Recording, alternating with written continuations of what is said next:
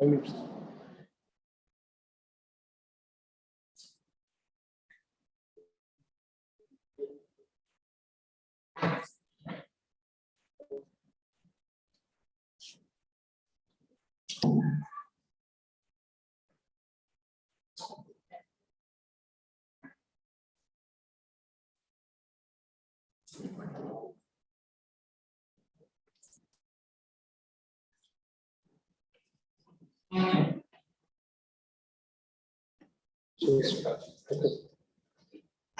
Good morning, everyone.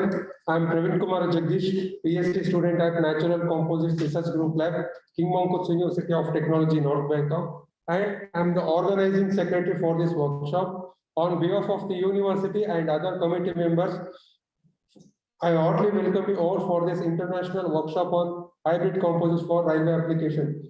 Due to this COVID-19 pandemic, we are organizing this workshop through virtual mode. In today's workshop, we have two sessions, two speakers in the morning section and two from the afternoon session. I hope you will enjoy the sessions well. Now we'll start with the workshop with a brief introduction about the university.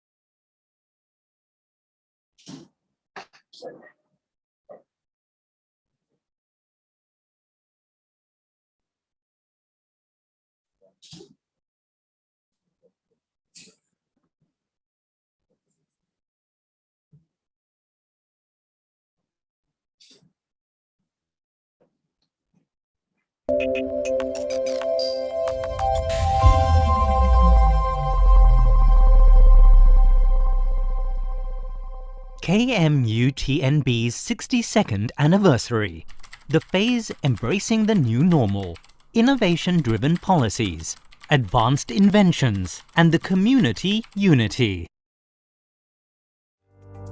Education is an important foundation for human development and the progress of the nation. Adapting to the new normal of education brings unprecedented challenges and thus offers the possibility to revive the education perspectives in various aspects, specifically the use of digital platforms to drive learning and instruction toward transformation goals, enabling an appropriate progress into limitless information society. King Mongkut University of Technology North Bangkok, or KMUTNB, was founded on February 19, 1959, from the academic cooperation between the Royal Thai government and the government of the Federal Republic of Germany. The institution was initially called Thai-German Technical School, and the instruction scheme was based on Germany's dual education system that integrates practical training with theoretical classroom instruction. The school became renowned and was promoted to a degree-granting institution called the Thai-German Technical Institute. Later on, the name was officially changed to King Mongkut's Institute of Technology, North Bangkok, and then to King Mongkut's University of Technology, North Bangkok, due to gaining autonomous status. The name of the university and the emblem of Phra Maha Mongkut, or Great Crown of Victory, were graciously granted by the royal endorsement of His Majesty, the late King Bhumibol Adulyadej.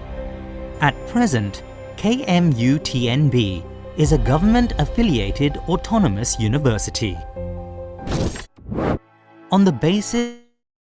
Now, let's go with a brief introduction video about Thai German Graduate School of Engineering.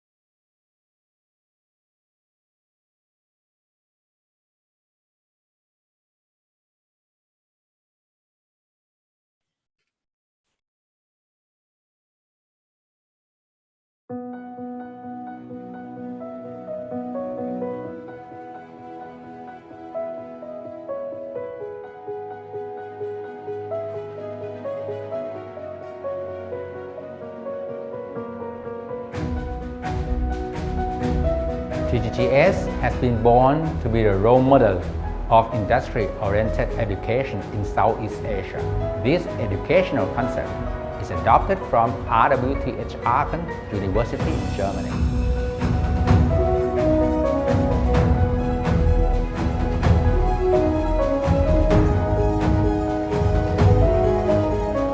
So if you want to be a good engineer, you're not just a focus on a textbook, because the textbook has been done for many years ago. But nowadays everything is different. What the students have to do is ability to integrate all the knowledge that they learn from the different fields of engineers and then try to solve the problem that they're facing at the industry.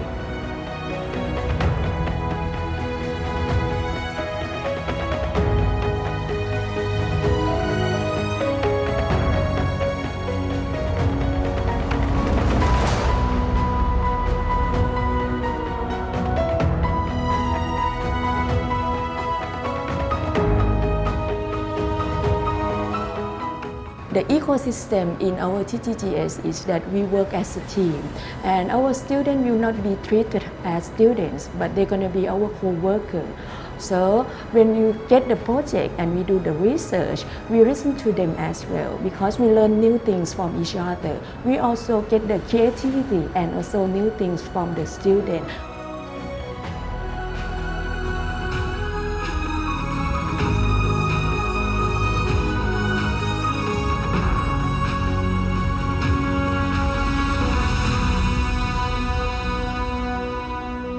The claim of TGGS is to offer engineering education according to the German model.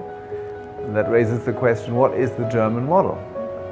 I guess it's not only the curriculum of these master programs, it's more the style, it's more the expectation of the professor towards what the students have to achieve.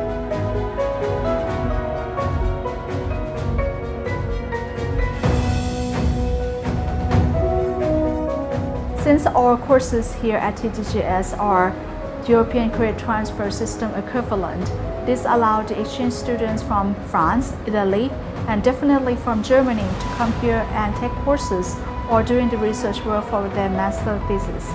This will give the opportunity for our students to learn from the students from the different countries and share the experiences and also be a part of this global society.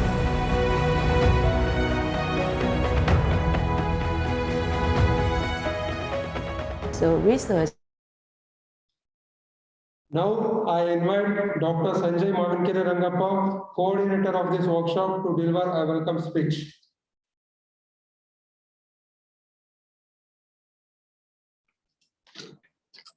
Good morning to one and all.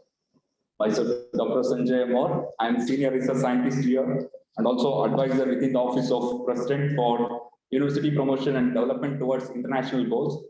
As I am the coordinator for today's international workshop on hybrid composites for railway applications, I am happy to greet all of you here on behalf of KMU10B and welcome you all to this workshop. The aim of this workshop is to explore new and recent advances in composite materials for railway applications.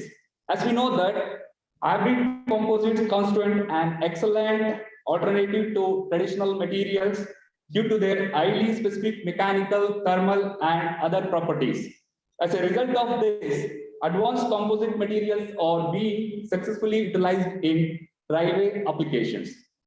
Today, in this workshop, we have participants from at least 16 countries. I want to repeat, participants from 16 countries. So I am very happy to say that it's a really international workshop. Now, I wish to start, welcome you all. First, I would like to welcome our beloved president of KMU10B, Professor Dr. Abil Suchras Sinchi, our vice president for Research and Information Technology Development of KMU10B, Professor Dr. Sumit Chandran Ambun, welcome you, sir. And Professor Dr. Vanlup, STRI member, welcome you, sir. And speakers of this workshop, Professor Dr. Ujgur from University of Minor, USA. He already connected, welcome you, sir. Professor Lain Chin from University of Malaya, Malaysia. Professor Dr. Mrityunjaya Durmani from National Institute of Technology, Karnataka, Surathkal from India, and Professor Dr. Manish Gupta from Opela University of Technology, Poland. I appreciate all the speakers for accepting our invitation. Next, I would like to extend my sincere thanks to STRI, TGS faculties and other staff of KMUTNB. Further, I extend my sincere gratitude to participants who have registered for our workshop. Lastly, I would like to welcome all the organizing committee members to this workshop. This workshop has received funding support from the National Science, Research and Innovation Fund under the Ministry of Higher Education, Science, Research and Innovation, Thailand. So I wish to thank MHESI for providing funds to conduct this workshop. I hope you will enjoy all the sessions from this experts panel, and the platform is open for the audience for discussion at the end of this session. Thank you, one and all. Thank you.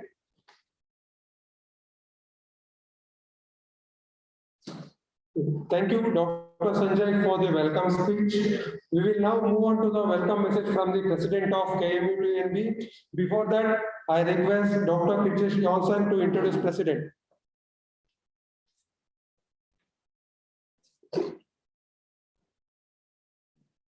Good morning, everyone. Professor Dr. Imhabing Suchasien Chin is the president of King Mongkut University of Technology, North Bangkok. He has received his bachelor degree in mechanical engineering from University of Applied Science, Gießen-Freiburg, Hessen, Germany in 1999. Master Science in Polymer Technology from University of Applied Science, Baden-Württemberg, Germany in 2002. And Master Science in Material Science at the Erlangen-Nuremberg University, Bayern, Germany in 2004. Doctor of Philosophy in Engineering from Institute for Composite Materials, University of Kaiserslautern, Rheinland-Pfalz, Germany in 2008, and postdoctoral research from Kaiserslautern University and School of Material Engineering, Purdue University, USA. In 2016, he received the habilitation at the Chemnitz University in Sachsen, Germany. He worked as a lecturer for Production and Material Engineering Department at the Sorinton International Thai-German Graduate School of Engineering at KMUTNB. He has been full professor at King Mongkut University of Technology, North Bangkok, and became the president. He won the Outstanding Researcher Award in 2010, 2012, and 2013. His research interests in polymer processing and composite materials. He is editor-in-chief, KMUTNB International Journal of Applied Science and Technology, and the author more than 300 peer-reviewed journal articles, 9 editor corner, 70 book chapter, 1 book, and 25 books as an editor. He has participated with the presentation in more than 60 international and national conferences with respect to material science and engineering topics. He has been recognized and ranked among the world's top 2% scientists. This by prestigious Stanford University. He has received the National Excellent Researcher Award of fiscal year 2021 by the National Research Council of Thailand. Now we will go on to a short video message from Professor Suchasien Chin. Thank you. Distinguished guests, ladies and gentlemen, good morning everyone. On behalf of King Mongkut University of North Bangkok, as the president of KMUTNB, I would like to warmly welcome you to the international workshop, which is organized by King Mongkut University of North Bangkok. This workshop recognizes that the hybrid composites have become a great influence in lightweight application, impacting our day-to-day life. From this workshop, I hope that you may have an opportunity of coming into the close contact with King Mongkut University of North Bangkok, and you may secure knowledge on hybrid composites for lightweight application. The wonderful things about this international workshop is the expert panel of the speaker from different parts of the world. I believe that expertise in hybrid composite will surely be benefit for all of you. Once again, congratulations and all the best coordinator and organizing committee member of the workshop. Finally, I would like to thank the Minister of Higher Education, Science and Innovation for financial support of this international workshop. Also, I wish the workshop a great success and hope that all of you will enjoy the day with the fruity debate and networking. Many thanks and have a nice day.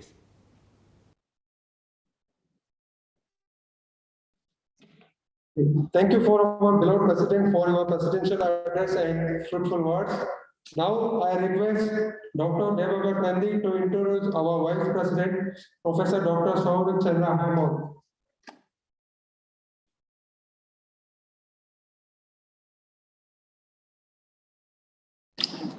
Good morning, everyone. This is Dr. Devabrata Nandi, working as a postdoctoral researcher in KMUTN. This is my great pleasure to introduce our Vice President, Professor Dr. Soumya Chandra Hemant. He is a professor of material engineering and Vice President of Research and IT Development of KMUTNB. He is a member of many national and international research societies. Moreover, he is an editor and a reviewer for many international journals and conferences. In addition, he has published nearly 100 articles and in various SCI and Scopus Index journals.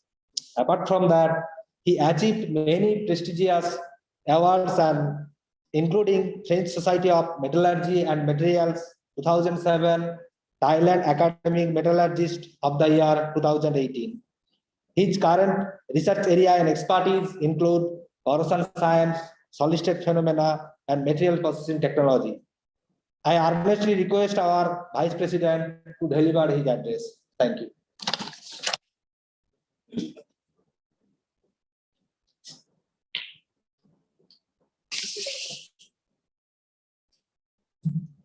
Ladies and gentlemen, it's a great honor to see you all in this international workshop via online mode. And for nowadays, I think that the modern and sustainable transport, including the railway application, is really important, not only in Thailand, but also in the world, because we would like to have more efficient and lighter materials for this application. And it is sure that the hybrid composite is one of the promising materials for this kind of application. As you may know, we have the active research group in this field and also in related domains. And this is because our university, KMUTNB, is a science and tech-based university and ranked approximately in top 10 universities in Thailand and in about top 5 universities emphasizing in engineering in Thailand. And our mission to do the research in science and technology is well supported by the government. As you can see that this workshop is a part of the program supported by the Ministry of Higher Education, Science, Research and Innovation called the Reinventing University Program. So I would like to thank the ministry for the support. Well, finally, I would like to thank you all again, and I do hope that you will gain some new idea and have fruitful discussion in this workshop. And I also do hope that by this workshop, we will get to know each other more and have our collaboration more closely in the future. Thank you. Sawasdee krap.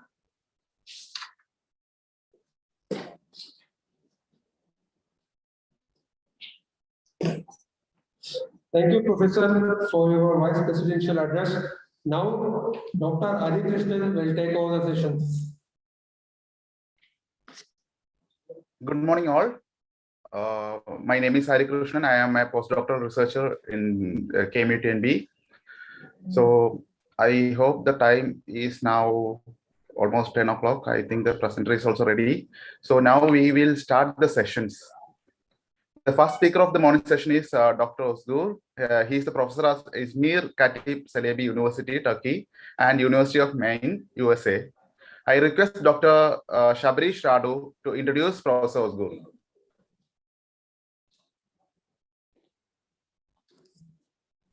Professor Özgur Saidi Biago is a faculty member in the Department of Material Science and Engineering at İzmir Katip Çelebi University, Turkey, working on polymers and composites. Currently, he is a visiting professor at Advanced Structures and Composites Center, University of Maine, USA.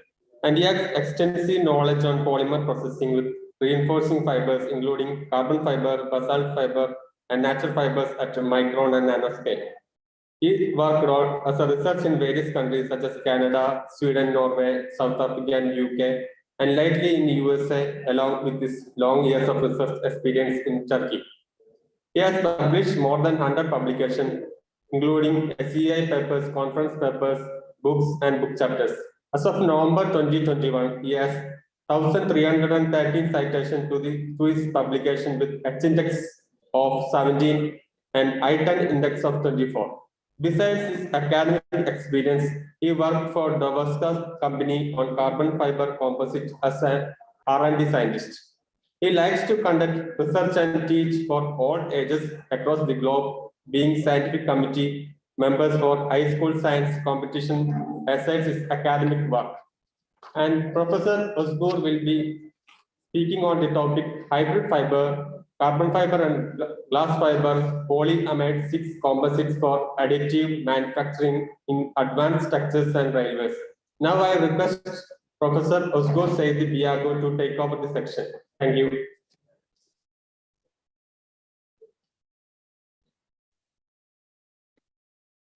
So good morning, everybody.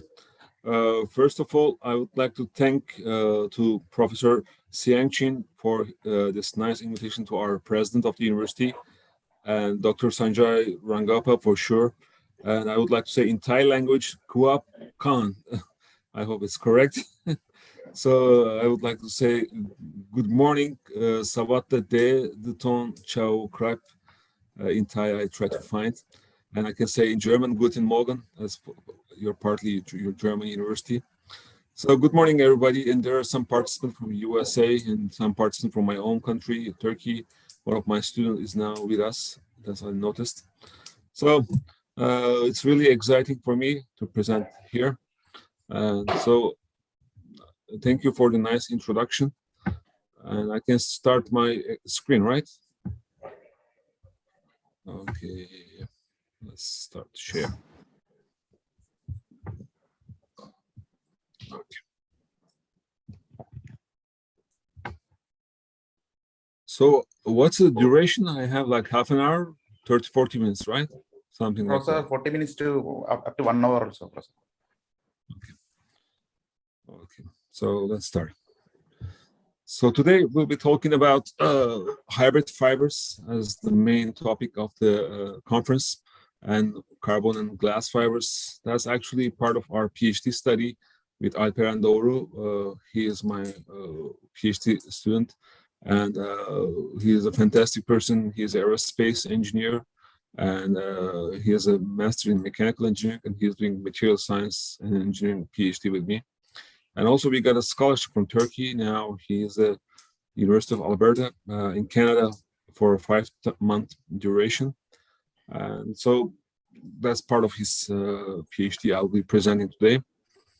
And as the presenter mentioned, actually I'm full-time professor in İzmir in Turkey at our Katip Çelebi University. And here I'm at the University of Maine for 1 year visiting professor position as a sabbatical leave. And I would like to start my presentation. And in these figures, you can see the nice train wagon. Nice, it's used as a bridge now, connecting us. And it's a 3D printed train on the left-hand side, you can see as well. So before starting the presentation, I would like to mention where we are and what are we doing. Thanks, I'm really honored to be presenting here in Thailand, and hopefully one day I can be literally coming there and face in person, have to meet conferences. And I'm located in Turkey on the west coast, and now I'm in Maine on the northeast part of the United States. So you can see that Maine is here on the northeast and Turkey is on the west coast, close to Greece. And so at the end of someday, hopefully I can come to Thailand as well, to your beautiful country.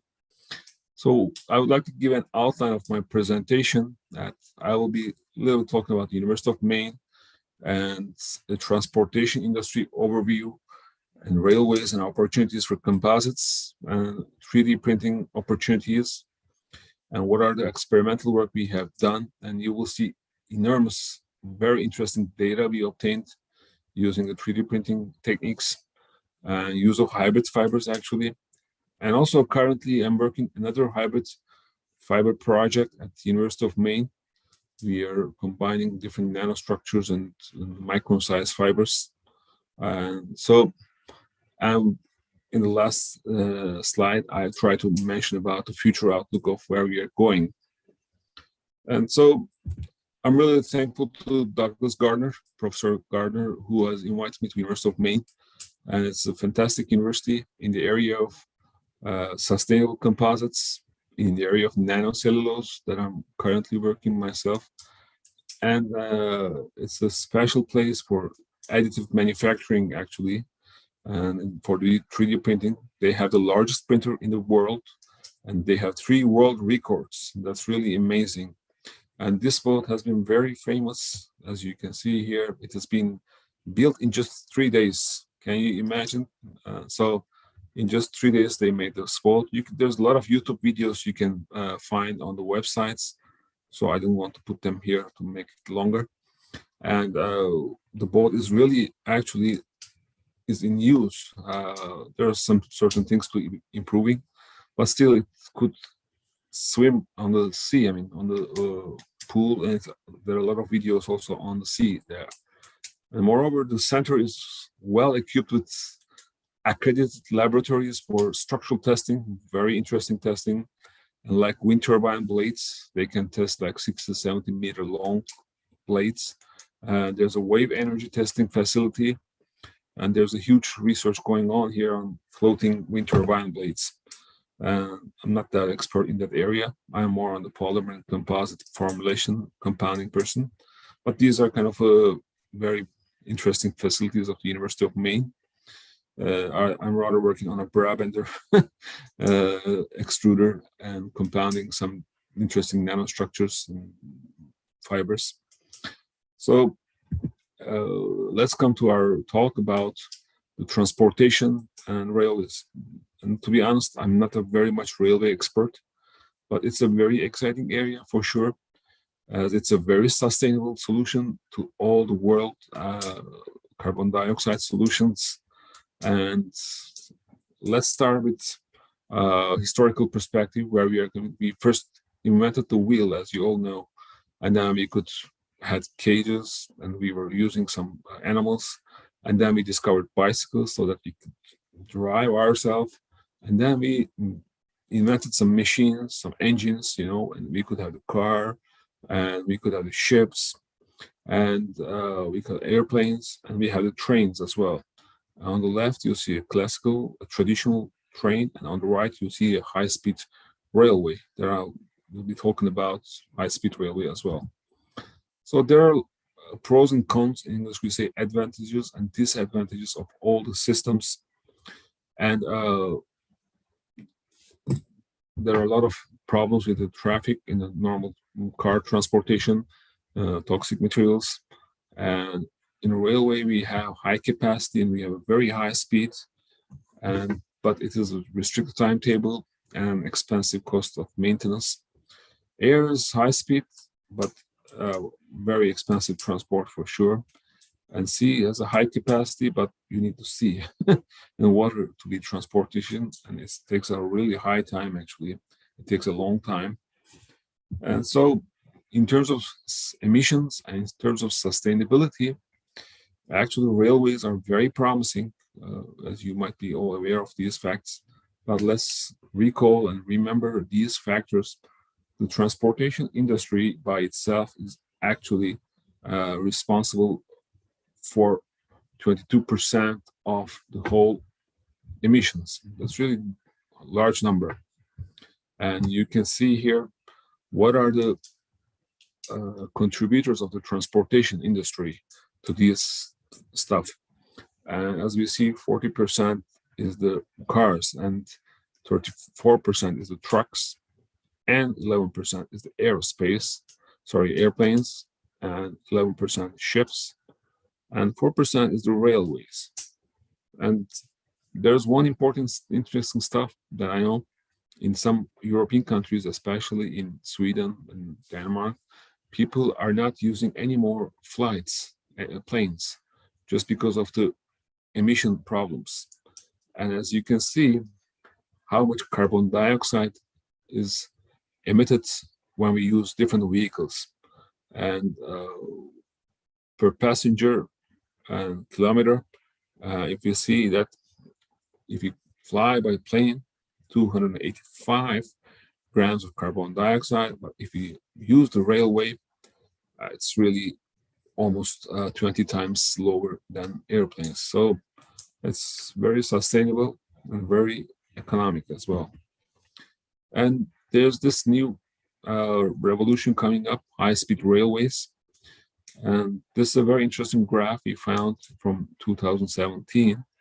And actually, Asia is going enormous in this area.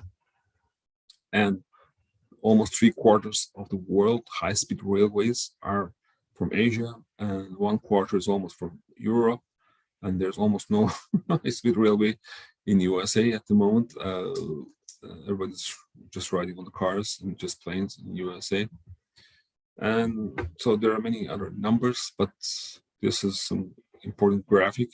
And in Asia, it's a very high important transportation mode and very interesting markets and interesting technological advancements we can carry in this area. And what are the opportunities for us in composite area in a railway? And so, as you know, the carbon fibers has been developed in 1960s, and it was first implemented in aerospace airplane in 1970s, and then it was used in F1 cars in 1980s. And nowadays they are trying to use the carbon fiber in automotive fancy cars, but actually we can use the carbon fibers in transportation of rails. And you can see a bogie, a kind of part of the wagon that's we are using. So we can use unidirectional carbon epoxy reinforced surfaces, and you can get very interesting composite materials in the trains. And not only carbon fibers, actually there are so many different types of composites that are used in railways.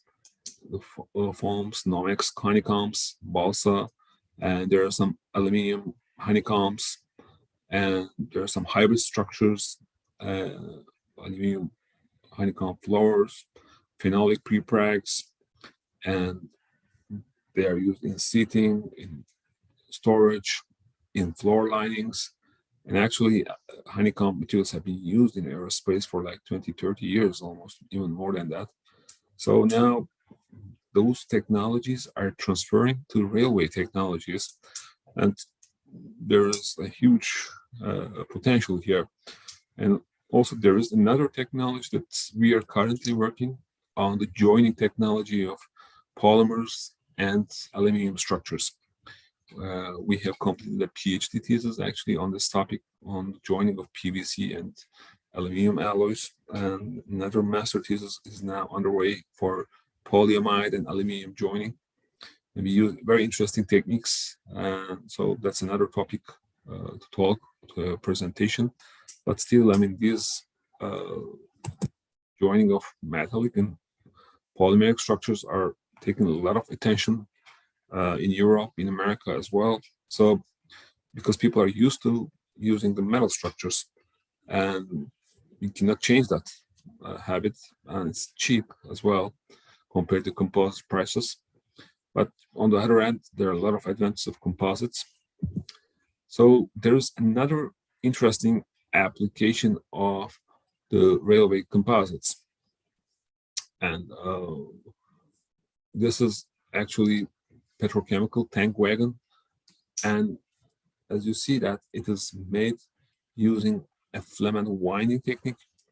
Nowadays, filament winding technique is very important for hydrogen storage as well.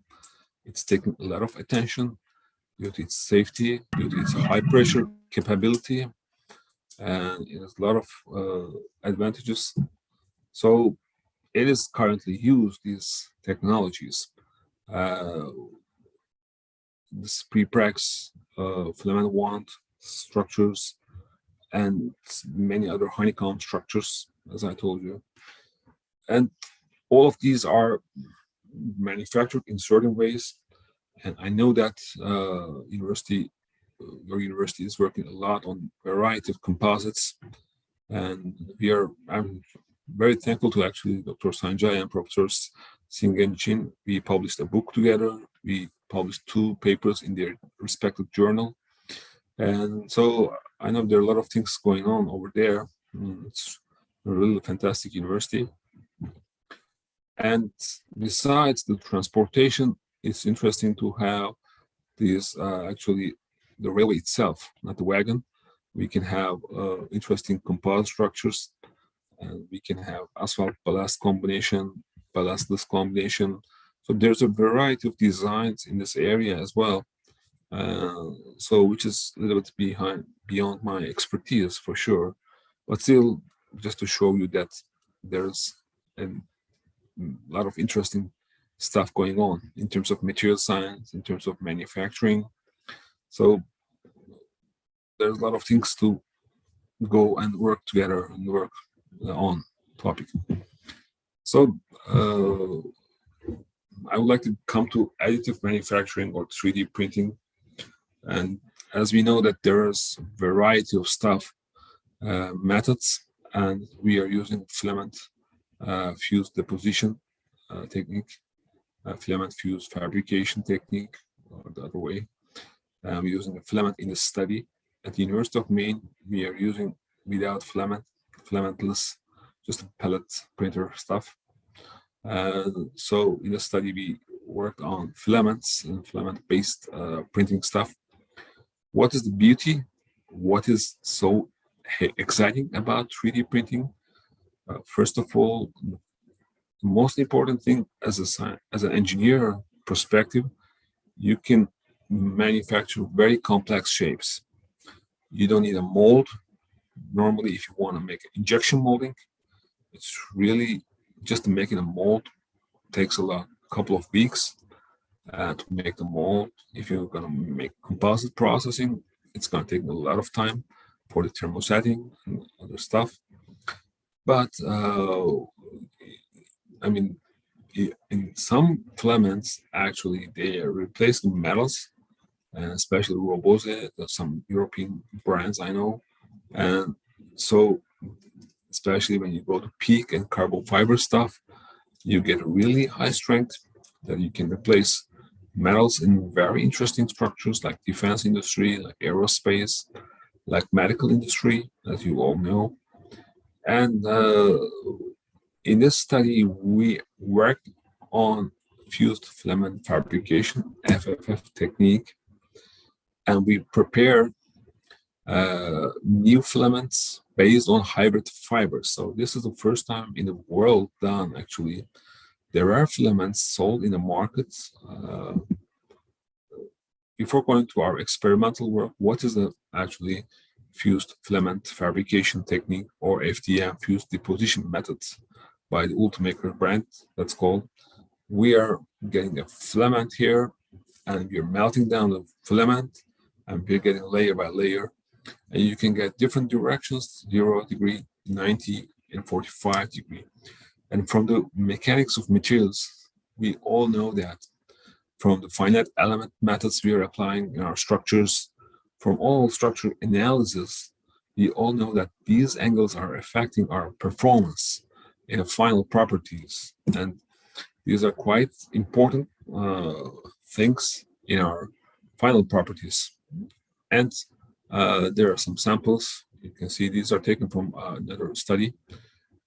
And what we have done actually, we have used nylon neat pure form, and we have incorporated 10% carbon fiber, 10% glass fiber, and 5% and 5% hybrid 10% of glass and carbon. And we made a similar hybridization procedure for 20%, 20% carbon, 20% glass, and 10-10, totally 20% of hybrid fibers. So this is a big part of the PhD thesis, as you can see. In this presentation, we're going to present our tensile data and TGA data and our SEM data. And in the second part of the study, we are conducting some non-destructive testing for these samples, X-ray, and some other rheology and micro-CT analysis to see the micro structure of these materials. So how are we making all these materials? What is the significance of all these materials? And we are using a twin screw extruder. These are the neat pellets, as you see here, polyamides, and we have the final granules using a hybrid or carbon, neat, or just glass fiber. And this is another important topic, and people are actually sometimes underestimating this part. This processing part is very critical in order to disperse these fibers very finely. And in this project, we collaborated with a company from Istanbul region, Eurotech company. They are excellent in nylon processing, and they are exporting like 90% to Europe. So that's why the name comes from. So in our lab, we had one extruder, but for this special topic, I wanted to work with a professional company that's really have expertise in nylon, because actually it's a very tricky things we had done here, because there are different grades of nylon. And this is very important, my friends, because the choice of the polymer, nylon can be injection molding grade or extrusion grade. Once you get an injection molding grade, then you cannot do filaments. That's the interesting part. And once we have the extrusion grade, and depending on their MFI, their viscosity, their melt flow behavior, and at the moment at the University of Maine, we are also discussing a lot of issues on this melt viscosity and melt processing of these polymers using DSC, DMA, TMA. Actually, I will be presenting another conference paper in April about additive manufacturing in a global conference, and we'll be presenting our data from University of Maine on the hybrid fibers we made. We are making TMA, DMA data here as well. So, I mean, the important part is that we are making the filament in another professional place, and we got really nice filaments here. And the final part is the printing part. So we used Ultimaker printer, and now you will see that actually we have 7 different filaments manufactured. So we had one is we have the raw materials, right? Carbon fiber, glass fiber, and hybrids. Second, we made a compounding process using a twin screw extrusion. And third, we done filament extrusion. It's not easy process, believe me, guys. You need to have a very nice laser measuring devices. You have to have a very good tension in your final filament pull-up. And the last part is another parameter. So in this thesis for Alperen, we could have like 3 different papers. One is the compounding part, second part is the filament extrusion part, and the third part, as you will see now, that we had so many samples, so we did a lot of tensile testing, and so many, as you see, 15, and all of these samples have been produced. And I would like to take your attention here. And there are so many things I will discuss here about our tensile results. But before going that, as you can see, even in just printing phase, we had so many variables. What are the variables? Let me see. And so we have different layers, number of layers we can do. The infill rate, infill ratio, you can have 80%, 90%, 100%. And we have the nozzle temperature. And we have the bed temperature, how you're putting, and the print speed, and the flow, how much is the material is flowing through. And so we try to fix just two of these variables. One is the layer and the temperature. And now I will demonstrate you actually how these are affecting. And there's a 3 parameter here. One is the fiber type that we are changing. There we have like 6 different fibers we have used with different percentages. And we have in the printing process different layers, and we have used different nozzle temperatures during the process printing. And once you try to print with these composite filaments, you need a special printing nozzle. Not a regular one can work because it's really high temperature and very stiff material you're printing. And there are some tricks that if they are not written in papers, those details are quite critical. And I would like to take your attention now to final results. So this is a table that I can talk for days and days as a materials engineer, as a material scientist, and there are so many things to read here.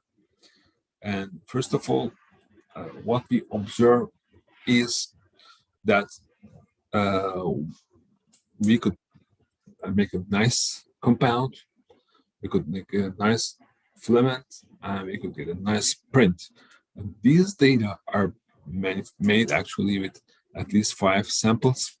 So each experimental set you see are made with 5 sets of experiments, and the averages are given here.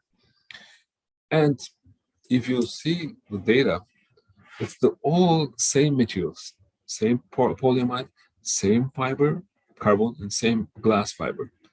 So as a materials engineers, what we do, we can design our final product property, what you want. And when I teach to my students as well, so one of them is here, I'm really happy that he is with us from Turkey, that you have an endless options of design. Either you can choose a low mechanical strength polymer and high strength fiber, and the combination makes very optimized properties. As we all know, we always make Hobson-society equations, rule of mixtures, all of these mechanical models we are doing.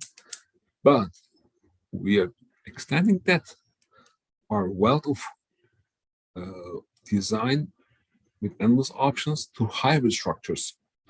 Now we are not utilizing 1 fiber, we are utilizing 2 fibers. And you can have 3 fibers, some narrow structures, macro size, 2 different nano materials. So we are trying to combine all these ones. And that's one thing I will present now. The second thing is, as we increase the layers in the printing, the properties are improving. And another parameter is actually we are talking about is the temperature of the nozzle. That's very surprising, to be honest. I was not expecting that much increase depending on the nozzle. That's very surprising me.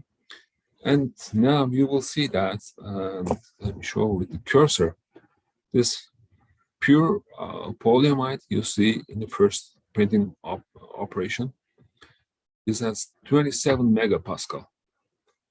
And it's the same polyamide with just 20% of fiber reinforcement. Look at the number we got, 125 megapascal.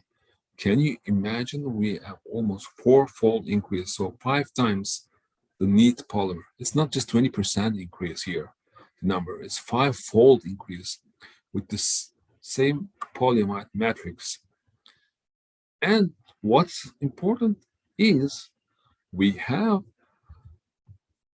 here carbon fiber, like 125, and here as well, it's around 55, 53. So even in the same material combination, we have 2.5-fold increase in the properties just because by processing. So this is very important because there are so many details and some people do not understand in polymer processing, and they don't even know the material properties sometimes, especially in the industry. They're just using some stuff randomly. But if you take care of the process very precisely, we can achieve excellent results, and we can reach to even aluminum properties in terms of tensile properties. And we have a lightweight structure, we have a corrosion-free structure, and that's important is actually we can print into whatever we shape we can do. So we did some TGA analysis as well. We can 10%, 20% of all these filaments and some thermal tests. And we did some SEM images. That's the glass fibers. Just grab the cursor just a second. Okay, here we can see some glass fibers here and there, and glass fiber 20%, the carbon fiber, and we can see the carbon fiber with its beam structures. As you know, the pan-based carbon fibers are always beam structures. And once we have the hybrid, this is glass and this is the carbon fiber. And again, we can observe the hybrid structures, glass and carbon in the same matrix. So another important data we obtain is the hybridization effect. And it's interesting that in this first printing options as we go, that we are supposed to have like carbon fiber is higher than glass fiber, right? The hybrid should be in between. But actually what we obtain is synergistic effect, and we could achieve even higher performance with the same percentage using a hybrid fiber. That's what we observed in one of the studies in Maine as well. And if you look at the 10% hybrid fiber, it's also higher than glass and carbon itself, 10%. And there are so many data here we can find that the hybridization is really effective for the reinforcement of the polyamide. And so this is a very important outcome.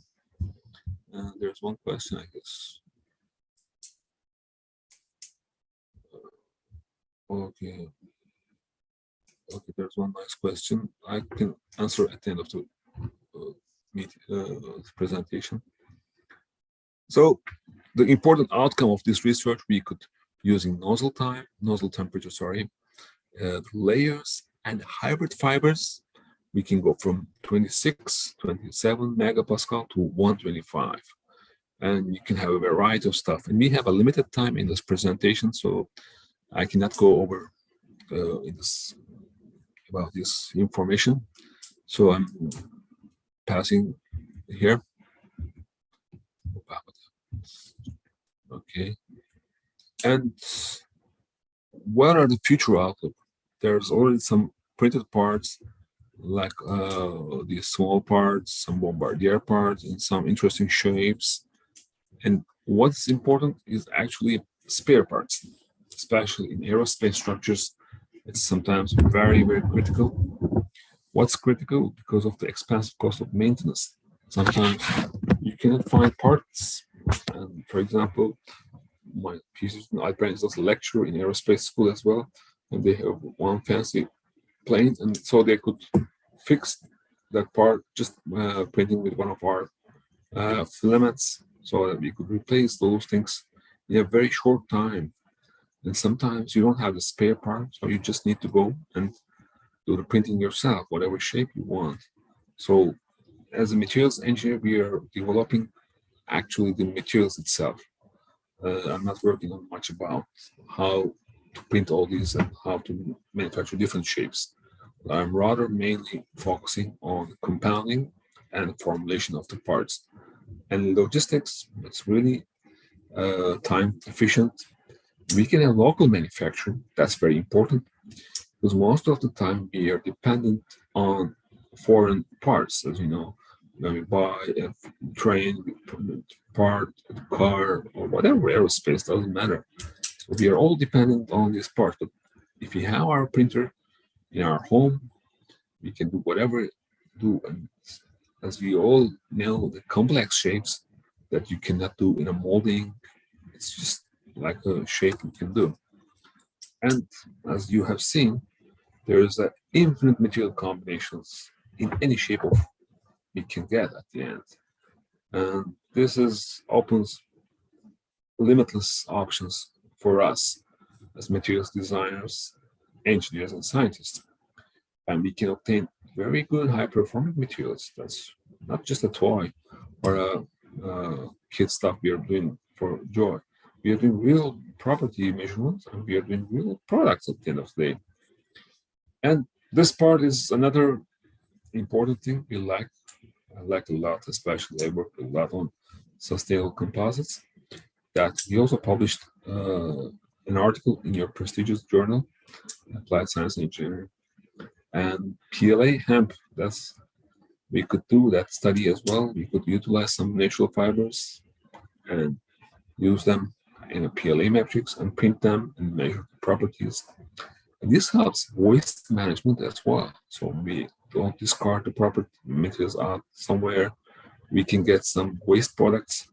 Actually, we are making a new paper, preparing a new manuscript on the use of some waste biofibers. Hemp is an already expensive fiber, as you might state, but we are getting some bio-based fibers, agricultural waste, I can tell you. We made some composites, and those composites are now made into some products. That's really exciting. And this is also happening in Maine, University of Maine at the moment, that we are extracting lots of different natural materials in University of Maine, compounding them in our labs, in compounding labs. And we are making finally products. And I would like to thank especially to Alperen for sure for his experimental work, and he is currently at University of Alberta in Canada. And we are extending this study actually in Canada with some nano hybrids. So we have this glass and carbon, and we are extending with some nano structured interfacial additives for a hybrid and hybrid structure. And Ibrahim is my new master student, a mechanical engineer. He also helped for the presentation. And we are thankful to Eurotech company for the compounding work in our study. And I'm thankful to Sadik again for sure for the filament extrusion. And Didem is my previous PhD student who helped us in mechanical tests. And this is a view from University of Maine. I'm thankful to University of Maine bringing me here to spend my 1 year as a visiting researcher to observe the world's biggest printer here. And so I think it's quite enough time for some questions and any interested people, please. I'll be more than happy. Thank you, Professor, for your informative speech on additive manufacturing for hybrid fibers in advanced structures and railways applications. So now we will, the floor is open for any questions and discussions. One question is in chat box. I request everyone to ask questions in chat box. Yes, I can answer to that question. We have done some studies on UV materials, actually.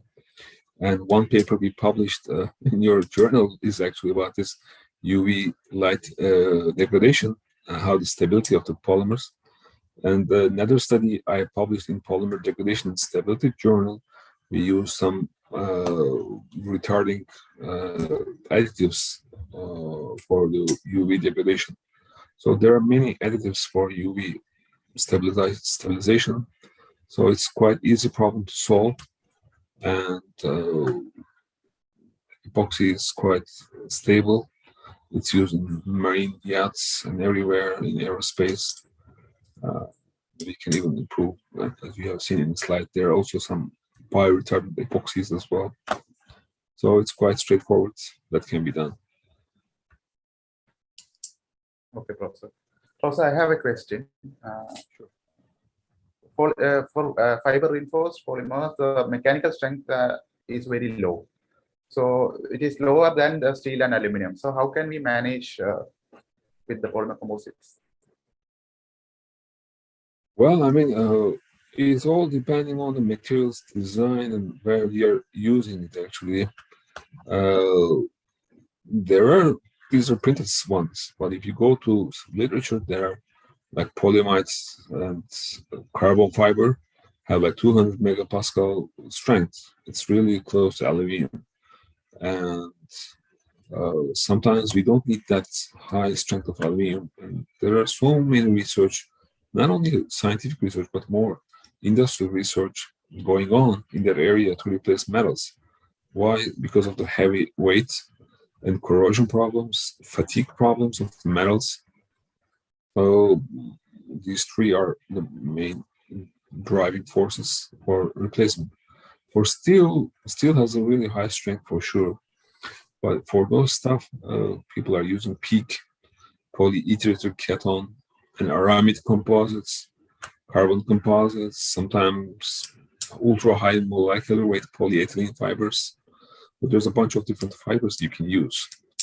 It's all depending on, but it also comes at the end of the day cost, to be honest with you. And the thing is, steel is really cheap still, because you just extract the mine or metal ore, and then you just do its metallurgical extract process. And my undergrad is actually metallurgical engineering, so I know a lot about metallurgy as well.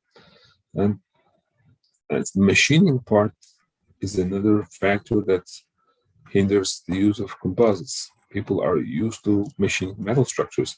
Welding is well known. All the machining metal manufacturing techniques are well established.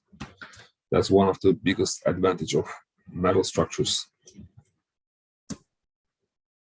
I can say, roughly, shortly. Thank you. One more question is there, Professor, in the chat box.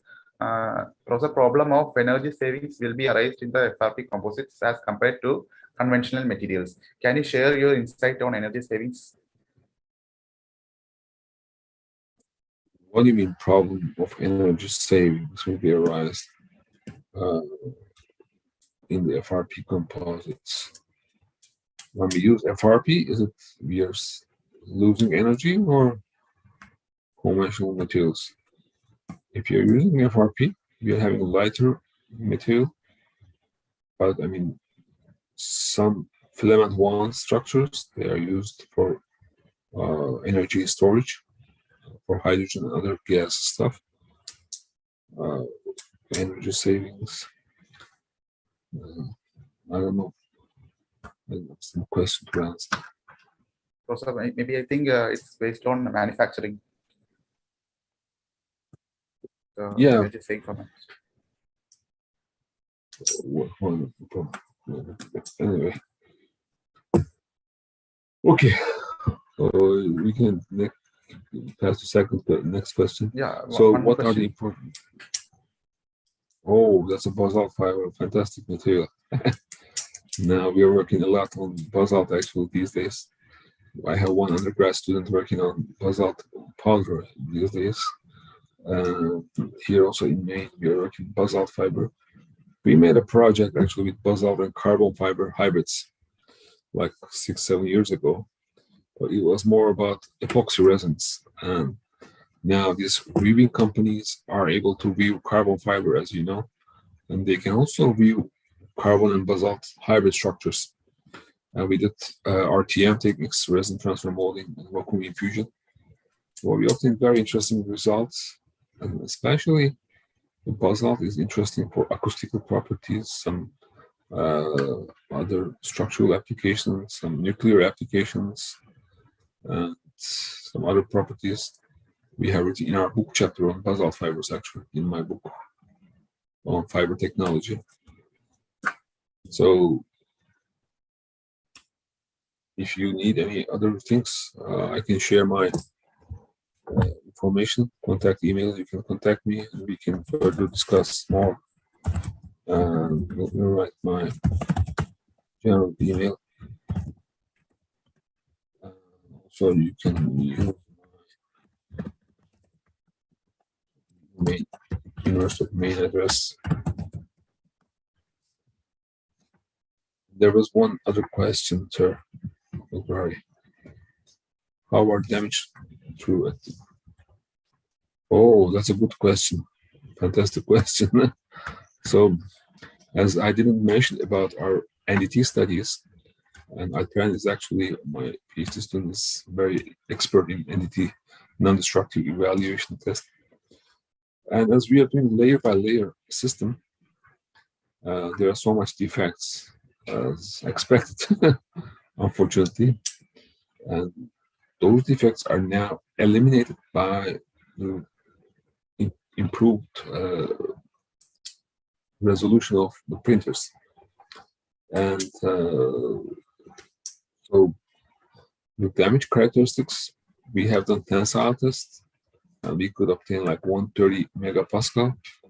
And we are working on impact properties as well. So if you go to carbon fiber, 30% nylon, you can get like almost 200 megapascal. It's still inferior to normal injection molded part. But the good thing is that we can manufacture any type of shape we want. That's the beauty, most important advantage of this technique. Professor, my name is Siddharth. I'm a grad student from Auburn University, United States. I do have one more question. So this was the question posted by myself. I do have one more question. Yes, currently, sir. I'm working on high strain rate testing of both compression and tensile testing of both additively manufactured composites and the conventional composites. So how are the properties as at like extreme environments, like high like impact and these things vary when we are using an additively manufactured composite and a conventionally manufactured composite? That's one thing I wanted to know because I'm working on it. So it would be a great insight if you could give me some information about this. Okay, the extreme testing is beyond my expertise. It's very special test, as you know, and it's not easy to conduct those tests. I've done some UV stability tests, but rather than that, for impact test, as you know, the fracture toughness issues, if you're working on this stuff, you would know the fracture toughness theories behind. And so, I mean, what I would expect that it would be inferior to traditional injection molded parts or other RTM infusion parts. But there are some things we are working on to improve the impact properties, like using some nanomaterials as a interfacial agent in the matrix. So there's a good research area. You can contact me anytime you want from my LinkedIn account, or as I wrote my emails as well here. Thank you, Professor. Thank you. Thank you so much. Professor, this is Dr. Dipen Kumar Rajak. So can I ask one more question? Yeah, sure. If you have time. Yes, if I am going to test some high strain rate on some porous composite materials, and what will be happens for in terms of this similar kind of the composite material, whether it will be get more energy absorptions or it will be less? You're working on porous materials, right? That's interesting. Yes, porous composite materials. Porous composite, and you're working on under high strain rate, right? Yes. Okay. Very tough questions for me. And so I never worked at the high strain rate. So, but what I would presume, as we are working as a porous composite, it's another very interesting stuff. And so, to be honest, I'm not sure about the answer. So, okay. Okay. Thank you, Professor.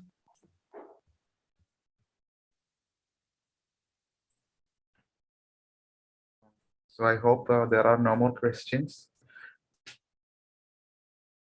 Okay, thank you. Thank you, Professor, again for your valuable time and for the valuable discussions you have. So I thank you on behalf of the organizers of this international workshop. So I'm thankful to you, all of you, making this nice, great event. I hope it could be a very good, great success for you guys. So I'm thankful to all the questions from the audience. Thank you, Professor. Thank you so much. So now we have some break time. After that, we will resume with the lecture from Dr. Lai Chin Wei. So we can start the next session by 11:30, Thailand time, 11:30.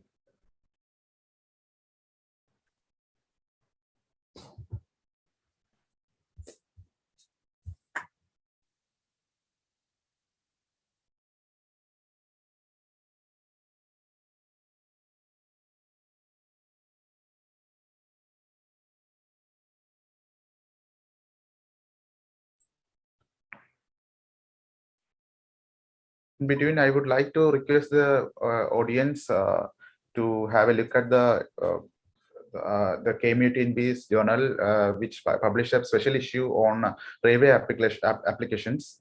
So I request the audience to please have a look at the journal.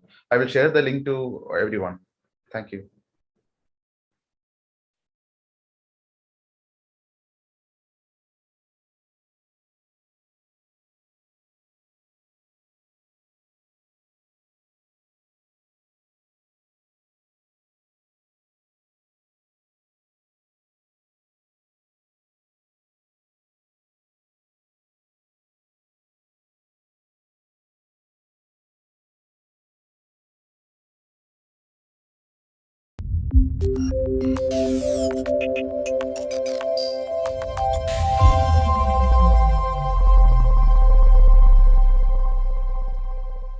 KMUTNB's 62nd anniversary, the phase embracing the new normal, innovation-driven policies, advanced inventions, and the community unity.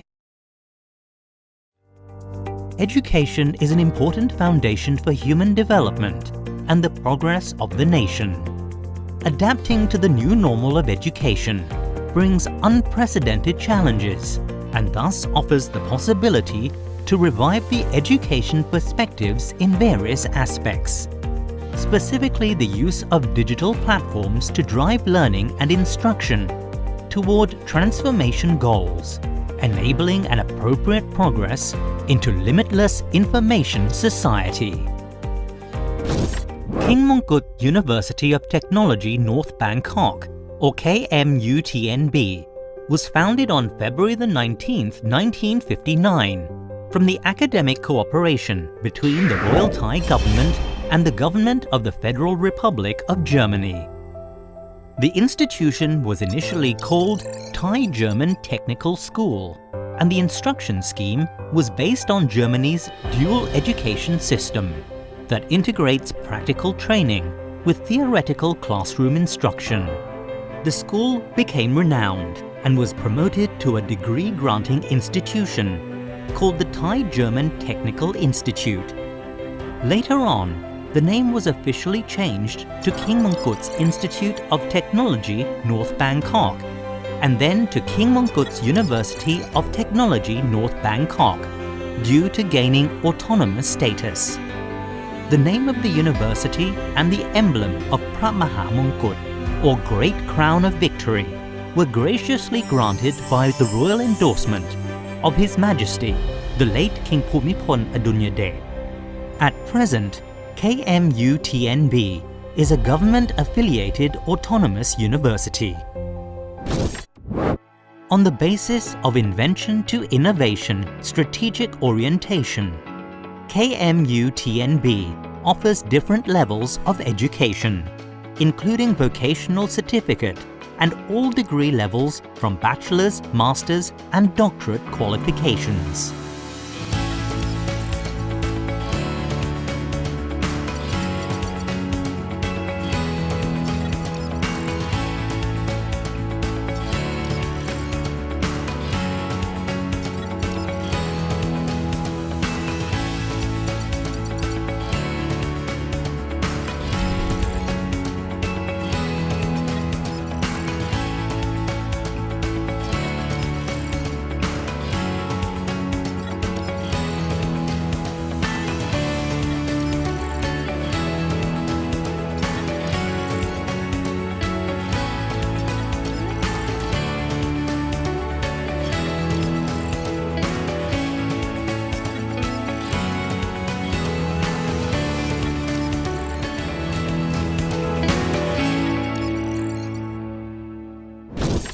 KMU TNB has expanded educational opportunities to Thailand's eastern region, where the Prachinburi campus and Rayong campus were established to support and promote the growth of businesses and industrial sectors within the Eastern Economic Corridor.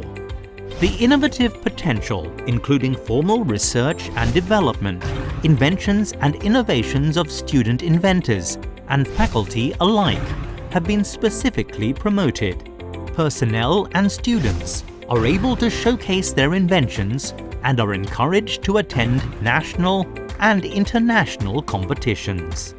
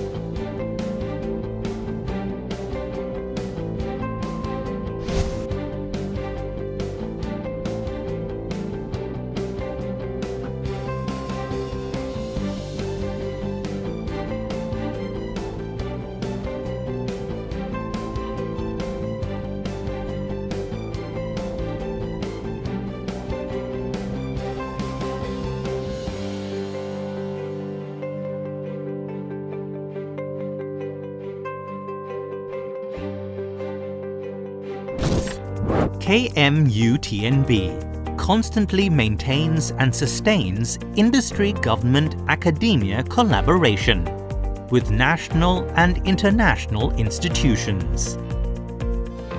The attempts bring about the expansion of new knowledge and thereby drive KMU-TNB towards a leader in university-industry cooperation. Furthermore, the adoption of corporate governance principles implementing ethical governance scheme, transparency, and verifiable transactions has earned the university and its members a selection of awards and accolades that have been nationally and internationally recognized.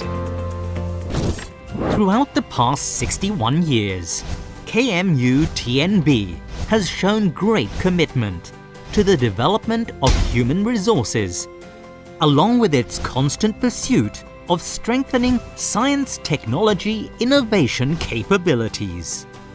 The engagements and efforts would be driving forces for national economic growth in compliance with the university policy and vision toward an internationally recognized University of Science, Technology, and Innovation disciplines.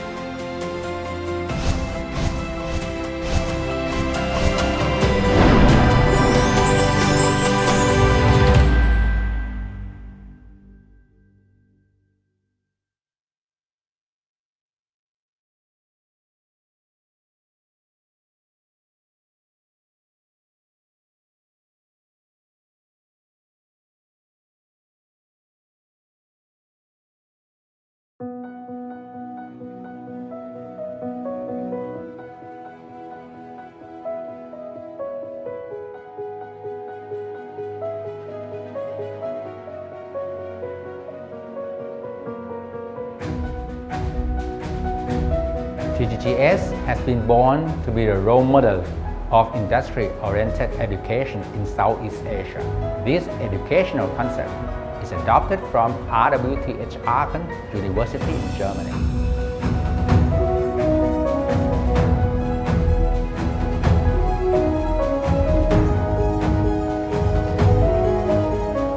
So if you want to be a good engineer, you're not just a focus on a textbook, because the textbook has been done for many years ago. But nowadays everything is different. What the students have to do is ability to integrate all the knowledge that they learn from the different fields of engineers and then try to solve the problem that they're facing at the industry.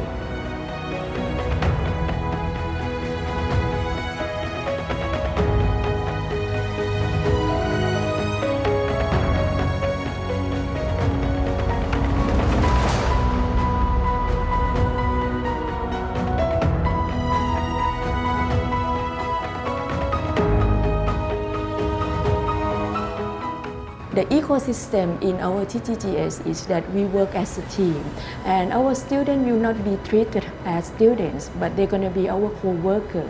So when you get the project and we do the research, we listen to them as well because we learn new things from each other. We also get the creativity and also new things from the student.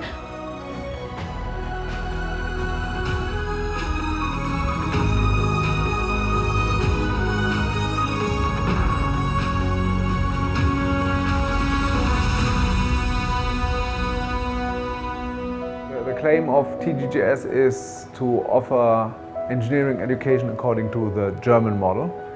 And that raises the question, what is the German model? I guess it's not only the curriculum of these master programs, it's more the style, it's more the expectation of the professor towards what the students have to achieve.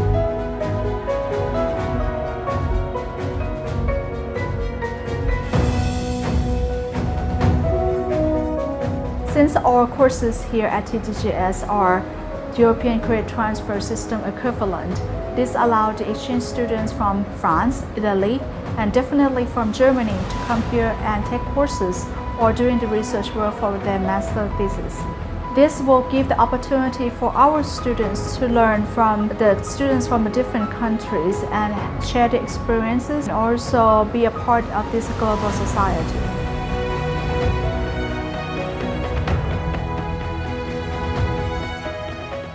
So research is our main target. We need to train the young generation to be able to be a good researcher in the industry.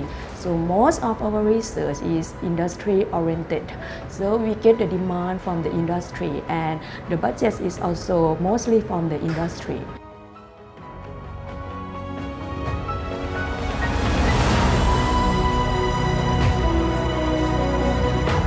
Well, I can definitely encourage all students to come and study here. It's a very good decision. The package here is the best you can offer to engineers, which is not only the technical quality of the programs, but this environment, which is a truly international environment, and they're all profit, they're all benefit. So yeah, I'm happy to work here. I couldn't choose a better place.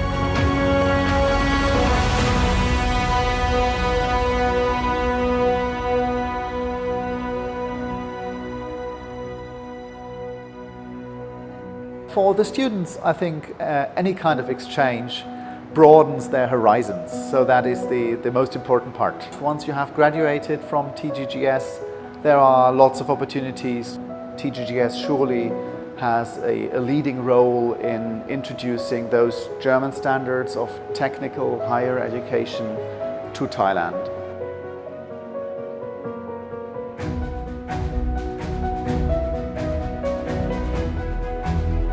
German industries have a very good collaboration with TGS, or especially TGS, because TGS is very close to a lot of German companies and to the German Thai Chamber of Commerce. And TGS has the advantage of this kind of collaboration of their students to develop their students not only within Thailand, but also beyond the borders of Thailand, especially with Germany, and here to be mentioned RWTH Aachen, which is also one of the pillars of TGGS to make it really successful and drive it on an international level.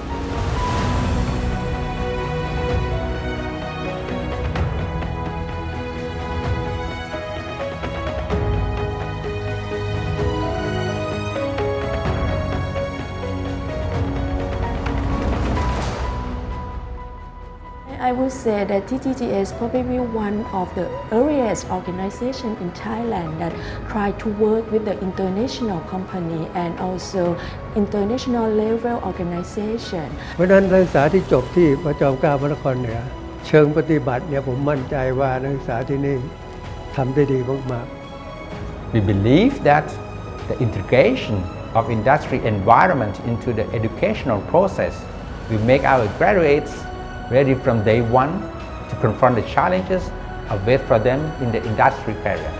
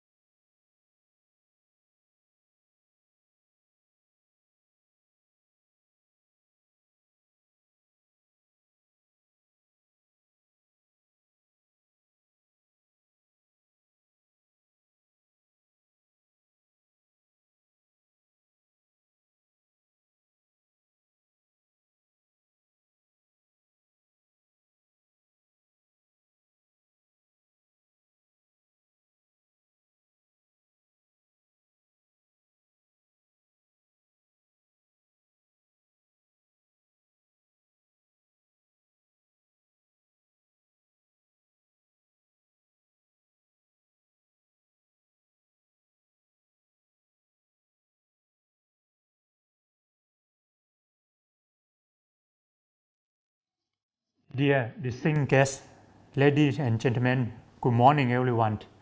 On behalf of King Mongkut University of North Bangkok, as the president of KMUTNB, I would like to warmly welcome you to the international workshop which is organized by King Mongkut University of North Bangkok. This workshop recognizes that the hybrid composites have become a great influence in lightweight application, impacting our day-to-day life.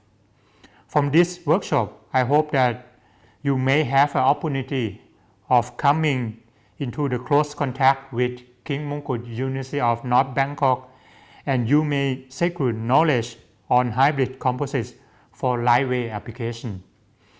The wonderful things about this international workshop is the expert panel of the speaker from different parts of the world. I believe that expertise in hybrid composite will surely be benefit for all of you. Once again, congratulations and all the best coordinator and organizing committee member of the workshop. Finally, I would like to thank the Minister of Higher Education, Science and Innovation for financial support of this international workshop. Also, I wish the workshop a great success and hope that all of you will enjoy the day with the fruity debate and networking. Many thanks and have a nice day.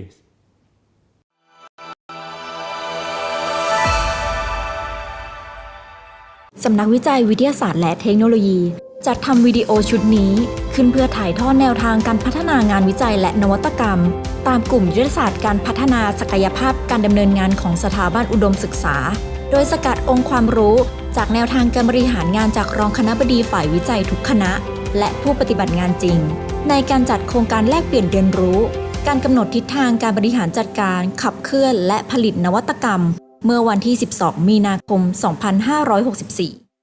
การพลิกโฉมมหาวิทยาลัยนะครับหรือ Reinventing University เป็นโครงการที่ทำการปฏิรูประบบการศึกษาโดยกำหนดให้กลุ่มสถาบันศึกษาตามความถนัดตามยุทธศาสตร์ของแต่ละมหาวิทยาลัยกระทรวงนะครับได้ออกกฎกระทรวงใหม่ในการจัดกลุ่มสถาบันอุดมศึกษาปี 2564 โดยที่มหาวิทยาลัยของเราจัดอยู่ในกลุ่มของการพัฒนาเทคโนโลยีและนวัตกรรมนะครับหรือ Technology and Innovationภารกิจแรกนะครับก็คือสร้างและพัฒนาศักยภาพผู้เรียนที่มีความรู้ความเชี่ยวชาญด้านเทคโนโลยีให้มีความสามารถในการนำองค์ความรู้ไปพัฒนาต่อยอดเพื่อที่จะสร้างสรรค์ผลิตภัณฑ์ออกมาอันที่2คือภารกิจก็คือว่าสร้างนวัตกรรมเพื่อนำไปสู่เชิงพาณิชย์เพื่อสร้างมูลค่าเพิ่มในการผลิตและการบริการวิชาการต่อมาอันดับที่3ก็คือการสร้างบทบาทความร่วมมืออันนี้ค่อนข้างสำคัญนะครับเนื่องจากว่าเป็นความร่วมมือทางภาคกับภาคเอกชนทั้งในและต่างประเทศนะครับเพื่อที่จะสนับสนุนและพัฒนาเทคโนโลยีที่เหมาะสมการดำเนินงานของมหาวิทยาลัยเนี่ยก็คือสนับสนุนในการดำเนินงานในลักษณะเป็น Basic Research หรือว่าเป็นงานวิจัยพื้นฐานนะครับซึ่งงานวิจัยพื้นฐานมีความสำคัญยังไงนะครับก่อนที่จะนำไปสู่การพัฒนาในรูปของการสร้างนวัตกรรมเนี่ยงานวิจัยพื้นฐานที่เป็นกลไกหลักที่สำคัญในการที่จะขับเคลื่อนเพื่อต่อยอดในการให้เกิดสิ่งประดิษฐ์นวัตกรรมได้นะครับทางสำนักวิจัยหรือว่าทางมหาวิทยาลัยเนี่ยก็มีลักษณะเป็นห้องแลบเฉพาะทางนะครับโดยห้องแลบที่เรามีการสนับสนุนก็ได้แก่พวกห้องแลบในการออกแบบแล้ววิศวกรรมเพื่อการผลิตหรือเราเรียกชื่อย่อว่าเป็นคอยเดมนะครับนอกจากนี้แล้วเนี่ยก็คือมีศูนย์เทคโนโลยีไทยเยอรมันนะครับแล้วก็ศูนย์เกษตรแปรรูปซึ่งศูนย์เกษตรแปรรูปนี่จะอยู่ที่วิทยาเขตปราจีนบุรีนอกจากนี้แล้วเนี่ยสำนักวิจัยเราหรือทางมหาวิทยาลัยเนี่ยก็ได้เห็นความสำคัญของกลุ่มนักวิจัยโดยกลุ่มนักวิจัยต่างๆเนี่ยก็คือจะมีการรวมกลุ่มกันเป็นศูนย์วิจัยเฉพาะทางนะครับซึ่งศูนย์วิจัยเฉพาะทางเนี่ยก็คือเป็นการสร้างกลุ่มของนักวิจัยที่มีองค์ความรู้หรือมีความสนใจในเรื่องของงานวิจัยเดียวกันเป็นตัวขับเคลื่อนในการสร้างสรรค์เพื่อตอบสนองนวัตกรรมของมหาวิทยาลัยนะครับทางมจพ.เรานะครับก็มองว่ามีงานวิจัยสิ่งประดิษฐ์นวัตกรรมค่อนข้างที่จะเยอะมากนะครับดังนั้นเนี่ยสิ่งสำคัญคือว่าเราจึงมีความประสงค์ว่าทำไงสิ่งประดิษฐ์นวัตกรรมของเราเนี่ยจะสู่เชิงพาณิชย์ได้นะครับผมก็เลยมองว่าสำนักวิจัยเนี่ยก็คือเป็นกลไกที่สำคัญในการที่จะมองว่าจะทำให้เกิด KMUTNB แบรนด์ในอนาคตการประชาสัมพันธ์เชิงรุกเพื่อให้เขารู้จักว่ามจพ.ของเรานะครับมีการทำสิ่งประดิษฐ์นวัตกรรมและมีความถนัดในด้านไหนบ้างตรงนี้นี่คือเป็นปัจจัยที่สำคัญอย่างมากนะครับเพื่อ สอดคล้องกับนโยบายของมหาวิทยาลัยเราในการที่เป็นมหาวิทยาลัยเทคโนโลยีและการสร้างสรรค์นวัตกรรมคณะวิจัยมีความพร้อมสนับสนุนไม่ว่าจะเป็นนักวิจัยหรือนวัตกรของมหาวิทยาลัยเพื่อที่จะเป็นกลไกขับเคลื่อนนะครับให้มหาวิทยาลัยเนี่ยเข้าสู่เป้าหมายในการที่เป็นมหาวิทยาลัยชั้นนำทางด้านเทคโนโลยีแล้วก็ชั้นนำทางด้านนวัตกรรมต่อไปในอนาคต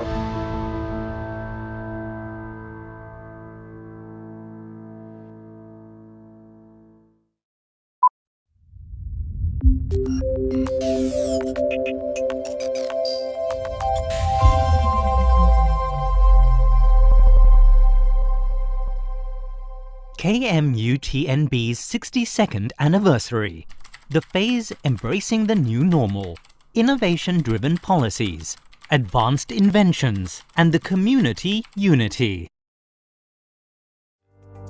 Education is an important foundation for human development and the progress of the nation.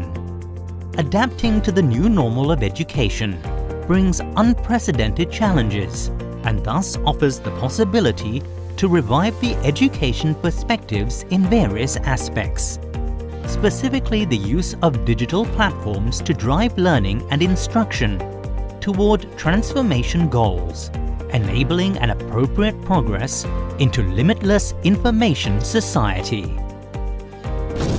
King Mongkut University of Technology North Bangkok, or KMUTNB, was founded on February 19, 1959, from the academic cooperation between the Royal Thai government and the government of the Federal Republic of Germany.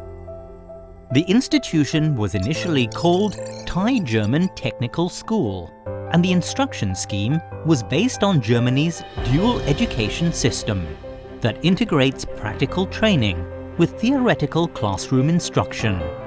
The school became renowned and was promoted to a degree-granting institution called the Thai-German Technical Institute.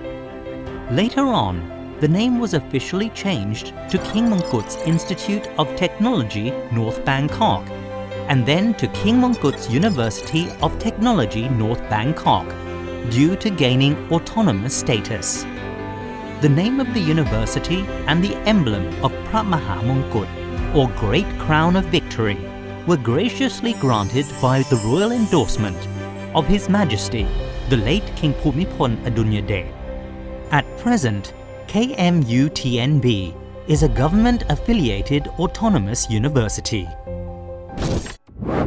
On the basis of invention to innovation strategic orientation, KMUTNB offers different levels of education, including vocational certificate and all degree levels from bachelor's, master's, and doctorate qualifications.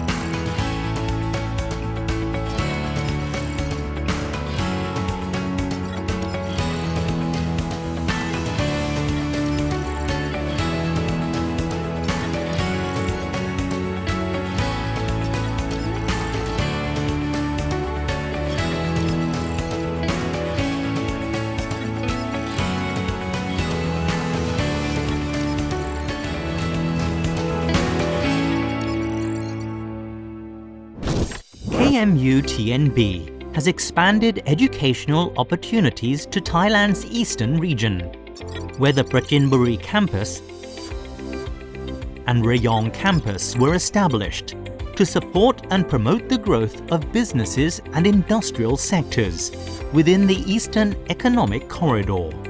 The innovative potential, including formal research and development, inventions and innovations of student inventors and faculty alike, have been specifically promoted.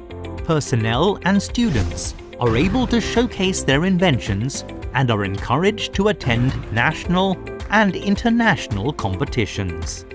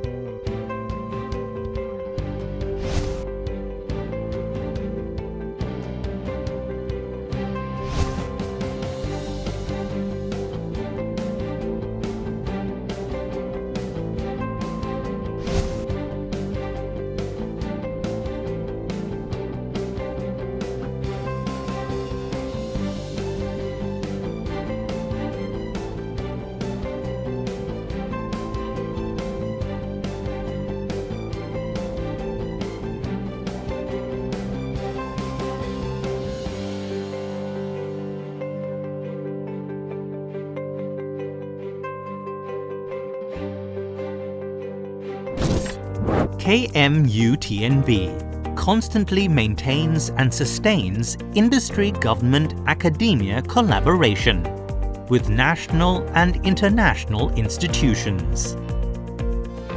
The attempts bring about the expansion of new knowledge and thereby drive KMUTNB towards a leader in university-industry cooperation. Furthermore, the adoption of corporate governance principles implementing ethical governance scheme, transparency, and verifiable transactions has earned the university and its members a selection of awards and accolades that have been nationally and internationally recognized. Throughout the past 61 years, KMUTNB has shown great commitment to the development of human resources, along with its constant pursuit of strengthening science, technology, innovation capabilities. The engagements and efforts would be driving forces for national economic growth in compliance with the university policy and vision toward an internationally recognized University of Science, Technology, and Innovation disciplines.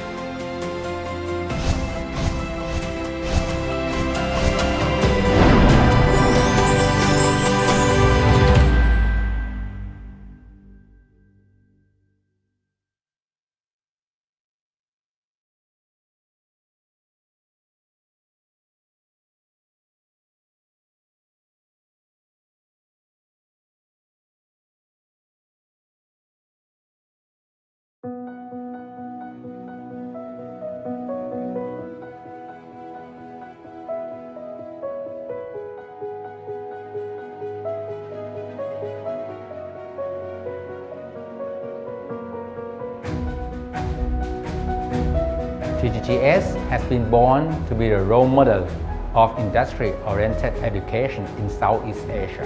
This educational concept is adopted from RWTH Aachen University in Germany.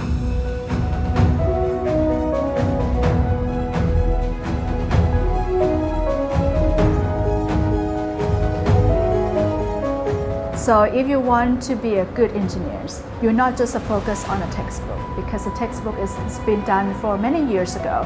But nowadays everything is different. What the students have to do is ability to integrate all the knowledge that they learn from the different fields of engineering and then try to solve the problem that they're facing at the industry.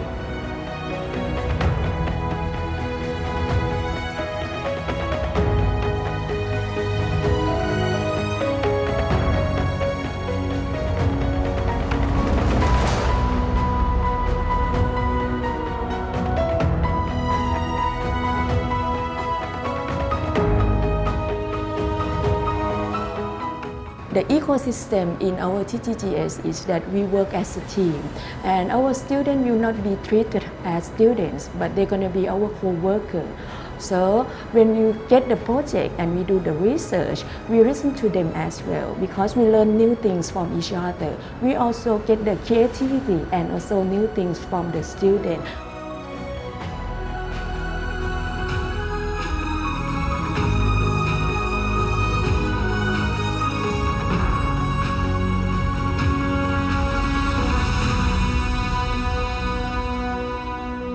The claim of TGGS is to offer engineering education according to the German model. And that raises the question, what is the German model? I guess it's not only the curriculum of these master programs, it's more the style, it's more the expectation of the professor towards what the students have to achieve.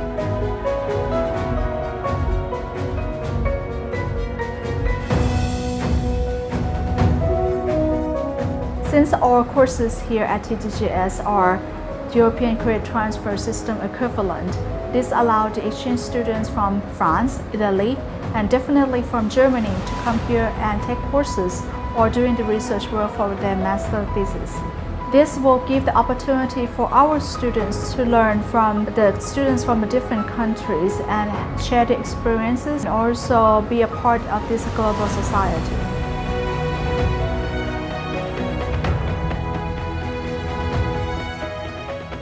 So research is our main target. We need to train the young generation to be able to be a good researcher in the industry. So most of our research is industry oriented. So we get the demand from the industry, and the budget is also mostly from the industry.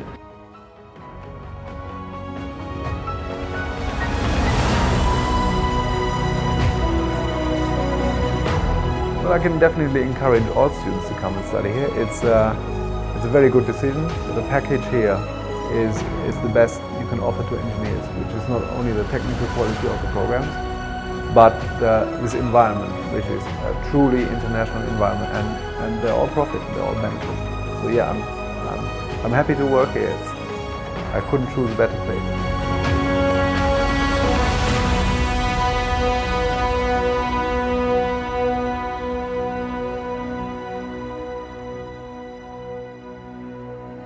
For the students, I think any kind of exchange broadens their horizons. So that is the most important part. Once you have graduated from TGGS, there are lots of opportunities.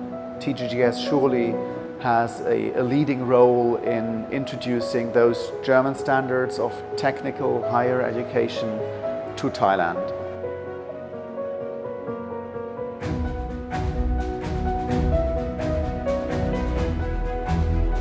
German industries have a very good collaboration with TGS, or especially TGS, because TGS is very close to a lot of German companies and to the German Thai Chamber of Commerce.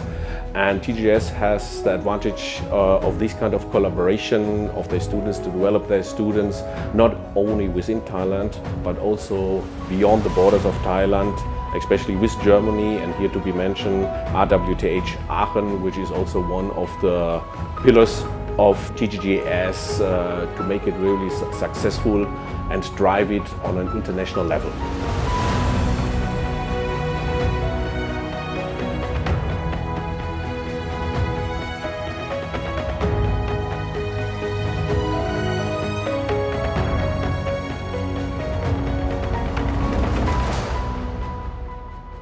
I would say that TGGS is probably one of the earliest organizations in Thailand that try to work with the international company and also international level organization. เพราะฉะนั้นนักศึกษาที่จบที่พระจอมเกล้าพระนครเหนือเชิงปฏิบัติเนี่ยผมมั่นใจว่านักศึกษาที่นี่ทำได้ดีมากๆ We believe that the integration of industry environment into the educational process will make our graduates ready from day one to confront the challenges await for them in the industry career.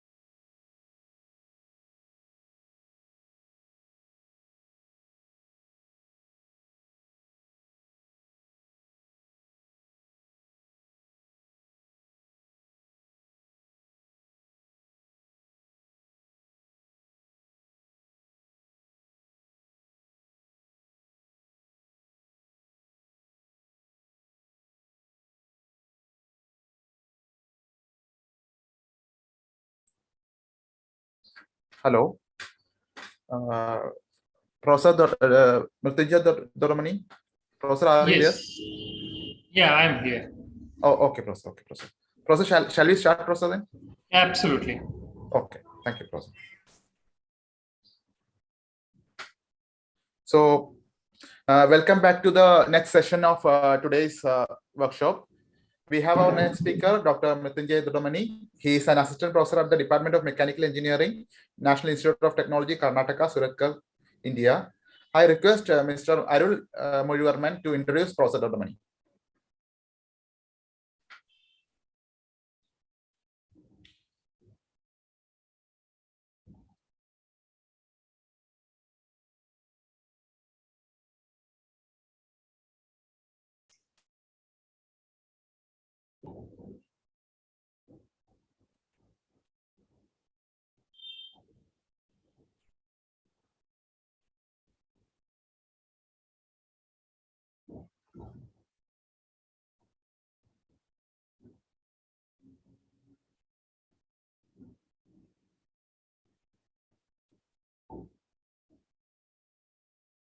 I think he's muted.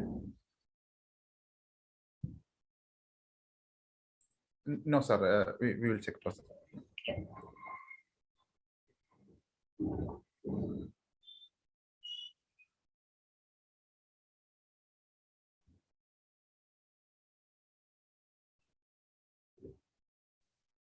In the area of 3D printing. This session, Dr. Mrityunjay Doramani will be talking on the topic 3D printing of lightweight composites for railway applications. I request Professor to take over the session. Thank you. I thank all the organizers for giving me an opportunity here, to Dr. Sanjay and his team. So I am Dr. Mrityunjay from National Institute of Technology, Karnataka, Surathkal. So I'll share my screen now. I'll keep the video off to save some bandwidth because I have some issues at my place. So I'll share the screen.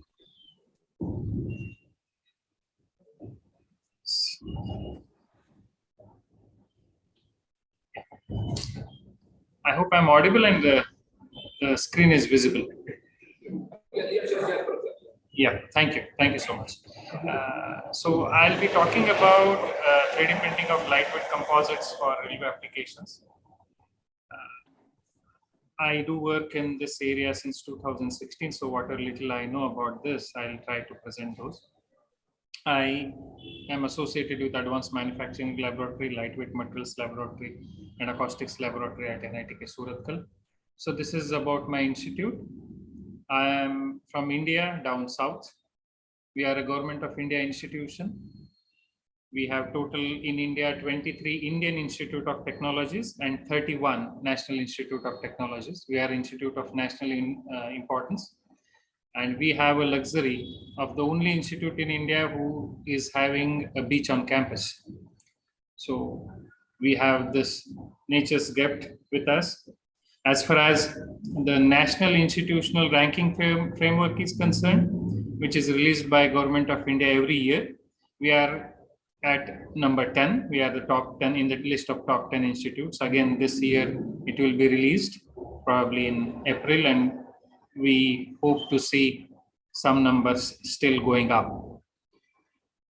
So before starting my presentation, let me thank all my funding agencies, Department of Science and Technology, again, DST, Government of India, Office of Naval Research, ISRI, Spark, Government of India, National Science Foundation, and DST from my local state, that's Karnataka. So I'll be talking about the lightweight composites. So there are many components, elements, including CET tanks, tilting mechanisms, air conditioning, crumple zones, seating regulations makes trains heavier. As compared to 1970s Bombardier Voyager train manufactured in the year 2000, it was 40% heavier than the 1970s. And this is all due to the passengers' increasing demands. In the present day, trains needs to travel much faster without compromising the safety. And in terms of mechanical or materials engineers, that would be mechanical response or behavior of materials utilized in such high-speed trains. Body shell, external doors, bogies, couplers, driver cabs, interior doors, interior linings, and passenger interiors, including seats, are the key areas for weight reduction using composites. Composite seats, composite doors using fibrous composites, stand bags, ceiling panels, cab fronts, body ends, body side panels, and floors with increased functionality, including floor covering, heating, thermal and acoustic insulation, and of course, easier for cleaning options are the other areas to look for cost-effective weight reduction in the rail vehicles. Now, compared to monolithic composites, there are several lightweight core materials capable of providing stiffness and lowering complete panel weight. Balsa, Nomex honeycomb, aluminum honeycomb, cork composites, and particularly foams. That is, in particularly syntactic foams, and their development through advanced manufacturing technology known by 3D printing, I'm going to talk about. So my talk will be pertaining to foams and its 3D printing. So what are the syntactic foams? This image clearly shows that if you disperse hollow microballoons in the matrix, let it be a thermosetting or thermoplastic, let it be a polymer or any metal, or even for ceramic for that matter, what we get is the syntactic foam. So this is typically a type of closed cell foam as against the open cell foam. So typical examples of open cell foam, probably a sponge is a classic case of that, wherein there are interconnected porosities, but here the porosities are localized. And the beauty of the syntactic foams is, in addition to the volume fraction of the filler, which are spherical in nature, we can even have the property variation for the same volume fraction, but by changing the wall thickness. So as the wall thickness of this microballoon change, density change, and your mechanical properties responses changes. So we have one more axis now here, that is Z. X and Y. Y is your volume fraction, and Z is one more axis wherein we can have a wall thickness variations also. And there are commercial microballoons are available which can do that. So we have got additional variation. That means we can tailor the properties much easier, much better, and for a wider scale. Particles provide reinforcement, and this is how this typical scanning electron microscope image looks like. We typically use hollow particles. No doubt there are different shapes are also available, cuboid, cubes, but preferred are the spherical ones. In sphericals, again, you have a naturally available and artificially made. Naturally available is a fly ash, and in fly ash, we have something known as cyanospheres, which are these spherical but hollow particles. And this is a pollutant, so always we have that additional advantage of waste utilization, eco-friendly, green composite, and so on and so forth, where we can use this pollutant into material system which are hollow in nature, and as these are hollow in nature, they reduces the density. So you can think about from bio-1C applications to aerospace, automobile, and all the transportation sectors. No doubt there are artificial microballoons, hollow microballoons are also available, and generally we prefer spherical ones because the resin spread will be more uniform than these, in addition to the stress concentration parameters which is creeping in these cuboid or cubical ones due to the corners. There are many applications, as I mentioned, from rail, aviation, thermoforming plugs. These are the thermoforming plugs which are being used. And here in this operation, typically what we want is once the sheet is deformed, sheet should easily release from these plugs.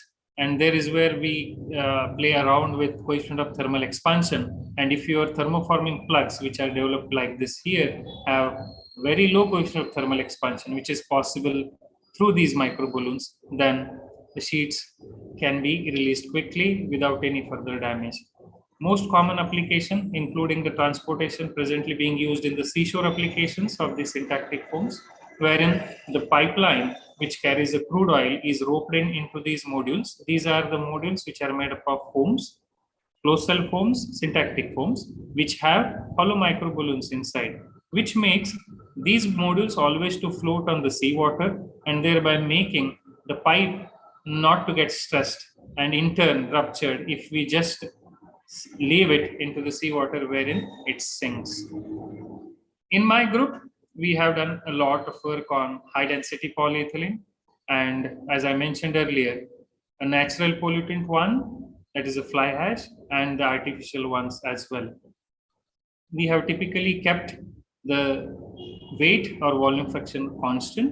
And there is a reason for this. If you go below 20, you have higher density material. And if you go above 60, higher density in the sense compared to the virgin plastic itself. If you go much above 60, then these particles in a given volume are too much and they interact with each other, they hit to each other and they break. So if I say a 60, I'll have in a given volume more number of particles with lower number of polymer, which acts as a cushioning before they interact with each other. So we have kept it either weight or volume constant, and we utilize these two fillers in high density polyethylene because this is one most commonly used plastic. If you can save some plastic by having 60%, 40% of fillers, we can talk about a lot about carbon footprints and so on and so forth. And this is most commonly used and semi-crystalline, and there are issues in 3D printing of this. So I'll just show as the slides go on. So we utilize both these. We did, or rather, my group started exploring 3D printing in 2016 due to the issue which we faced while manufacturing the syntactic foam based on a fly ash using an injection molding machine.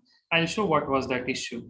So this was what the products we developed through an injection molding. Now these were the available products in the market which use virgin plastic. Now what we did, we infused the fly ash cyanosphere, which is naturally pollutant one, into these, reduced its weight, increased the fire retardancy, and reduced the consumption of the polymer by 40%. Now by doing so, we can easily say that we could able to address the carbon footprints or that material circular economy, which we are now talking a lot nowadays. Now, while doing these components, like this is an electrical junction box wherein 4 pipes comes in, the wire connection happens here. There are pads, caps, there are chair caps or machine supports, or even you can see this threaded parts. Even this can be, there was no issue as such when we could able to develop those for injection molding machine, but there was one issue typically for this component. That's a gear I'll just show here. Yeah. So if you see this component, there are some white patches here, and these white patches are naturally of the plastic. That means the cyanospheres, which are gray in color, could not reach to these locations because there is a thick to thin section and there is complex geometry here. And this was the problem which we faced while doing an injection molding. And then we thought, let us look at the 3D printing aspect of it. And that's how we ventured into 3D printing. And as all of us know, that 3D printing, the input starts with a CAD file, and then the printer deposits layer by layer to realize a recognizable 3-dimensional component. And at the end, we get something like this. And the best feature of 3D printing is the integrated components. If I say this is one component and this handle is another component, another element of the component, in a conventional practices, we need to join both these. But here in 3D printing, we can produce an entire component as an integrated, in the sense a jointless. And that is where, when we talk about jointless system, meaning at the joints or joining parts, we have a parent materials presence. And when the parent material is present there, a joint is relatively stronger, or rather we have a jointless system.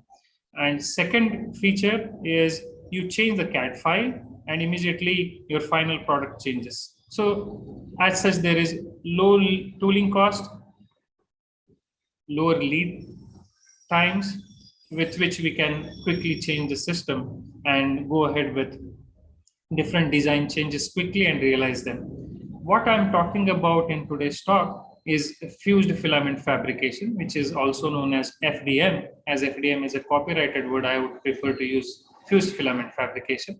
So here we feed the filament into the heated extrusion head. It melts it and deposits it on the platform based on the CAD geometry which you have fed in.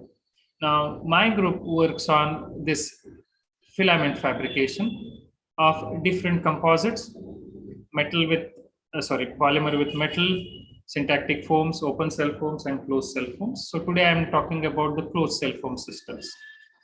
So at National Institute of Technology, Karnataka, Surathkal, I have a printer. This is again, which we brought in 2016. This is part of Department of Science and Technology Research grant. This printer costed me 20 lakhs Indian rupees, which has a build volume of 500 by 500 and 500. It has flexibility to use our own filament and can go up to the temperature of around 450 degrees C. With printing temperature up to 450 degrees C, chamber temperature up to 150 degrees C, and the printing speed up to 50 millimeters per second. Now, to utilize this machine, what we need is this filament. So what we do, we manufacture this filament in-house using a single screw extruder, and for manufacturing that filament in a single screw extruder, in the hopper we need to load the blend, composite blend, and that composite blend, earlier we used to prepare through this polymer blender. Recently I bought twin screw extruder, that is a compounder, and that compounding twin screw extruder compounds the composite or the material system, and it gives, again, a twin screw extruder gives you a filament, but that filament has, we can't really control the diameter which is required to be fed here. As all of us know, these typical 3D printers or commercially available filaments are available in 1.75 or 2.85. We control that in a single screw, compound it in a twin screw. In twin screw, for a shorter length, definitely you can control, but as it is a metered system, we can't really take out the filament from twin screw extruder, which is consistent in diameter. So the first thermal cycle is here, blender. Second thermal cycle is here.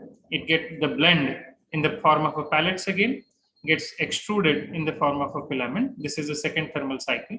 The third thermal cycle again goes here when the extrusion head is melting the mold, melting the filament. So in total, we apply 3 thermal cycles for a polymer, and it does have an effect on that. So I'll not go in much details of that. So this is what we do at our system. So as I said, when we use a first thermal cycle polymer blending, we need to optimize the parameters. Single screw extruder, again you need to optimize, and 3D printer, again you need to optimize the parameters. Typically, for the filament extrusion, we have barrel, die, and screw speed and takeoff speed. This screw speed and takeoff speed controls your diameter of the filament. Do you want 2.85 or 1.75? You can change the ratios here, and you can always get that.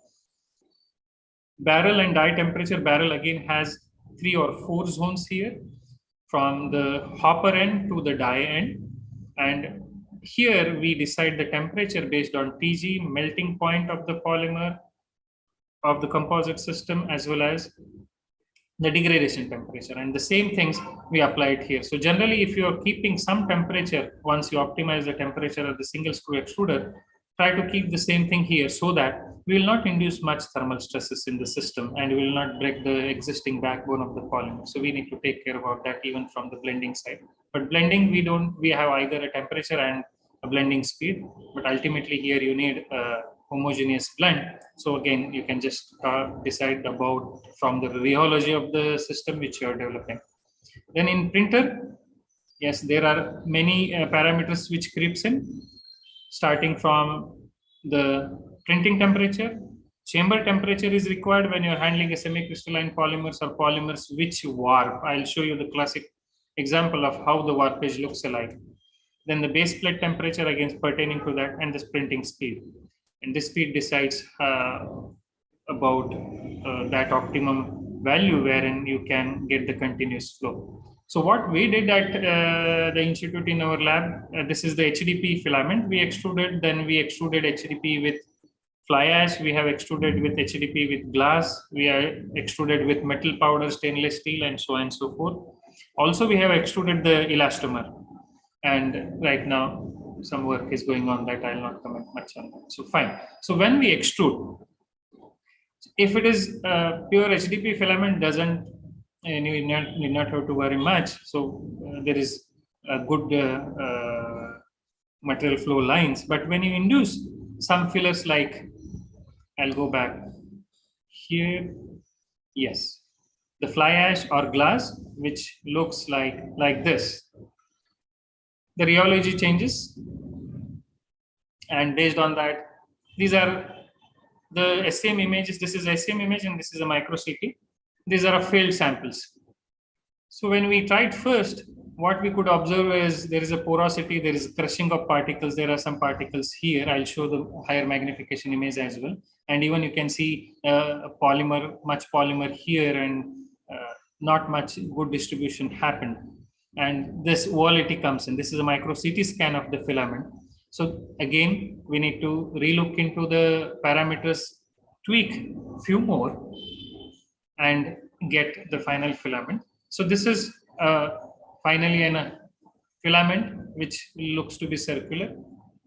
Now you can see the micro balloons here, and this is most crucial, because when you're talking about blending, when you're talking about extrusion, and when you're talking about printing again, and when you're handling these hollow micro balloons, you can easily imagine that what critical parameter that can be need to be really looked into, and that is you should not make this to break. These micro balloons should be intact. Why? I'll give you a simple example. We have explored with glass micro balloons as well. Now glass micro balloons artificially, those are or rather commercially glass micro balloons are available in wide ranges. The glass micro balloon density is 240.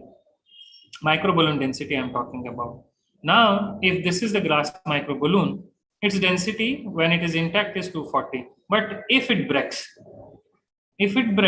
then the density shoots to 2540, which is the density of a glass itself. So here, when we are exploring hollow micro balloons, we need to really make sure that many micro balloons or maximum micro balloons are intact, and no doubt that goes by the crushing strength as well. But there is where you need to again decide about a threshold, because if the crushing strength is high, that means the wall thickness of this balloons is high, and when the micro balloon wall thickness is higher, density is low. So that's where we need to chalk around which application we are talking about and what we require. Now this is what is that finally we got it extruded, a good one, but you can see some pockets here as well. Now the issue to be this would be concerning to me only when if these pockets are localized, but these pockets are not localized. These are uniformly distributed. Okay, fine. But what's the reason for this? I'll come back to this slide. The reason for this is the machine. Now, when you have an extruder, if the extruder is non-vented type, then you are bound to get these pockets. If your extruder is a vented type, we can take out this trapped air or flue gases, and you can have these pockets to be non-existent. But there is one more good side of these voids. And what is that good side of a voids? Especially in case of compression and damping. Now, if I don't have these air pockets, this system will give me some density. But if I want, and this system will give my density based on what number of, well, that's the volume fraction of micro balloons do you have. But if I want to still go down, which is restricted by the maximum volume fraction, then you can think of putting a blowing agent, or you can use probably if you have a non-vented type, that would be a good advantage wherein you can still cut down some density. Fine. So here what we did, what this slide represents is, here you can see the HDP 40, meaning 40 by weight percent is the distribution here. 1x is meaning one time extruded. This is a higher magnification of that. No doubt there are some microballoons are filled, and you can estimate this number as well. And you can report it quite open and clear in the manuscript. This is C is 2 times extruded, meaning what? The same filament, we chopped it again, extruded again, and looked around what are the number of particle survivals. Again, this filament, we chopped it, extruded one more time, that is 3 times extruded. And what Tanghalian. Meron dyan, burger, steak, or chicken. Okay, so what we did here is, the intention behind going for 1 time, 2 time, and 3 time extrusion is to just check the recyclability potential. And I'll show you another reason as well in the slides to come. Now, SCMs are fine, but there are many cases wherein the reviewer asks, okay, this is, you have chosen from your convenient area and you're showing me the homogeneous distribution. To avoid that, we always do a micro CT across 3 planes. And this is a micro CT image of the micro balloons which are being dispersed. But there is one critical issue in reading the micro CT images of the systems when we take. I'll take the example of the same fly ash cyanospheres. One more thing in this fly ash cyanosphere, these are broken ones. The fly ash cyanospheres being a naturally available and already burnt one, these wall thickness, what you see, this is also porous. And this gives a misinterpretation while reading the micro CT. This is 1, 2, 3, 4. So these micro CTs, this is the first scan. Just behind this, this is the second slice, third slice, and fourth slice at the same location of the same material. What it shows to us is fine. If I just focus on this micro balloon, seems to be intact, and there's small gap you can see, gap is widened and gap is closed again. So if you look around this, we can interpret that the micro balloon is broken. No, the reason is this, your micro balloon which you're using has the inbuilt porosity as well. So whenever we do some micro CT, we need to really look around, and you can quantify that number of failed balloons as well. But especially when we are talking about such porous systems, we need to just look around that. Fine. So this is HDP 40% by weight, 3 time extruded filament at different strain rates. Now, why we do different strain rate study? To just make sure that, to understand, no doubt all the materials are strain rate sensitive. For different applications, this data is useful for us. For a simple example, we use the shoe. Shoe has a sole. Now, the same sole, when we are standing is compressive load. When I'm started walking, the strain rate changes. When I started running, the strain rate changes. If I'm jogging, again, the strain rate is different. And that's why we do a different strain rate studies on the material to just see how the material behaves and where I can fit the application here for which, for this, where I can fit an application. The most important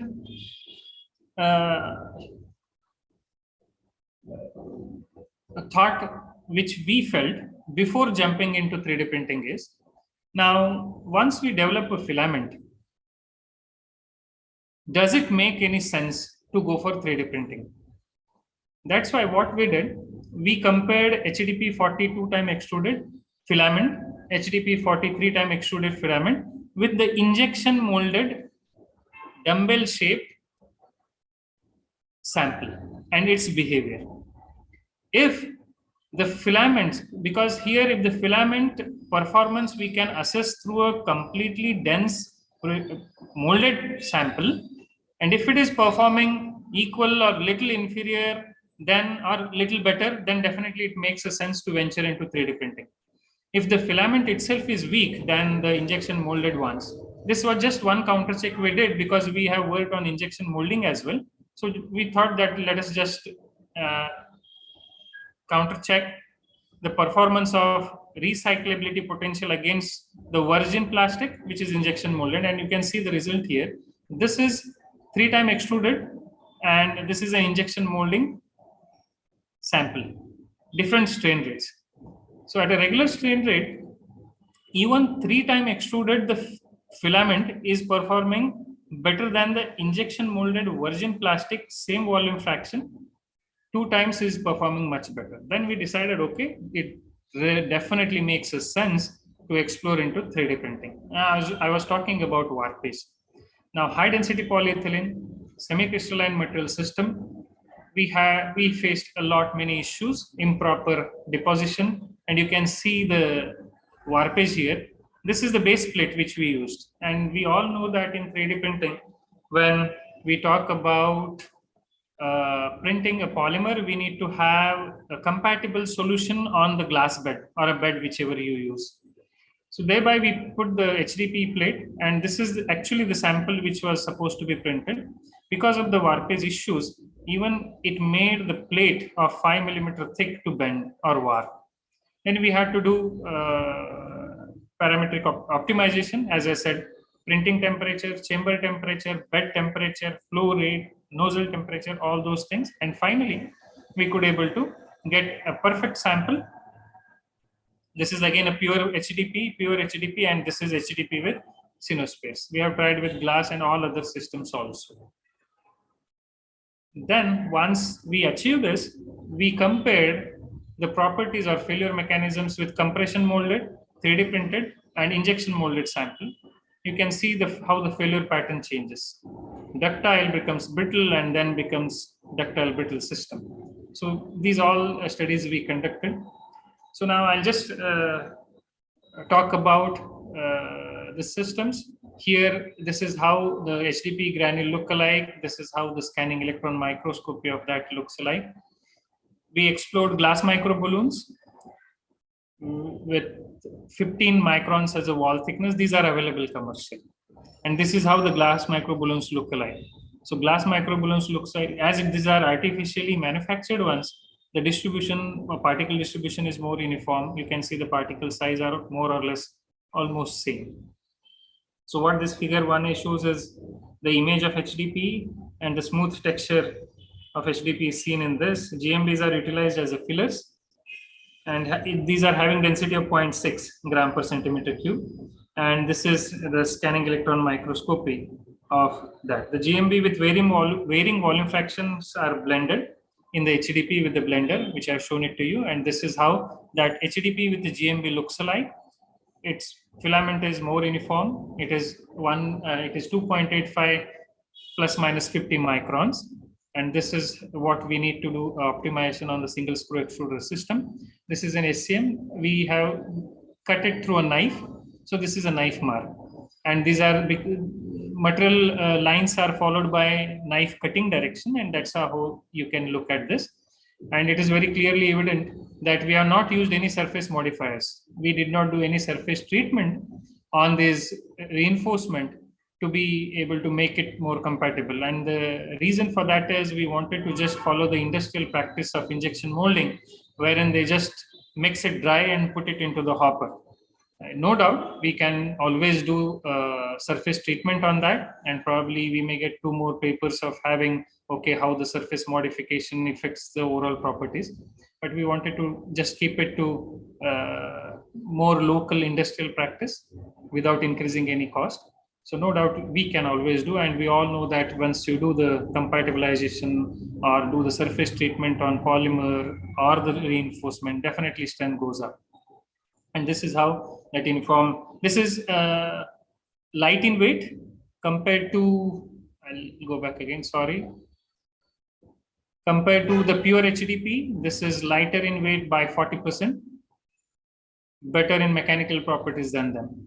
And now the next challenge is to printing. Already we had resolved for printing of HDPE. So for when we induce a glass microballoon, warpage definitely is going to go down because we have already the reinforcement in the system. What we did is, no doubt, we printed many samples out of this, but then we thought that let us print a sandwich in situ, because we all know that sandwiches, conventional sandwich manufacturing is going like you manufacture a core separately and skins separately and then bond them together. And we all know about the critical issues of that sandwich. So what we thought here is, let us print a sandwich in one go, all at once, meaning let us print the skin first, then the core immediately onto the skin, and finally the skin. And we could do this because the printer, we all know that nowadays printers are coming with two nozzles.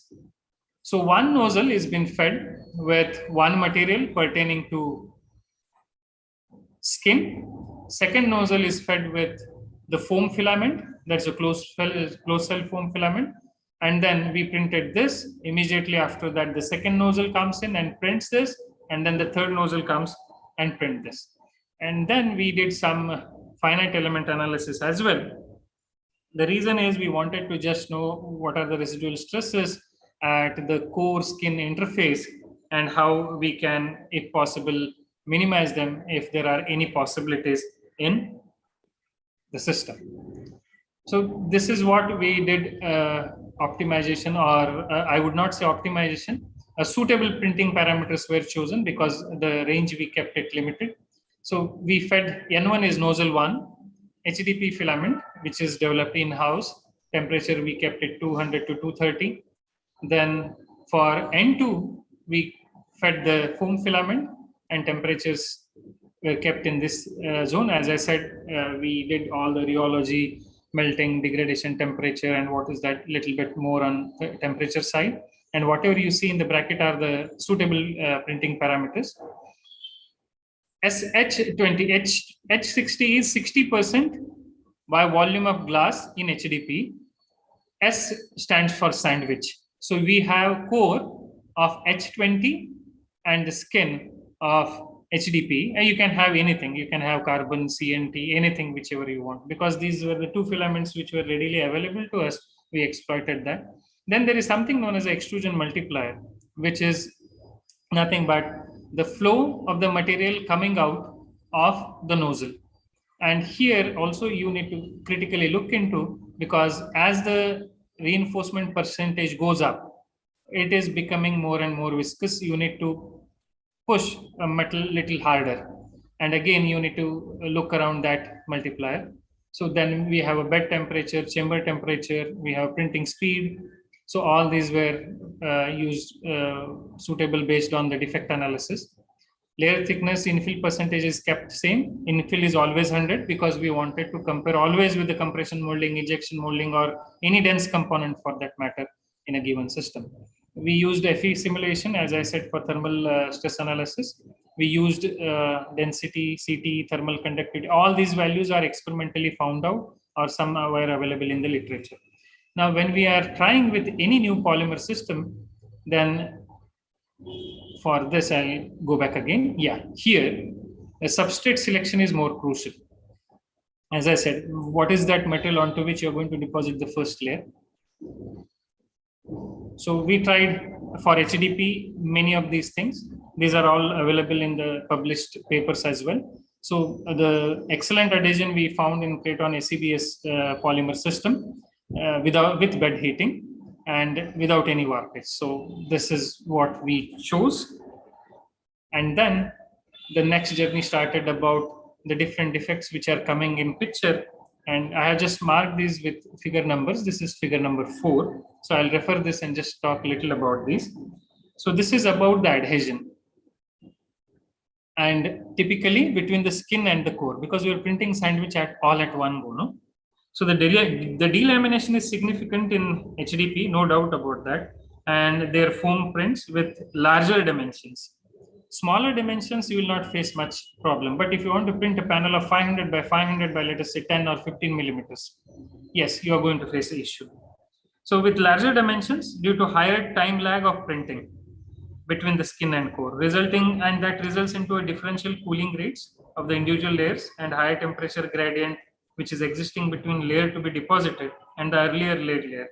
The appropriate chamber temperature definitely reduces the temperature gradient between the nozzle layer and the bed temperature, and that's what we did. And I have marked some of these defects which typically comes up. And this is the SCM taken on the edges. You can see a complete delamination here, non-bonding or no adhesion.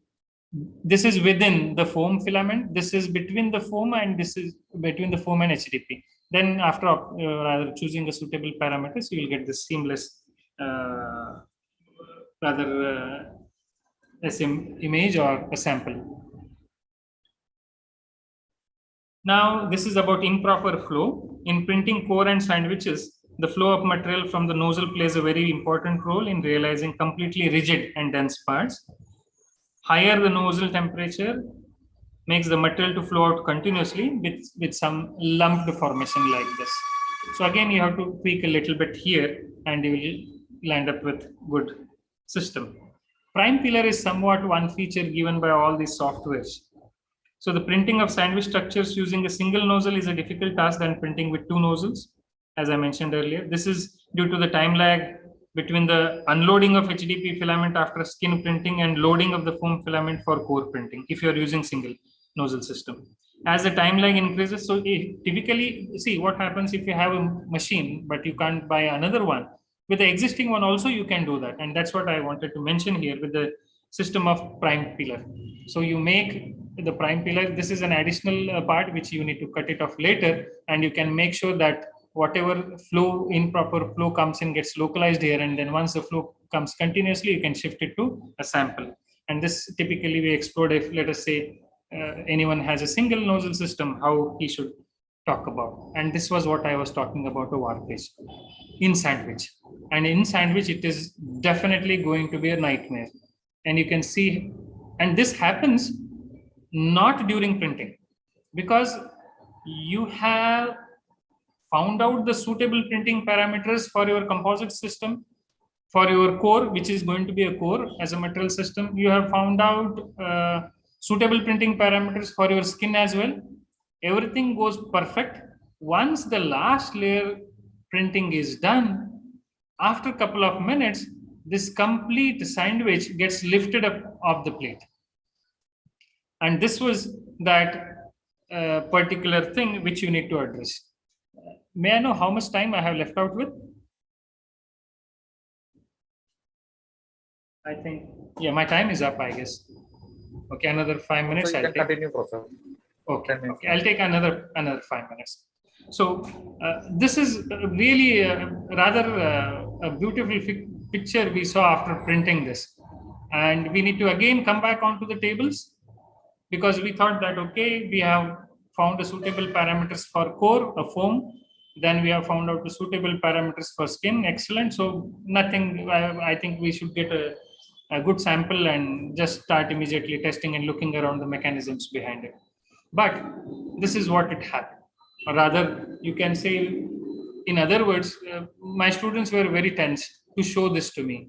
And when they shown this to me, I said, this is wonderful because we have printed a curved panel, right? And that's how I made it light. And then, but no doubt, this, you can see 30 millimeters from the ground is the maximum warpage for a sandwich. And you will not see any delamination here. We checked SCM, we look around this closely. It perfectly warps all layers because those are suitable parameters, but because there is what you can say, when the polymer, rather the last layer gets printed, differential temperature across these layers comes in, it gets lifted up. But no doubt, you can always again come back onto the table and look around that. So this is, at least I just wanted to talk that with suitable parameters again, you can come down to a perfect sandwich. You can see there is a color difference here. This is the skin, this is the core, and this is the skin again. This results all are published in Composite Structures. You can refer anytime if you want to look into the details of this. There are other issues as well. So this is layer offsetting. Offsetting of layers is one of the major problems again in sandwich printing, or rather I would say multi-material printing. Using multi-nozzles, the precise distance between the nozzles, which need to be measured periodically, influences the offset and in turn the print quality. So generally I do this maintenance every once a week because we handle or rather we are printing many multi-material systems. And then about the printing speed here, these are some of the failed ones and this is a good one. The surface quality of the print depends on the printing speed, which is taken in the range of 30 to 40 millimeters per second, with all other prevailing printing parameters set at suitable values. The sample printed at 30 millimeters per second displays small islands. You can see it here, and even some here. And now this is due to some higher heat concentration at the localized area for a longer time at lower speed. Higher printing speed, 40 or even you can go up to 50, exhibits some voids or pockets due to reduced deposition time. The printing speed of 35 millimeters per second in our case for this polymer for existing printing setup was found to be better, and that's how we got it this. And for every printer we need to do this, because the recession time or the time the filament spends in extrusion head is crucial, and it is going to be different because different printers, different brand printers have different design there. So we need to just locate the things at our own printer. Now this is how the sandwich looks like. This is again the unsuccessful printed sandwich. This is successfully printed sandwich. So what we did, this is skin, core, and skin. So we took the SCM at the center here in the skin, at the interface between skin and the core, at the center of the core, at the core and bottom skin interface, again at the center of the bottom skin. And that is what I'm presenting here. So this is how it looks like. Okay. This is, you can see a distinct region here, right? This is a skin and this is a core, which is with porosity. So this is a foam. Again, this is a core. This is a core and the skin interface. But on the other way around, probably when I apply a compressive load here, I will have this void spaces, which are no doubt due to some non-suitable printing parameters, but these can act as a cushioning for me. Or I can play around what I want to convey is, we can play around with the defects based on the application. If you need a damping, I try to introduce them. At localized places or at certain places, we can do that. Okay, anyways. So this is with the suitable printing parameters, you can see there is as such no boundary between, this is your foam and this is your skin. This is perfectly merged. This is again the foam, this is foam and the skin. And these are all your micro balloons which are present there. All are intact, seems to be good. And this is what, this image is taken on this side, on the edges. We are not broken the sample for that. So this is how the core and skin looks around, and you can see the coefficient of thermal expansion and all those, how they take into effect to have this prominent edge effect here.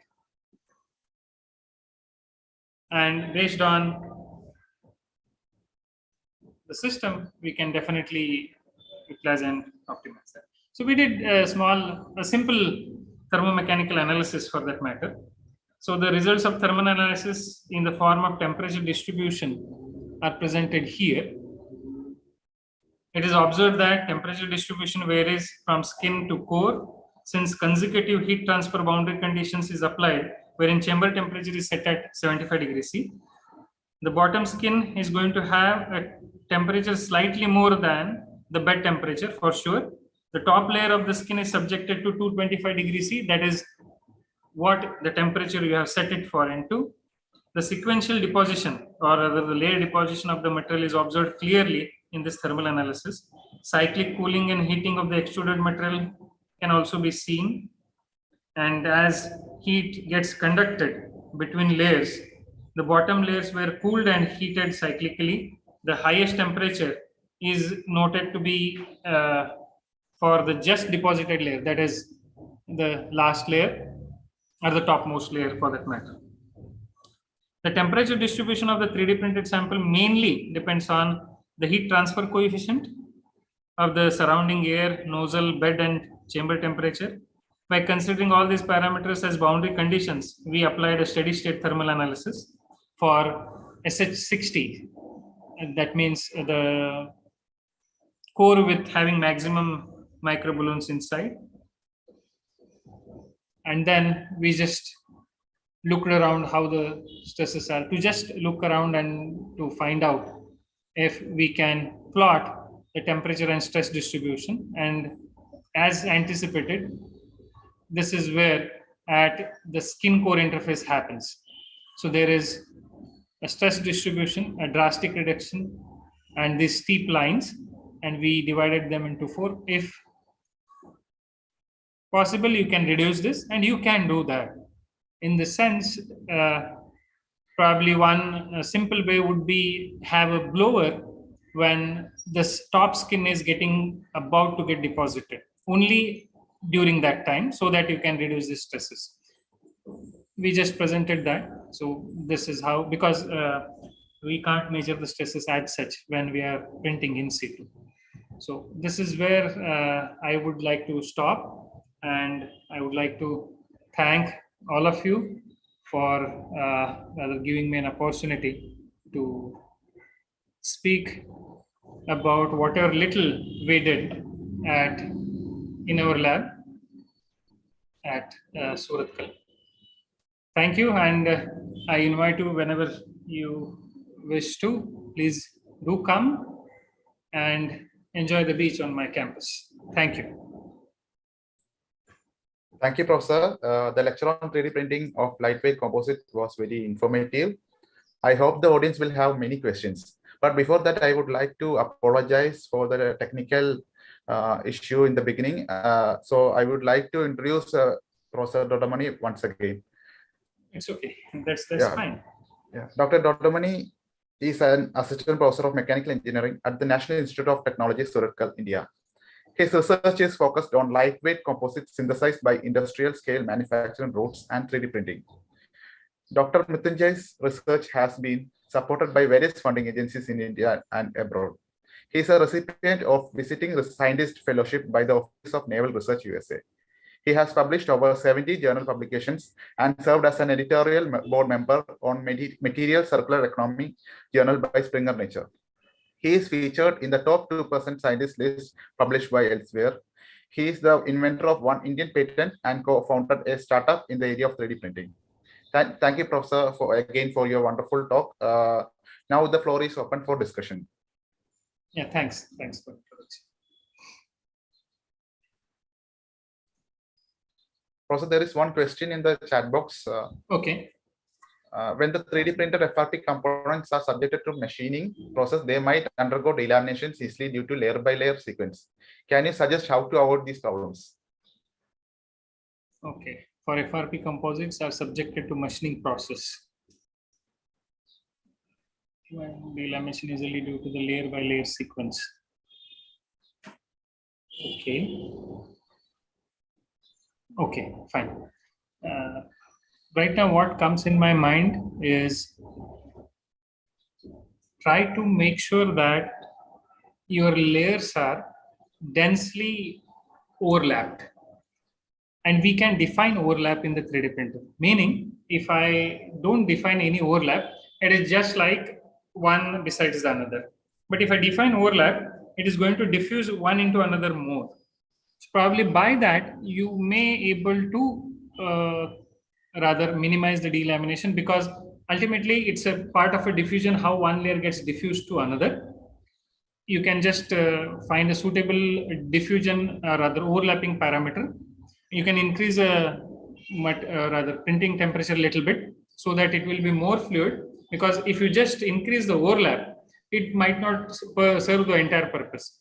So make it more fluid, increase the more overlap so that the layers gets bonded more firmly and might rather minimize this delamination during rather machining.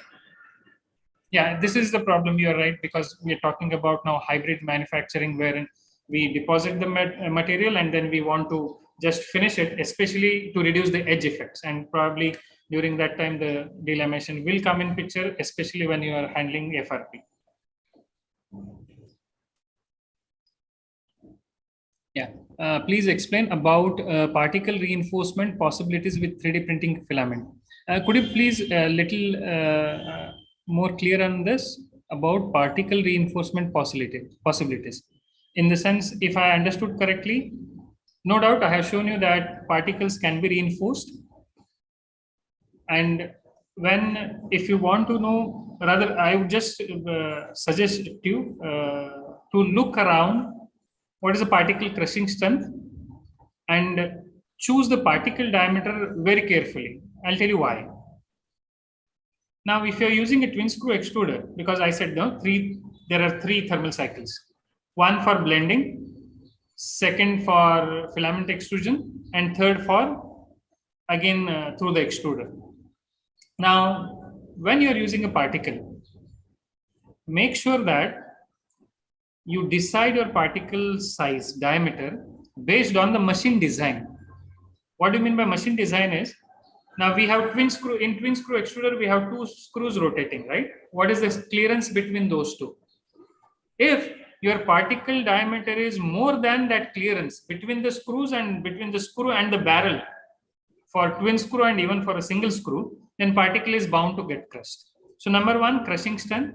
Number two, the particle diameter. And please decide the particle diameter based on the machine specifications. You can ask the supplier to tell him what is that clearance between the screw and the barrel, between the screw, and even in case of a 3D printer, the extruder head design. They will be able to tell you about that. And based on that, you decide a particle size. Make sure that minimum 5 particles with that d by 2, rather what I would say is d by 2 plus d plus d by 2 plus d plus d by 2 plus d. D is a particle.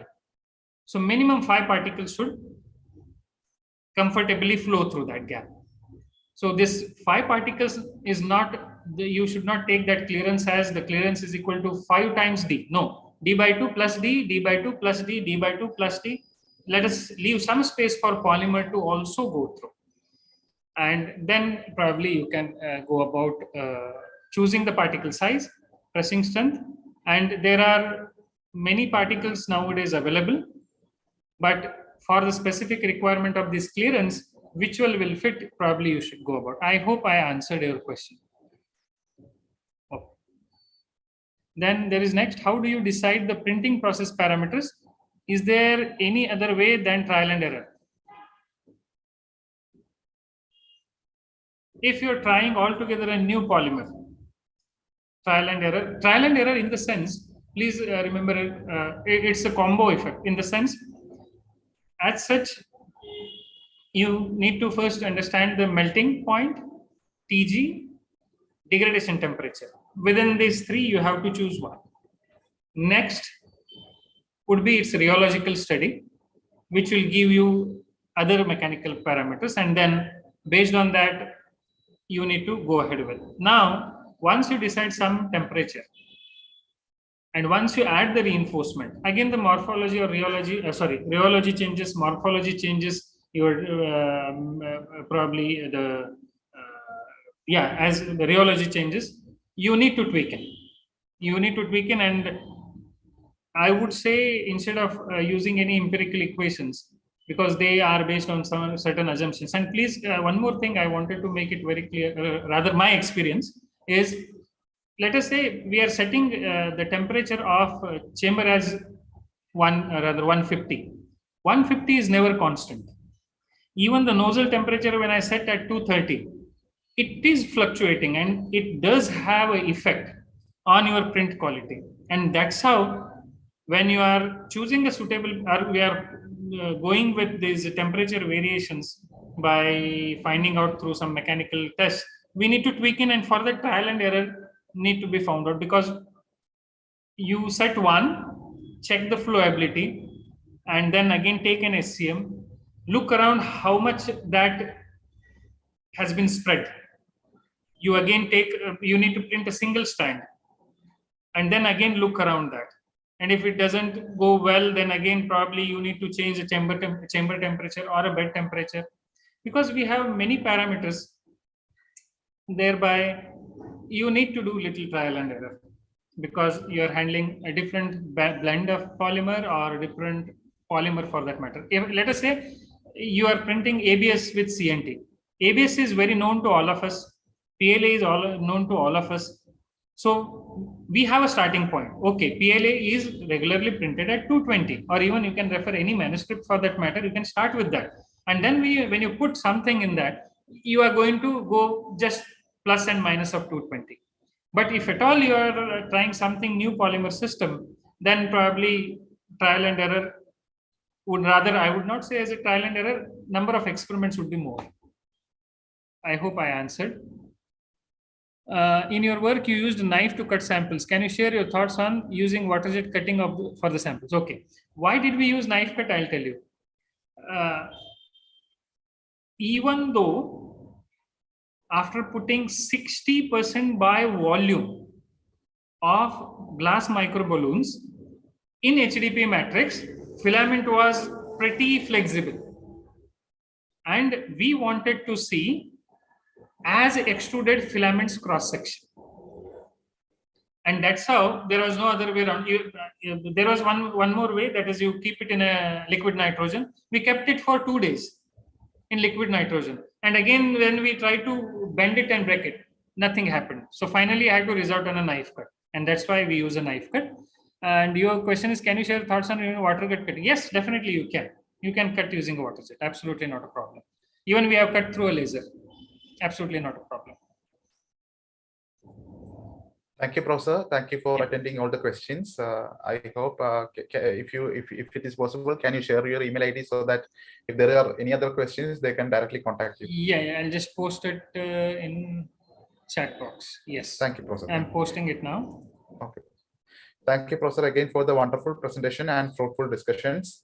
So now we will move on to our next sessions. Thank you. Thanks a lot for all the organizers, and namaste from India. Thank you. Thank you for giving me an opportunity. Now we have 30 minutes break. After that, we will have presentation from Professor Lai Chin Wei. Okay, so meet you after 30 minutes at 1 o'clock Thailand time.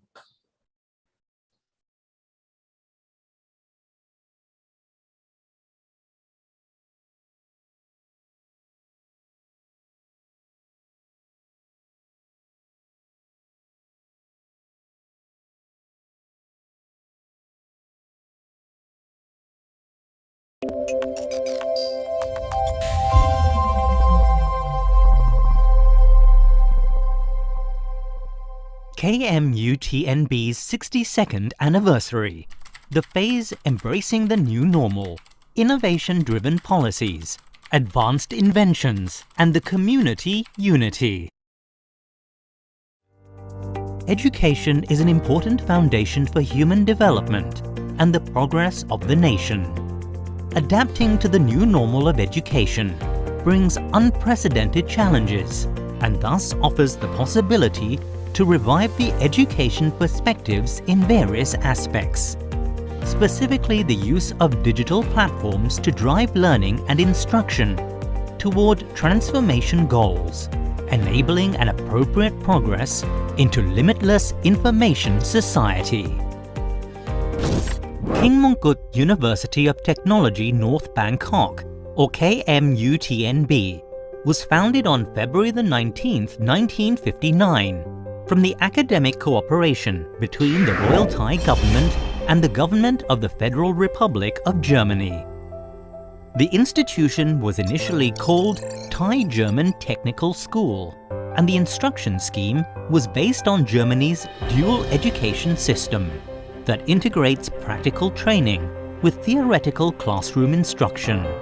The school became renowned and was promoted to a degree-granting institution called the Thai German Technical Institute. Later on, the name was officially changed to King Mongkut's Institute of Technology North Bangkok, and then to King Mongkut's University of Technology North Bangkok, due to gaining autonomous status. The name of the university and the emblem of Phra Maha Mongkut, or Great Crown of Victory, were graciously granted by the royal endorsement of His Majesty, the late King Bhumibol Adulyadej. At present, KMUTNB is a government-affiliated autonomous university. On the basis of invention to innovation strategic orientation, KMUTNB offers different levels of education, including vocational certificate and all degree levels from bachelor's, master's and doctorate qualifications.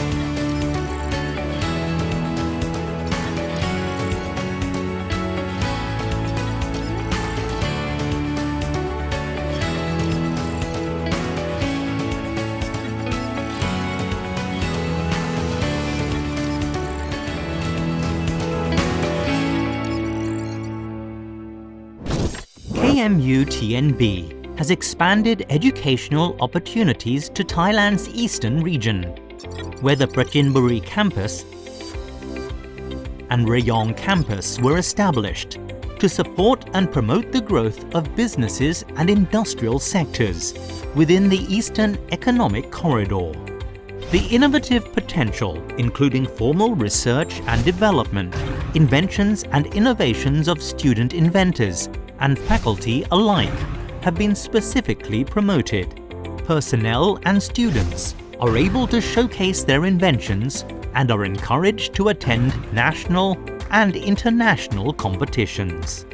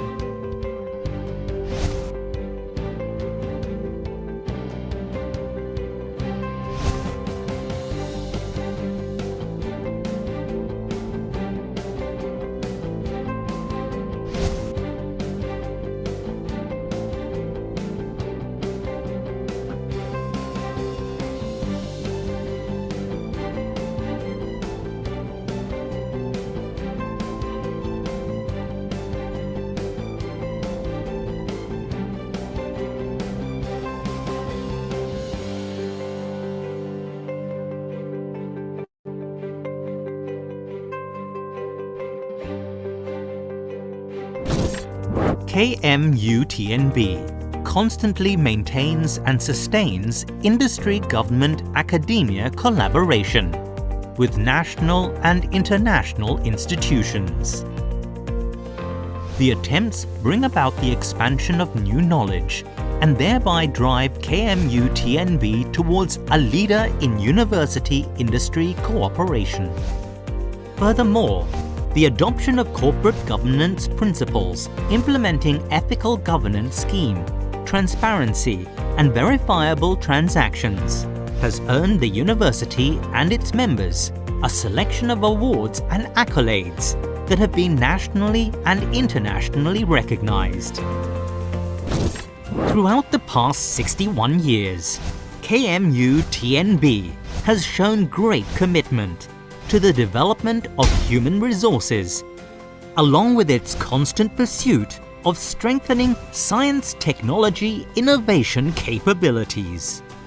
The engagements and efforts would be driving forces for national economic growth in compliance with the university policy and vision toward an internationally recognized University of Science, Technology, and innovation disciplines.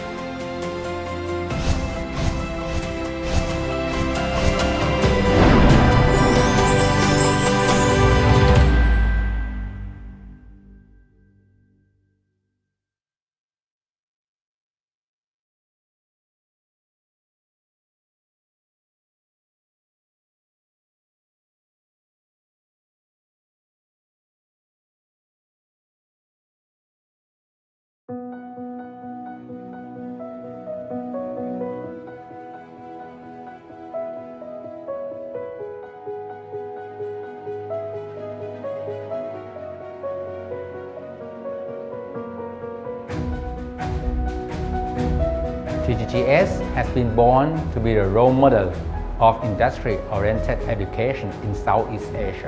This educational concept is adopted from RWTH Aachen University in Germany.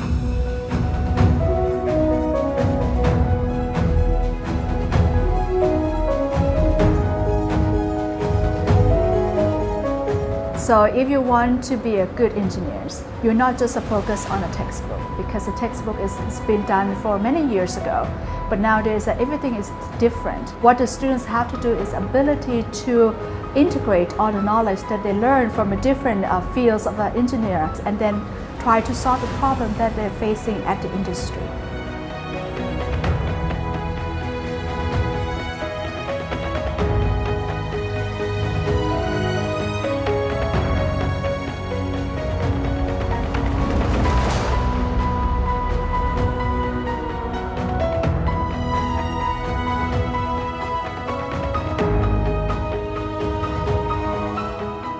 The ecosystem in our TGGS is that we work as a team, and our students will not be treated as students, but they're going to be our co-worker.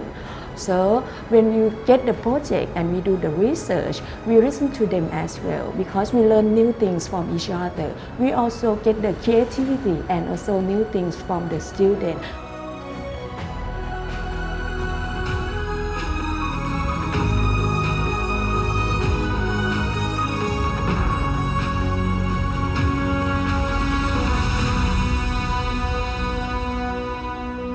The claim of TGGS is to offer engineering education according to the German model. And that raises the question, what is the German model? I guess it's not only the curriculum of these master programs, it's more the style, it's more the expectation of the professor towards what the students have to achieve.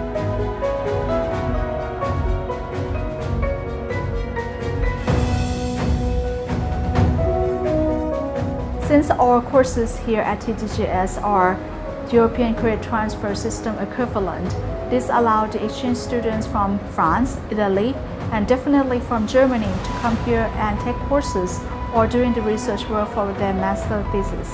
This will give the opportunity for our students to learn from the students from the different countries and share the experiences, and also be a part of this global society.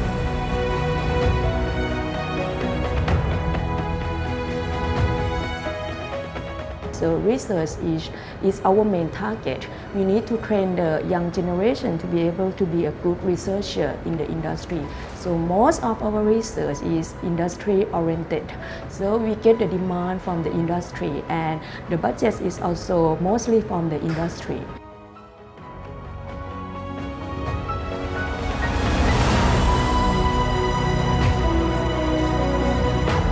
Well, I can definitely encourage all students to come and study here. It's a very good decision.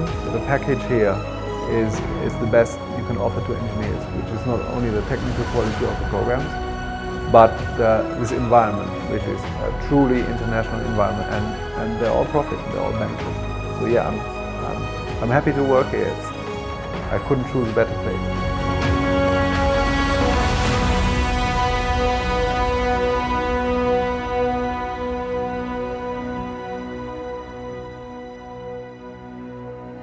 For the students, I think any kind of exchange broadens their horizons, so that is the most important part. Once you have graduated from TGGS, there are lots of opportunities.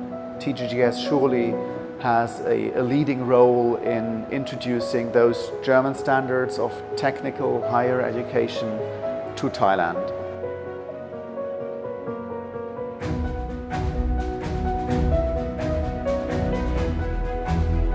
German industries have a very good collaboration with TGS, or especially TGS, because TGS is very close to a lot of German companies and to the German Thai Chamber of Commerce. And TGS has the advantage of this kind of collaboration of their students to develop their students not only within Thailand but also beyond the borders of Thailand, especially with Germany, and here to be mentioned RWTH Aachen, which is also one of the pillars of TGGS to make it really successful and drive it on an international level.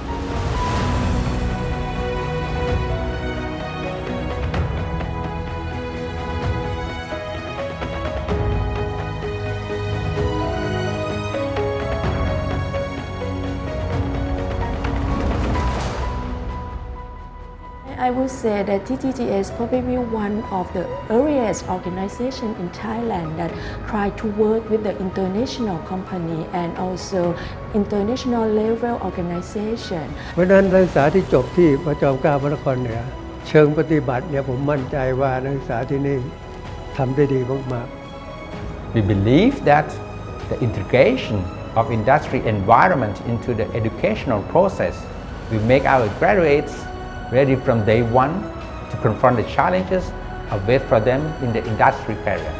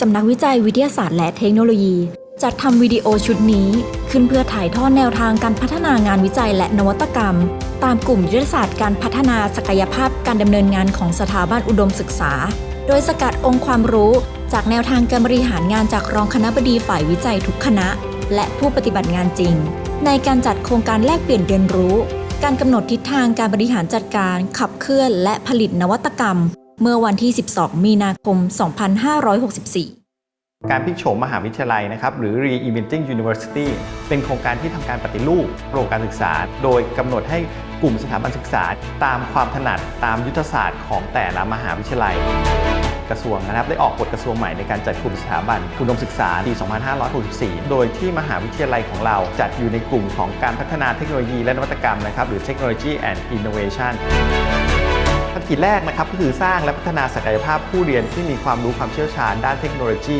ให้มีความสามารถในการนำองค์ความรู้ไปพัฒนาต่อยอดเพื่อที่จะสร้างสรรค์ผลิตภัณฑ์ออกมาอันที่2คือภารกิจก็คือว่าสร้างนวัตกรรมเพื่อนำไปสู่เชิงพาณิชย์เพื่อสร้างมูลค่าเพิ่มในการผลิตและการบริการวิชาการต่อมาอันดับที่3ก็คือการสร้างบทบาทความร่วมมืออันนี้ค่อนข้างสำคัญนะครับเนื่องจากว่าเป็นความร่วมมือทางภาคกับภาคเอกชนทั้งในและต่างประเทศนะครับเพื่อที่จะสนับสนุนและพัฒนาเทคโนโลยีที่เหมาะสมการดำเนินงานของมหาวิทยาลัยเนี่ยก็คือสนับสนุนในการดำเนินงานในลักษณะเป็น Basic Research หรือว่าเป็นงานวิจัยพื้นฐานนะครับซึ่งงานวิจัยพื้นฐานมีความสำคัญยังไงนะครับก่อนที่จะนำไปสู่การพัฒนาในรูปของการสร้างนวัตกรรมเนี่ยงานวิจัยพื้นฐานที่เป็นกลไกหลักที่สำคัญในการที่จะขับเคลื่อนเพื่อต่อยอดในการให้เกิดสิ่งประดิษฐ์นวัตกรรมได้นะครับทางสำนักวิจัยหรือว่าทางมหาวิทยาลัยเนี่ยก็มีลักษณะเป็นห้องแลบเฉพาะทางนะครับโดยห้องแลบที่เรามีการสนับสนุนก็ได้แก่พวกห้องแลบในการออกแบบแล้ววิศวกรรมเพื่อการผลิตหรือเราเรียกชื่อย่อว่าเป็นคอยเดมนะครับนอกจากนี้แล้วเนี่ยก็คือมีศูนย์เทคโนโลยีไทยเยอรมันนะครับแล้วก็ศูนย์เกษตรแปรรูปซึ่งศูนย์เกษตรแปรรูปนี่จะอยู่ที่วิทยาเขตปราจีนบุรีนอกจากนี้แล้วเนี่ยสำนักวิจัยเราหรือทางมหาวิทยาลัยเนี่ยก็ได้เห็นความสำคัญของกลุ่มนักวิจัยโดยกลุ่มนักวิจัยต่างๆเนี่ยก็คือจะมีการรวมกลุ่มกันเป็นศูนย์วิจัยเฉพาะทางนะครับซึ่งศูนย์วิจัยเฉพาะทางเนี่ยก็คือเป็นการสร้างกลุ่มของนักวิจัยที่มีองค์ความรู้หรือมีความสนใจในเรื่องของงานวิจัยเดียวกันเป็นตัวขับเคลื่อนในการสร้างสรรค์เพื่อตอบสนองนวัตกรรมของมหาวิทยาลัยนะครับทางมจพ.เรานะครับก็มองว่ามีงานวิจัยสิ่งประดิษฐ์นวัตกรรมค่อนข้างที่จะเยอะมากนะครับดังนั้นเนี่ยสิ่งสำคัญคือว่าเราจึงมีความประสงค์ว่าทำไงสิ่งประดิษฐ์นวัตกรรมของเราเนี่ยจะสู่เชิงพาณิชย์ได้นะครับผมก็เลยมองว่าสำนักวิจัยเนี่ยก็คือเป็นกลไกที่สำคัญในการที่จะมองว่าจะทำให้เกิด KMU TNB แบรนด์ในอนาคตการประชาสัมพันธ์เชิงรุกเพื่อให้เขารู้จักว่ามจพ.ของเรานะครับมีการทำสิ่งประดิษฐ์นวัตกรรมและมีความถนัดในด้านไหนบ้างตรงนี้คือเป็นปัจจัยที่สำคัญอย่างมากนะครับเพื่อสอดคล้องกับนโยบายของมหาวิทยาลัยเราในการที่เป็นมหาวิทยาลัยเทคโนโลยีและการสร้างสรรค์นวัตกรรมสำนักวิจัยมีความพร้อมสนับสนุนไม่ว่าเป็นนักวิจัยหรือนวัตกรของมหาวิทยาลัยเพื่อที่จะเป็นกลไกขับเคลื่อนนะครับให้มหาวิทยาลัยเนี่ยเข้าสู่เป้าหมายในการที่เป็นมหาวิทยาลัยชั้นนำทางด้านเทคโนโลยีแล้วก็ชั้นนำทางด้านนวัตกรรมต่อไปในอนาคต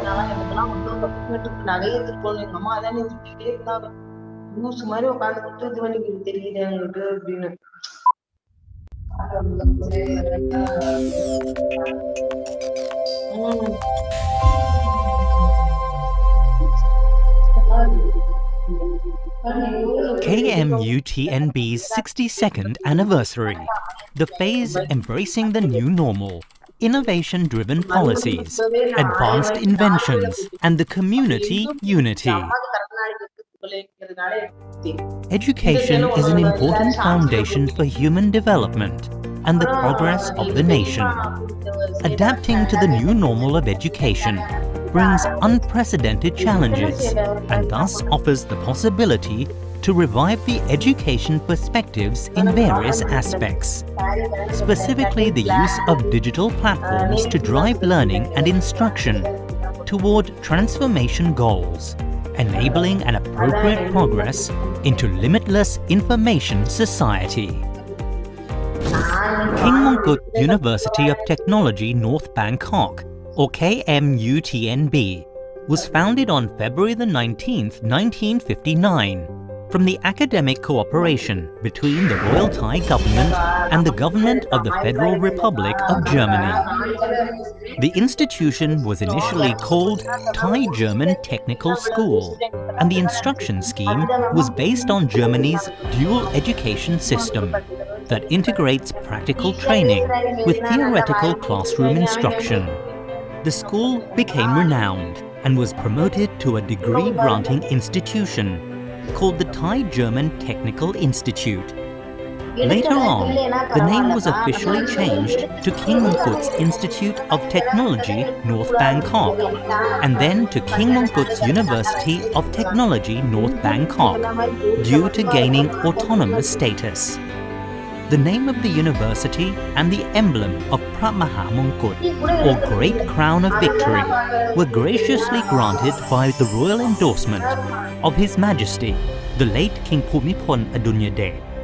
At present, KMUTNB is a government-affiliated autonomous university. On the basis of invention to innovation strategic orientation, KMUTNB offers different levels of education, including vocational certificate and all degree levels from bachelor's, master's and doctorate qualifications.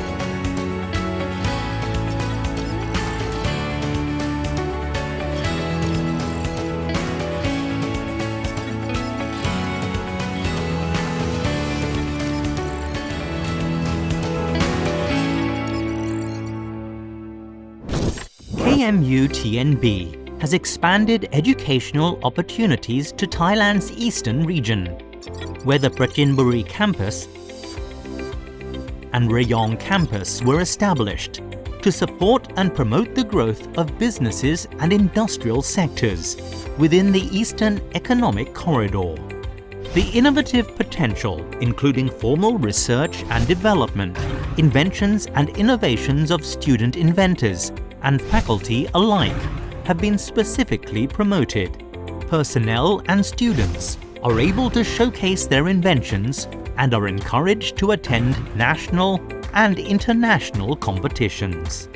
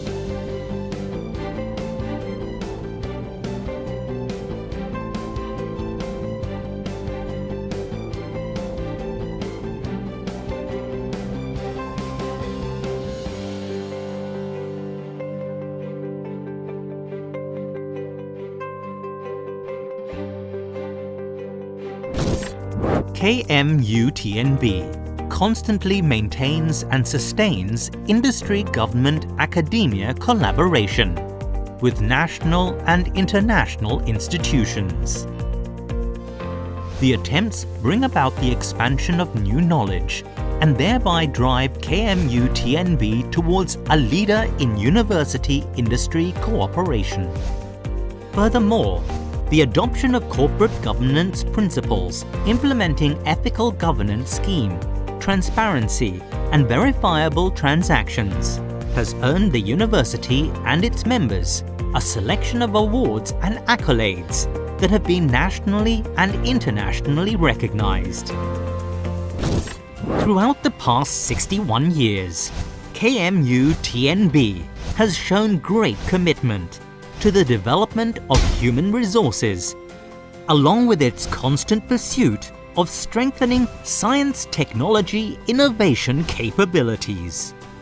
The engagements and efforts would be driving forces for national economic growth in compliance with the university policy and vision toward an internationally recognized University of Science, Technology, and Innovation disciplines.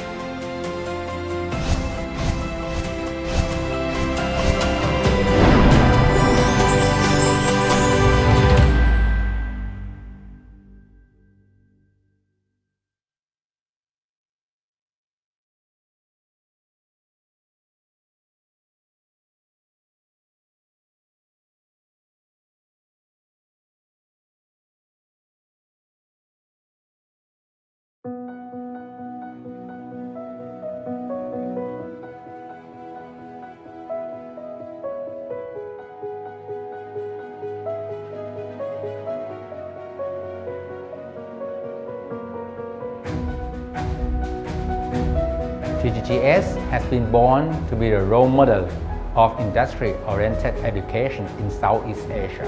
This educational concept is adopted from RWTH Aachen University in Germany.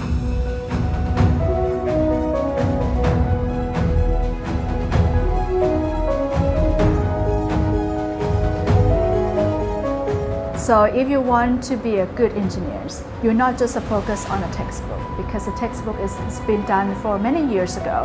But nowadays everything is different. What the students have to do is ability to integrate all the knowledge that they learn from the different fields of engineering and then try to solve the problem that they're facing at the industry.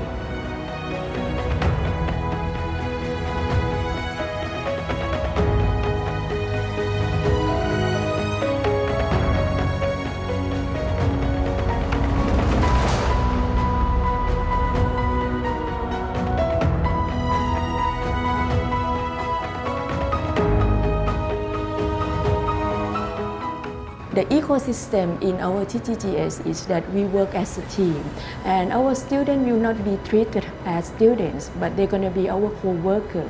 So when you get the project and we do the research, we listen to them as well, because we learn new things from each other. We also get the creativity and also new things from the student.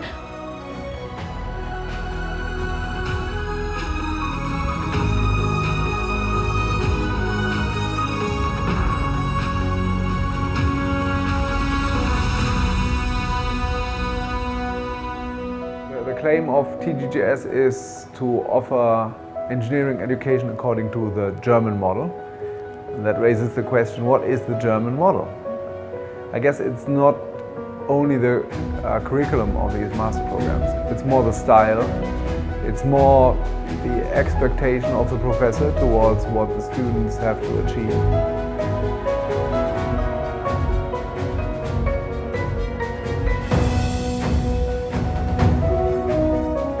Since our courses here at TGGS are European Credit Transfer System equivalent, this allowed the exchange students from France, Italy, and definitely from Germany to come here and take courses or doing the research work for their master thesis.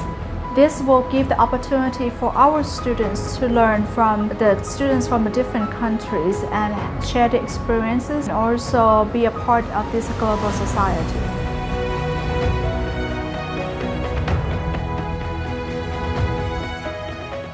So research is our main target. We need to train the young generation to be able to be a good researcher in the industry.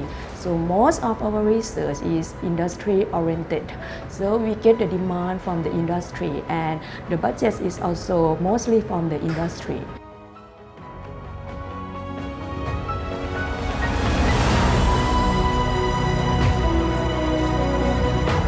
Well, I can definitely encourage all students to come and study here. It's a very good decision. The package here is the best you can offer to engineers, which is not only the technical quality of the programs, but this environment, which is a truly international environment, and they're all profit, they're all benefit. So yeah, I'm happy to work here. I couldn't choose a better place.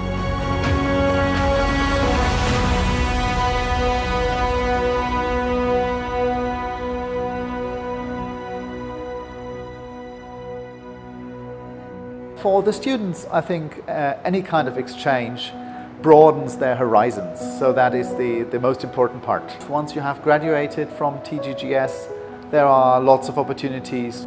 TGGS surely has a leading role in introducing those German standards of technical higher education to Thailand. Hello.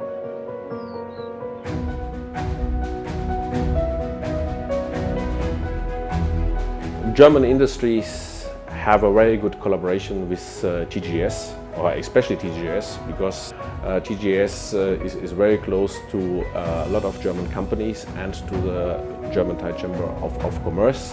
And TGS has the advantage of this kind of collaboration of their students to develop their students not only within Thailand, but also beyond the borders of Thailand, especially with Germany, and here to be mentioned RWTH Aachen, which is also one of the pillars of TGGS to make it really successful and drive it on an international level.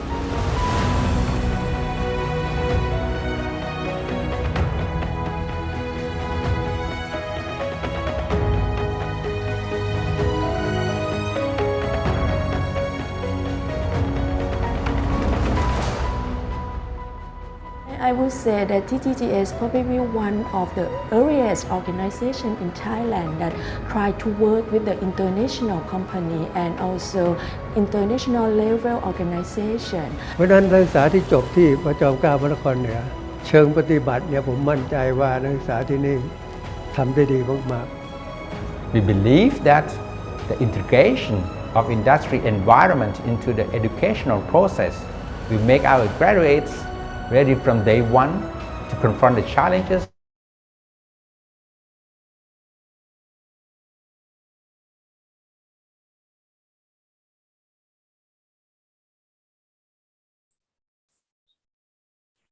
So welcome back to afternoon session. Professor Lai Chin-wei, are you there, Professor? Hello, Professor Lai Chin-wei? Yeah, I'm here. Yeah, oh, yeah. Okay, Professor. All right, can you hear me? Professor. Yeah, Professor. Now we will move on to our next speaker, Professor Lai Chin-wei. Yes. Dr. Wei is the Deputy Vice Chancellor of Research and Innovation at University of Malaya, Malaysia. I request Dr. Long Dao to give a brief introduction about Professor Wei. Okay. Dr. Lai is currently an associate professor in Nanotechnology Catalyst Research Center, University of Malaya. The main research interests of Dr. Lai are in the areas of chemically modified metal oxide photocatalysts and carbon graphene materials, especially applied in environmental pollution management and solar energy technology. Works of Dr. Lai have been published in more than 200 referee international top-tier journals with Scopus H index of 29, 60 book chapters, and 100 international proceedings in material science, physics, chemistry, and renewable energy researches. Being a reputable researcher, his enthusiasm and dedication towards research work, Dr. Lai has won several prestigious university, national, and international awards in exposition on research, innovation, invention, and solution. In addition, Dr. Lai successfully awarded Excellent Service Award in 2019 for his excellent contribution and service in University of Malaya. Through his work, nanomaterials and catalyst field, Dr. Lai was awarded the University of Malaya Excellent Award in the category of Outstanding Researcher, Young Researcher, and selected to be a member of Young Scientist Network, Academy of Science Malaysia in 2015. Besides, Dr. Lai was awarded as National Young Scientist Award 2019 by the Ministry of Energy, Science, Technology, Environment and Climate Change in Malaysia, and won Young Researcher Award in 2018 by Malaysian Solid State Science and Technology Society Malaysia. Lately, Dr. Lai has been listed among the top 2% scientists in a global list compiled by the prestigious Stanford University from the United States, and awards as top peer reviewer in code field and material science powered by Publon, top 1% of reviewers. Today, Professor Lai Xin-Wei will be talking on the topic of photocatalytic bacterial and viral inactivation by modified titanium dioxide treated surfaces using rapid electrostatic spraying for railway applications. Now, I would like to request Professor Wei to take over the sessions. All right, thank you, Chairperson, for the nice introduction. So everyone can hear me? Everyone can hear me, right? So I will share my slide right now. Okay. So everyone can see my slide right now? Yes, Professor. All right. So, okay. First of all, good afternoon, everyone, and Sawadee Krap. Okay. I'm live from Malaysia. All right. Currently, I'm associate professor in nanotechnology and catalysis research center. Okay.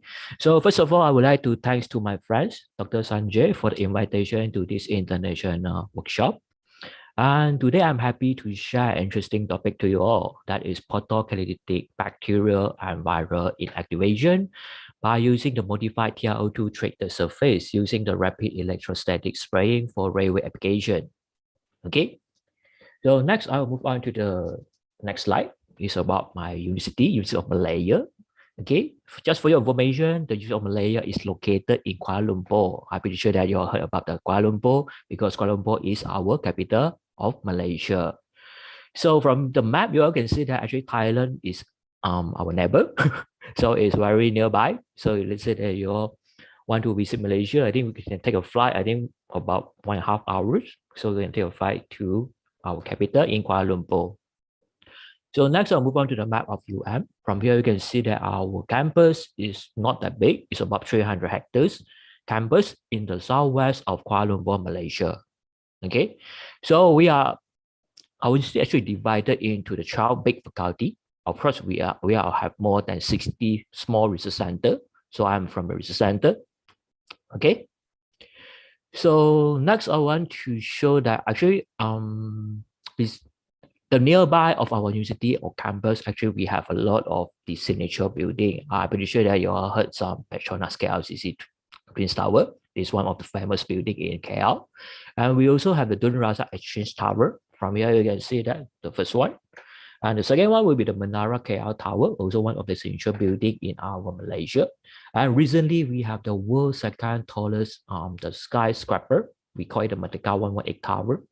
Okay, so this is some signature building. Okay, so the bottom image is show that our research center is called NanoCat. Nanotechnology and Catalysis Research Center. Later, I will give some brief introduction about my lab and what we did in our lab. Okay. Okay, just for information, our research center is a PDJ incorporated by since 2012. So it's a center of excellence. So our mission is very clear that we want to be a world leader in catalysis and nanotechnology, according to sustainability and the green technology. So our research center trust is deploying the catalysis to support energy, chemical synthesis, environment pollution, and global warming mitigation, as well as designing different smart material, including the catalysis, sensor, nano coating, and nano composite. Okay. So my first question here is that what is nano? I'm pretty sure that you all know the word nano because I think nano was used in a lot of our daily product. For example, one of the famous nano product is nano spray right now because we have the pandemic, nano spray, and we also have the nano coating, nano device. What else? Our sunblock also involve the nano material. Okay, just for your information, the nano actually involve the manipulation of matter on extremely small scale, 1 to 100 nanometer.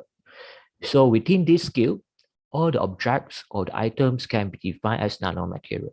So at this, what we call the level of structure, so device and a system with the novel and unique properties and function can be created. So from this, what we call the designing and developing of this nanomaterial. All right. So now everyone can follow me. Okay. Yes, Professor. All right. Okay. My next question will be how small is small. So people will ask, what nano material or nano product is a small thing, and we cannot see by our naked eye. So my definition of how small is small. Actually, the nanometer is 1 billion of a meter, or 75,000 times smaller than our human head. So at this level, it's allowed the ability to do things like measure, predict, and mix the products on the scale of atom and molecule. So can you imagine that our hair cut into the 75,000 times? That's about the nano size. So it's much more pretty. It's smaller than the bacteria and the viruses. Okay, so I want to share one good example is that the Earth compared to a table tennis ball in the ratio 1 nanometer to 1 meter. So 1 meter is equal to 100 centimeter, 100 cm. So can you imagine that the table tennis ball is about 1 nanometer? So the Earth of the size is about 1 meter. So that's the ratio between the 1 nanometer and also the 1 meter. So now you all can imagine that how small is small, right? Okay, next I'll move on to the nanoscale dimension. As I mentioned just now, our human hair is about 10 micrometer. Our human red blood cell is about 2 to 5 micrometer. Okay, however, our nanotechnology is play the smaller size because we play about 100 nanometer up to the 0.1 nanometer also have. One of good example here I want to show is that the nanoparticles, because we can design from few nanometer up to the 100 nanometers. So in average of about 20 to 50 nanometer is available in our market, or we also can purchase from a lot from the supplier.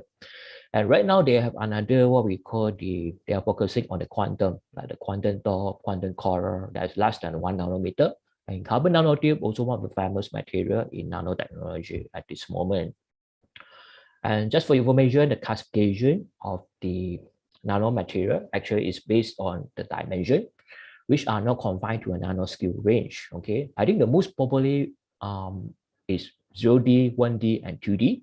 And just for information, the 0D, the all dimension is in nanoscale. I think one of the good example is nanoparticle. So XYZ, the diameter is less than 100 nanometer. And one-dimensional nanomaterial is nanowires, nanorod, and nanotubes. Okay, the 2D is the nanocoating and also the nanofilm.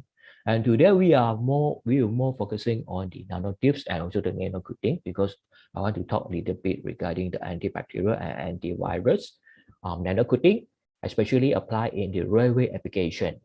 Okay. So just definition for the nanoparticle, as I mentioned just now, is between 1 to 100 nanometer. Nanocrystal is about a single crystal in the nanometer size. Quantum dot is less than 1 nanometer. Nanostructure, nanophase, and nanoscale material. So this is quite important at this moment, especially they play a lot of important role in our daily life right now. So any solid material that has a nanometer dimension, such as diameter, length, or thickness can be considered. Okay, later I will talk a little bit regarding this. And also the colloidal also very important right now, especially used for the coating purpose. So we need to come up with some colloidal solution to spray or for the coating purpose and so on. So my next question will be, what is the most famous nano metal oxide photocatalysis right now? Okay, I will explain one by one what is meant by the photocatalysis. Okay, so I'll give you some example on what we did in our lab. So we have the zirconia nanotube. So we can see that this is a TM image and also the FISAM image. So zirconia is very what we call is quite we can form onto the zirconia foil. Okay, we can grow the nanotube onto it. And we also have the nanoporous tungsten trioxide. You're using a tungsten foil to grow the tungsten trioxide onto it. Okay, however, the structure is not that good, so we can't get the nice and uniform structure. Okay, this is the zinc oxide nanorod. However, you can see that the structure is not that uniform. It's randomly the grow onto the zinc foil. All right. And today our topic will be cover is TiO2 nanotubes, because I found that this TiO2 nanotube easy to grow, so we can control the size like the diameter, the length, the wall thickness, and so on, and also easily to be peeling off, and then we can create the colloidal solution. It's easier for the application. For example, like for the nano coating by using electrostatic spraying. Okay, so I show some. This is the bottom. I think the top image, the bottom, so it's covered, it's like a tube form. Okay, so the right hand side is the what we call the top view, okay, of the nanotube. You can see that it's quite uniform. The nanometer is about 100 nanometer. The length of the diameter is about 100 nanometer. So the length of the nanotube actually can be varied from few nanometer up to 10 micrometer based on the parameter and the what we set what we call the parameter. Okay, so our insight is very simple. We need to measure of the modified TiO2 nanostructure and apply into various applications, especially for the green building application, especially for the railway application. We using this one, the photocatalysis, one of the most famous photocatalysis right now, I can say that. So what's so special about this titanium dioxide? People will ask what's so special. Okay, I will give you some example, the advantages of this TiO2. I think the first one will be the most important is the superior oxidation ability. Okay, because we need to use this what we call the oxidation ability to create the ROS. ROS is a reactive oxygen species, will very important when we to kill the bacteria, the viruses, or to prevent the mold growth by using this. Later I'll explain more regarding this superior oxidation ability. We call it PCO reaction. Okay, non-toxic in nature. Just for your information, actually TiO2 can be used in a lot of our daily product. One of the good example is our toothpaste. So we're using the toothpaste.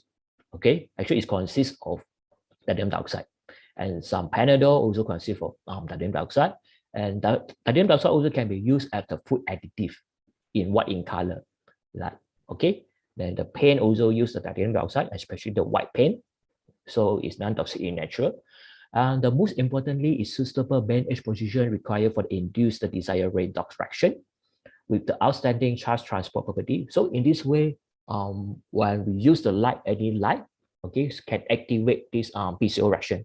So to do the job like to killing the bacteria, to killing the virus, to what we call to degrade suborganic compound in our air. Okay, for example, like TVOC, later I will touch a little bit regarding this one for the indoor air quality management. Okay, of course, TiO2 also have excellent chemicals and also the photo stability. This is very important because once we apply onto the surface, so it must show that it show the stability. Otherwise, after a few days, the performance drops. So this is not that what we want. So we need the high photo stability and also the chemical stability as well. So this criteria make the TiO2 special and unique as compared to the others. Okay, as I mentioned just now, nano structure of TiO2 can be designed into particles, rod, ribbons, wire, wall, and nanotube. Depends what application you want to apply and see how you want to apply this what we call the nanostructure into various application. Okay, and today I will select the nanotube structure and using the synthesis method of anodic oxidation. Of course, they have a lot of the synthesis method like hydrothermal using the autoclave, Sol-Gel using the titration technique, Solvol thermal, CVD and PVD. So all of these methods also can be used to synthesize different structure of the TiO2. Okay, so these are the SEM image and TiO image for the particles. You can see that different size of particle can be synthesized, and also the rod, ribbon and wire is quite similar because from here we can't see much different because they seem like the wire and ribbon. Okay, however, the size of the diameter of the wire is different when we are using the what we call the synthesis method. So it's very hard to control. And the nanowall and nanotube. So far, I found that the anodic oxidation is one of the easy way to grow the nanotube. Okay. Design and development of nanostructure of TiO2 has gained a lot of scientific interest and become the most studied material. Yes, that is because of the following reason I mentioned just now. I think the first reason is high surface area for the better light absorption, so that when we have the better light absorption, so we can trigger more PCO reaction. okay, we can trigger more PCO reaction. This PCO reaction is very important to play a role, like as I mentioned just now, for the antibacterial, antifungus, antivirus, and also to decompose some organic compound, either from the air and also from the water also can be done. All right. So the next advantage is that the unidirectional electric channel with the well-controllable nanostructure. So all of these criteria makes that. So I want to select the nanotube structure to apply into various application. Okay. So as I mentioned just now, the high surface area, because easily can be 1,000 to 3,000 times than that of the flat surface. If let's say that we are using the flat TiO2 surface, okay, the flat TiO2 surface also can be done. However, the performance is very low because can you imagine that the 1,000 to 3,000 times, because the inner surface and also the outer surface of nanotube also can play the role, like to absorb the light and then to perform the PCO reaction. PCO reaction is photocatalytic oxidation reaction. It is a very important reaction to do the job for the antibacterial and the virus, okay? And while controllable dimension, if let's say that you want the smallest length and the smaller size of the diameter, so we also can be controlled by using the voltage, some chemical, what we call the electrolyte chemicals, and also sometimes we also can be controlled. I think the most importantly is increasing the quantum yield, the reduction of the electron hole recombination. Okay, so what is mean by the quantum yield, people will ask? So it's the ratio of electron hole pairs involved in the right direction at the surface of the particles or nanotube to the total electron hole generation. Later I will explain more regarding this mechanism, how this electron and hole pair play a role in antibacterial antivirus function. Okay, I hope you still can follow my slide right now. Okay.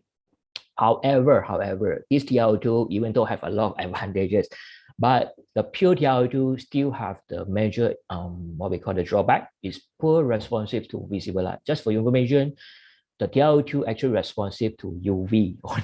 Only UV light can activate it. Only UV light can trigger the PCO reaction. Okay. However, this is like impractical. If let's say we want to apply into a railway application or into our building, into our offices, seems like it's a big challenge to it. So what we did is that we are trying to modify it. We are trying to improve it.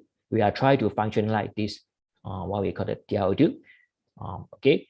Of course, we also can utilize our solar, because our solar have about, I think, 3 to 5% UV. However, this very low efficiency. We have tested a lot. We found that it's not practical because of the low efficiency and very fast recombination rate of the photo-generated electron and hole pair. So what we did is that we are trying to modify this TiO2 nanotube by incorporating some or minimum amount of the dopants. We name it tungsten trioxide into the nanotube.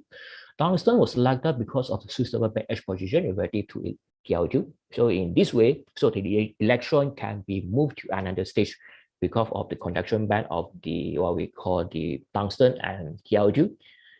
That is a very good position, I can say that. Also famous electrochromic materials, sensitive to visible light. For your information, tungsten, the band gap is about 2.6. If I'm not mistaken, it's about 2.5 to 2.6 eV. So it's in visible light. So in this way, so the combination of this TiO2 and tungsten so can make the nanocomposite can be used under the visible light. At the same time, also can be utilized the UV to trigger the PCO reaction. So another advantage is that the higher surface acidity, because tungsten have the slightly high acidity, surface acidity, to absorb more the water on the surface of TiO2. This reaction is very important, especially when we want to trigger the PCO reaction. So we need some water. Okay. So the next step, as I mentioned just now, I selected the anodic oxidation. It's one of the straightforward method. It's very easy. What you need is just power supply, titanium foil, platinum electrode. So to grow the nanotube. So this is the image. So from your right hand side, you can see that this is the image. It's very simple. You can grow into the titanium foil by applying certain voltage. Of course, the electrolyte, we are using some electrolyte from it. I think we are using the 18 glycol with some fluoride content. So to do later, I will try to explain.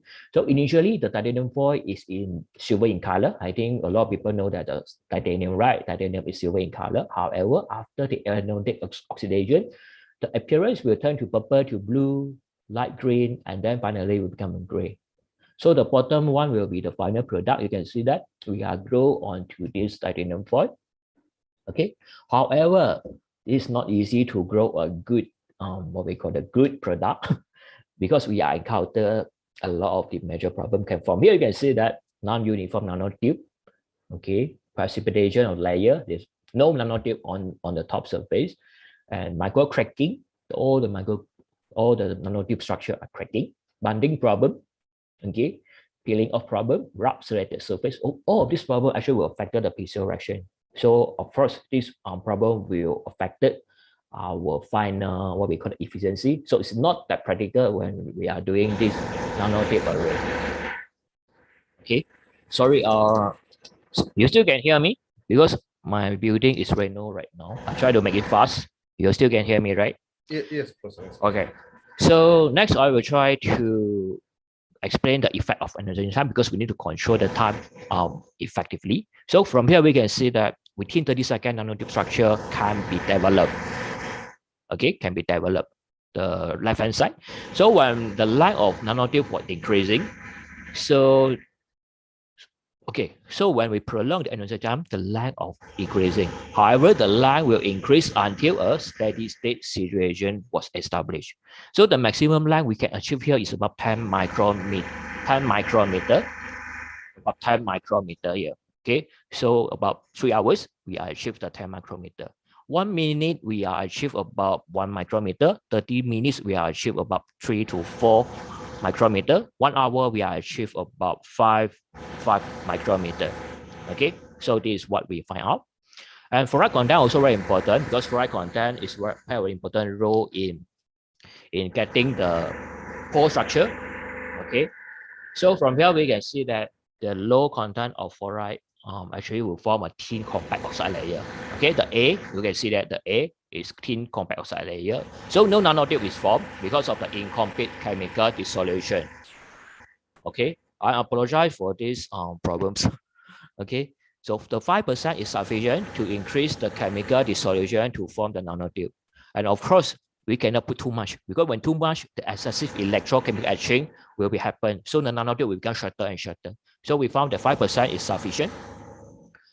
Voltage also is important because as mentioned just now, the applied voltage from the power supply can play a very important role. The diameter and the length was found to be increased with anodization voltage. So the high electric field dissolution at the barrier layer of nanotube. So next one I will explain in the IV curve, the current density. So from the initial, the beginning stage of the 2 minutes, you can see that from 0 to 2 minutes, actually the oxide is start formation. We call the oxide formation. So the TiO2 will form onto the titanium foil. After that, while we're increasing the times, so it will start to form the pit. So you can see that the current actually is increasing from time to time. After the 2 minutes, you can see that. However, you will form the steady state. So from this IV curve, we also can predict the formation of TiO2 nanotube. Okay, so it's very important data for us to control the nanotube structure and so on. So next one, I will explain the mechanism. As I mentioned just now, we are using titanium foil in yellow color. Okay, the next one, we are forming the TiO2 onto it because of the field assisted oxidation. Okay, the next one will go through the TiO body undergoes the polarization, become weak. From here, you can see that the titanium ion actually will move, causing the localized field assisted dissolution. Okay, now they are started to form the pit. You can see that the pit formation onto the oxide layer. Okay, followed by the chemical dissolution of Ti due to the fluorine content. So the fluorine content actually will attack the pit, will become, the pore will go and then will grow until the nanotube is forming. Okay, so at the end, so we are getting the nanotube structure. So this is the mechanism. So the next one will be a very critical because have a lot of steps involved in this stage where we need to form the tungsten TiO2 nanocomposite. So we are mixing with the tungsten precursor here. Tungsten precursor we are using is the ammonium tungstate. You know ammonium tungstate. Okay, we are going through the heating in autoclave and then washing to peeling off it and then drying to dry it to make it into a powder form and then finally with the calcination process. So as I mentioned just now, peeling off of tungsten WT composite is very important because we need to form the colloidal dispersion. And this colloidal dispersion will be used for later on the spraying by using electrostatic spraying. Otherwise, we cannot spray the powder onto it. We need to disperse it into the water and then we do the application. Due to the limit of time, so I will select some research outcome to share with you all. If let's say that you all want to know more, you all can text me or email to me. I will share my paper to you all to read.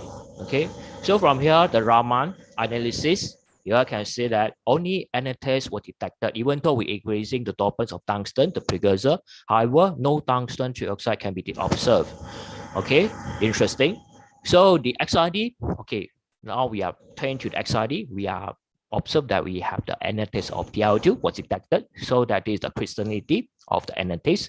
And from here, we can see that the monoclinic tungsten trioxide was appear, especially when increasing up to 0.5 WT. You can see that we can observe some monoclinic tungsten trioxide. So it's mixed together into this nanocomposite. Okay, we are also do some UV vis because we need to ensure that the material is responsive to what wavelength.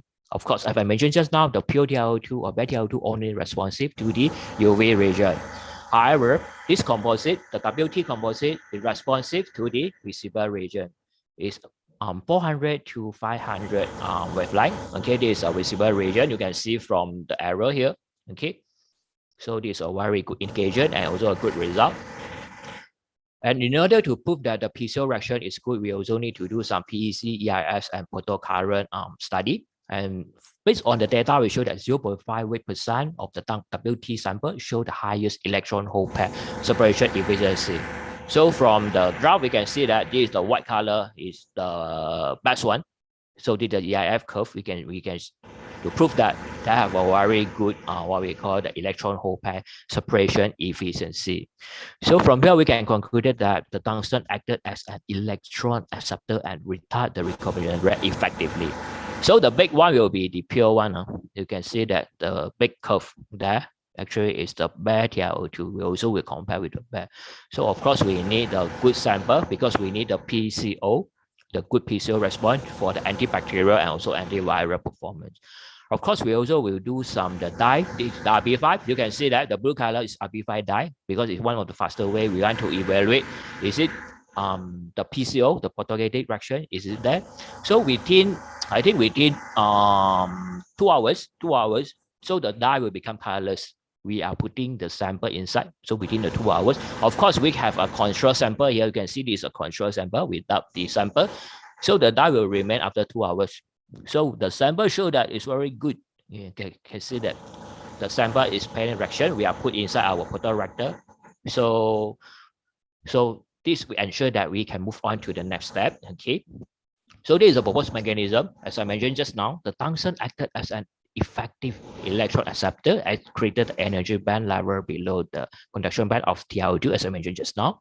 So the tungsten actually can be trapped the electron from TiO2 due to the interpretation of the interband state of TiO2 and tungsten. So I'm draw some band gap and the conduction band and the valence band as well to see how the electron flow. And this electron will transport rapidly and eventually form the radicals and also the superoxide anion to trigger more PCO reaction. Okay. So the recognition of the charge carrier can be hindered. Okay, this is some mechanism of PCO. You can see that how it works. So when TiO2, the WTiO2 based is exposed to illumination, any illumination, the energy is higher than the band gap. You will produce a pair of electron and hole pair. So you can from here you can see that there is the negative and positive. So the negative electron and oxygen will combine to form superoxide anion, and also the positive hole will form the what we call the superoxide anion. Okay, the water molecule will generate the hydroxyl radicals, and this cycle actually will be continued. So the antibacterial, antifungal, antiviral performance will be continuous. If let's say that the coating layer or the TiO2 is still there. So this powerful oxidizing agent, we call it, will then decompose the harmful pollutant or damage the bacteria's membrane structure effectively. Okay. So since this today's topic and the workshop is about the railway application, so I will share some data based on our mini project in our country by using the rapid electrostatic spraying. So what area we are spraying is for example, like the toilet in the railway station or in the railway cabin. So the door of the what we call the railway, okay, and also the seat in the railway station as well, and so on. So of course now right now we have a COVID pandemic, okay, and this is the graph I want to show that the weekly confirmed cases refer to the cumulative number of cases over the previous week. This the graph is based on the 8th of February. From here you can see that the dark blue in color, you can see that US, Europe, Russia, Australia, they have a very critical cases. And recently the ASEAN, a lot of ASEAN countries, they also have the critical cases reported daily, especially in Japan, Korea, and yeah. So the global COVID-19 crisis has greatly increased the industry demand for the antimicrobial and also antiviral coating, especially for the high touch surface in railway application, as I mentioned just now. Okay.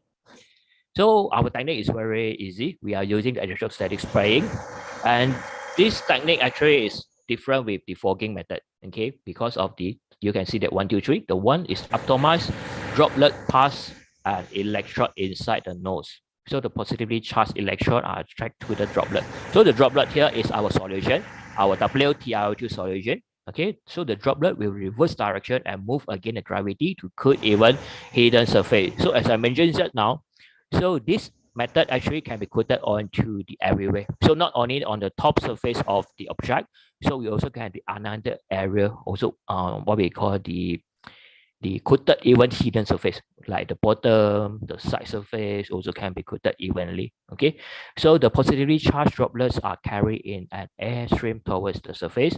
Since the surface has a natural neutral or negative charge, so the droplets are magnetically attracted to the surface. So it's very effective method, even though can be very fast. I think 1,000 square feet area can be done in 1 hour. Okay, so when it's dry, it crystallize and become one with the surface. So making this coating is difficult to be removed, even though we are cleaning with some cleaning agent. Of course, not a strong cleaning agent, the normal cleaning agent. So it cannot be removed after the coating layer. And this is also another important device we need to check the surface, the cleanliness. Also, is it have a bacteria or not? So we call the ATP surface hygiene monitoring device. So very important. It's portable, especially we can use it in the railway station to check from daily or from point to point, see where you want to check. ATP actually is a substance contained in microorganism and food residue and is used as indicator of biological contamination. And the measuring unit is RLU. And this unit actually used in a lot of the food industry because they want to ensure that their environment, their room, their kitchen is safe. So no bacteria, no others organic what we call it. So it's checked for the surface cleanness. Okay. So I show some image here because the video is too long. I try to grab some image. From here we can see that ATP reading before the treatment. So the before the treatment is in moderate level, 1876 relative light unit is in moderate. And this table actually is based on the Kikoman standard, the manufacturer of this device. So it come up that, so within this value is moderate level. So means that it's not that too dirty, but we still need to do some works or some treatments. Okay. However, after the coating, after 3 hours of application, from here you can see that it dropped 95%. So that it means that this area is clean enough. So even though it's less than 200, it's about 100. You can see that the value. Okay. So the characteristic of this the solution is become the white in color. Okay, it's visible response with excellent pixel reaction. Even though we can use the room light, sunlight to activate it, easy to apply using the electrostatic dispersion technology. Instant cell binding capability will be dry within 30 minutes. Efficient germs bacteria killing within the impact. Of course, the most importantly is the rate of germ killing is faster than the multiplication of rate of germ. The germ will also withdraw themselves. If let's say that they are under the suitable environment, the germ will grow. If let's say that we leave it there, so the germ will multiplication from time to time. So we need this kind of coating to kill it. Okay, so I will try to share some lab result. This is the micro from our microscope. We can see that the gram-positive bacteria is one of the bacteria. The cell wall will penetrated by the medium of titanium spark. You can see that. Can you see? Okay. The internal structure of this bacteria actually is already derived. The bacteria is reduced. You can see that reduced to the harmless substance, water and carbon dioxide. So the membrane of this bacteria actually is destroyed. So it becomes the harmless substance, water and carbon dioxide. So this we are able to capture using the microscope. And this is the mechanism why the bacteria will decompose because of the ROS. As I mentioned in the early slide, the ROS is reactive oxygen species, RS, generated with inactive the biological target of the bacteria, which are the DNA, RNA, protein, and lipids in the bacterial cells and kill the bacteria. Not only bacteria, even though we also can kill the virus. We have a report. However, I did not show here because the viruses, we have a lot of types of viruses. So we are also able to kill the viruses. Okay, using the same mechanism.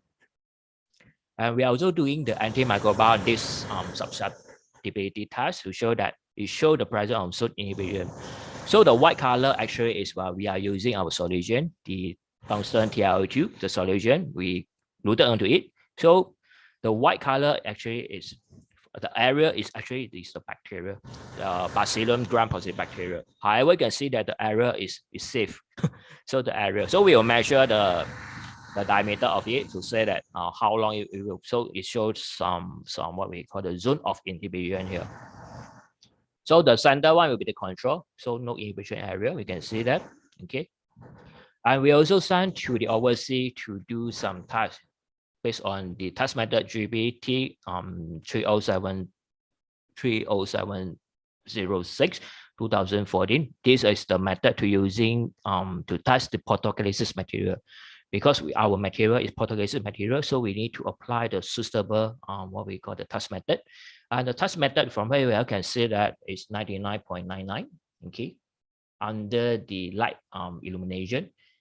If let's say that no light, this is what happens. If no light, there is no function for TiO2, so that is impossible to killing the bacteria or the viruses. Okay, so from here we can see that we are did for the E. coli and also for the arrows is show that is 99.99. So in conclusion, I would like to say that it's an eco-friendly surface coating that utilizing the PCO reaction, okay, from our modified TiO2 nano-coating layer to perform excellent antimicrobial and antiviral effect.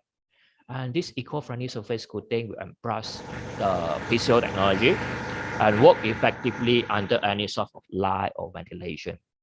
So we are using electron spraying. It's one of the most easier way to spray the largest area, especially in the railway station or the railway cabin and so on, the train cabin and so on. Next, I want to show that the test up to the 30 days. Since people will ask that how long you can have these properties. So we are up to 30 days. It shows the log 6. Log 6 means that it's 99.99949. It's almost no bacteria can be detected after 30 days. So we are tested in days 0. You can see here, and then the day 15 and also the day 30. So day 30 after contacted with using the contacted times is 16 and 24 hours. Okay, we tested that. Okay, the surface actually is still working. Okay, it's still working. Of course, we need to approach to the illumination, and then it will work continuously. So you kill the bacteria, so no bacteria or viruses can be grow onto the surface. So in conclusion, I would say that the treated surface with the modified TiO2 nanoparticle solution provide a long term of antimicrobial and antivirus properties. And this invention of technology prevent the spread of bacteria and viruses where the infected surface of so-called the high traffic object, especially in the railway application, because every day we have 1,000 of people go and out into the railway station, right? So I think this technology can play a very important role, especially in prevent the COVID-19, the transmission, because it's very fast, especially the Omicron virus right now. Okay, I will also emphasize on the another application because this tungsten TiO2 not only can be used in antibacterial and antivirus study, also can be used in air and health quality control. Okay, air and health quality control. Of course, we are not I'm not going to expand more on solar cell and solar hydrogen production. And we are focusing on antibacterial, antivirus, and also air and health quality control in these two aspects.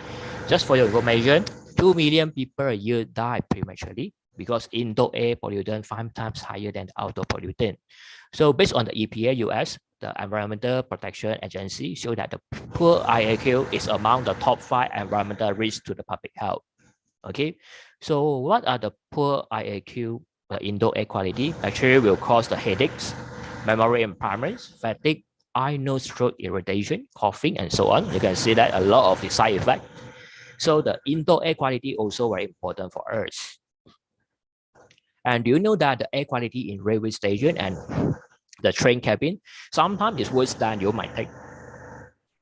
Okay, sometimes it's very bad, especially during the hectic hour when you know that you can smell something like it's unpleasant, right? So with this technology, not only can kill the bacterial viruses and some TOVO, some what we call the gases, like the organic like TVOC, formaldehyde, or some bad odor also can be degraded effectively under the certain situation. And we also can degrade the smoke smelling. Okay, we have tested before. VOC and PET danger as well, as compared to the other traditional technique like the ozone, UV, ionizer. Okay. All right. So next, I will move on to the next slide. Next slide is some data because we need to do the test in various places. So we are using the portable device mostly. Of course, our lab will have some the QC, the big instrument, but normally we are sometimes we are depends on the portable meter. This is the TVOC meter.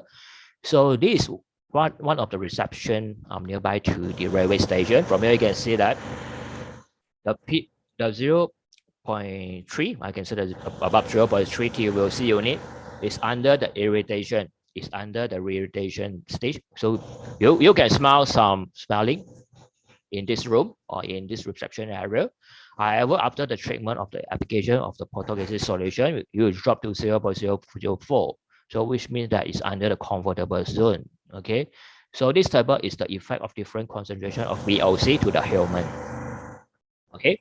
So I want to say that this is an eco-friendly surface coating technology, not only able to kill the bacterial viruses and prevent the fungal growth, but most importantly, able to enhance our indoor air quality using this technology, the PCO technology, as I mentioned just now. Okay. And last but not least, this is some of our facility in our research center. So I try to make it in one slide, and some of our team members, some of our academic staff, and some of our lab manager and lab assistant. So we are one team right now, NanoCat. Okay.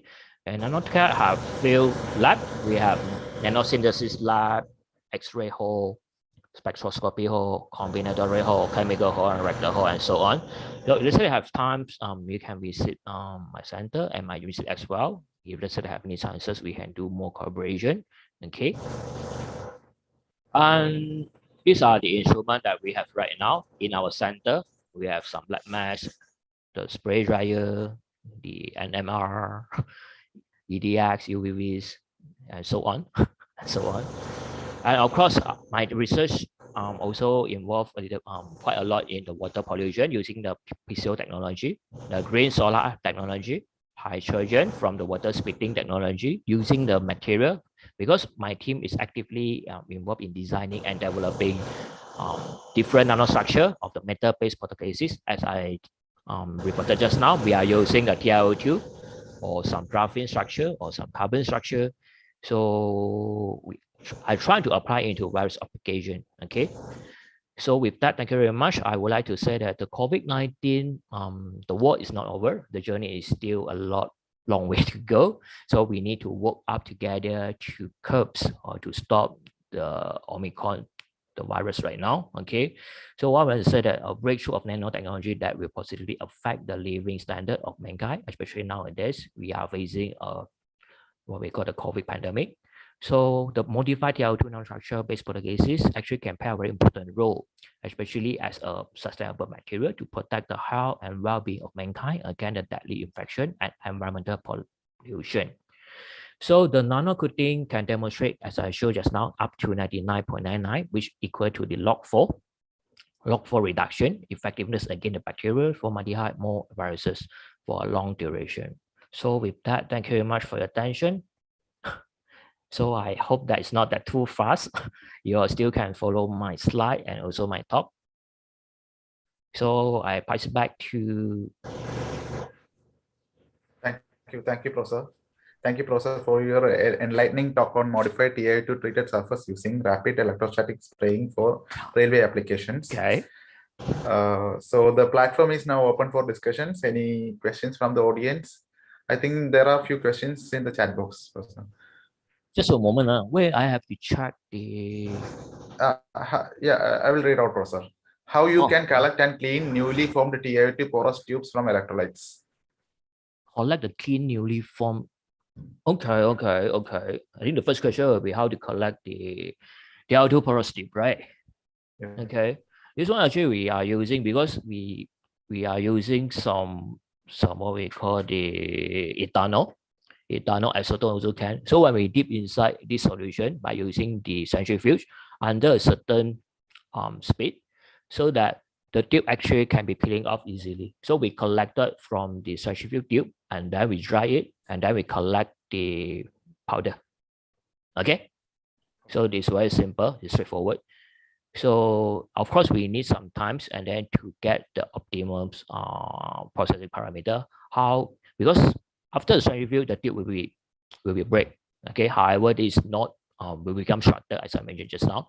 However, this is not affected their performance, the piezo reaction, because what we need is we need the inner and outer surface of the nanotube and to pair the work. Okay.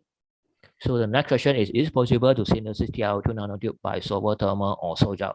Yes, also can synthesis TiO2. As I mentioned, have a lot of the method. For example, like some they want to change the particle to the tube structure also can using the hydrothermal and also the solver thermal method also can. However, I found that because we need to grow a lot of the nanotube, so I found that using the titanium foil to grow it in a short period, maybe within 1 hour, so it's sufficient to produce more.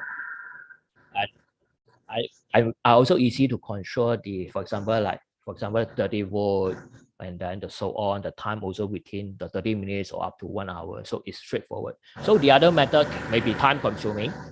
Okay, maybe can create a lot of the waste, like using the solver thermal and also solder method. So maybe it not that practical because you will create the waste and then you need to handle the waste and then you are wasting the times and you also involve a lot of the chemicals if I'm not mistaken. So this is my opinion. If they say that you want to go the solver thermal or the solder method also can, no problem. You can try it. Depends what as I mentioned, what you need, and then is it you need to design this material is good for you, and then yeah, you can go for it. No worry. The next question will be how did you determine the effect of the coating on the bacteria? How to determine the effect? Okay. As I mentioned just now, first of all, we need to do the cleanness, the surface cleaner. We clean first, and then we will, before treatment, we have some ATP tested. Okay, so the ATP value also will indicate something to us. For example, like is it grow or non-grow, or we also have, for example, like 1 week, we also will do the same spot. For example, like on the tables, on the door. So we also do the same spot. So we ensure that so within the what we call is still in the sufficient level of the optimum level to show that we can not going to stop the bacteria, because for your information, our human hands actually walk and out actually will transmit the bacteria from A to B, right? So we cannot stop the bacteria, but however we slowly, as you mentioned, actually the physical reaction not immediately can kill the bacteria. Okay, we need some times. So based on our observation, we need maybe few hours, maybe 2 to 3 hours to run the mechanism, the killing mechanism, okay, to 100% kill. So from how I determine the effect of the coating on the bacteria is every week I do the sample so that we come up with some data.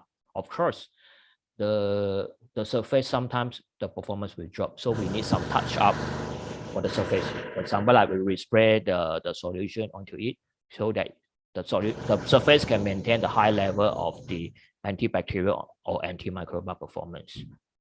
So I hope I answer your question. Okay, I saw one question. Prof, the iron and copper are cost effective.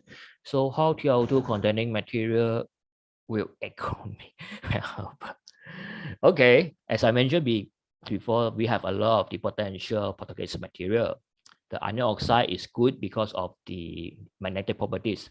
So let's say that your application, you want the combination of magnetic properties and also with the PCO property as well. So you can go for the iron, the ferrum. Okay. So the Mn and copper also cost effective. Of course, they are also cost effective. However, based on my study, this material is not that good in PCO. There is some PCO reaction. However, that is not good in PCO, especially in the antibacterial and the antiviral these properties. You can check a lot of the literature. They have a lot of the literature or the study or the commercial product for the TiO2. So this what I would like to emphasize here. That's why we come out with the what we call the TiO2 topic here. Yeah, is it I answer a question? I think it's from the one of the audience here. The next question will be, Prof, what will be the role of pore in TiO2 nanotube for photolysis? Of course, as I mentioned just now, because we need the high active surface area. You also can use the particle. You also can use the what we call the foil or titanium foil to do it. However, the effectiveness is our concern. So that if let's say that you are using the pores in TiO2 nanotube, it can accelerate. I can say that the efficiency can be higher as compared to the particles using the same amount of the powder after we drying. Using the same amount of the sample, I found that the nanotube sample actually show very promising result. That's why we can maintain for the 30 days. We still can maintain the antibacterial or antiviral performance on the coated surface. Okay, so I hope I answer your question. You all can. Yeah. Thank you, Professor. I hope there are no more questions. All right. Yeah. Okay. Thank you, Professor. There were plenty of questions. You took your time for answering all the questions, and it was a fruitful discussion. All right. Thank you, everyone. Thank you. Professor. Stay safe, everyone. Stay safe. Sorry for disturbing in my office here. I've got some renovation works. I hope you all still can hear clearly. Yeah. Thank you very much. Thank you very much. Thank you very much. Thank you so much, Professor. Thank you so much. The next session will restart after 30 minutes. I request everyone to come back at 2:30 p.m. Thailand time.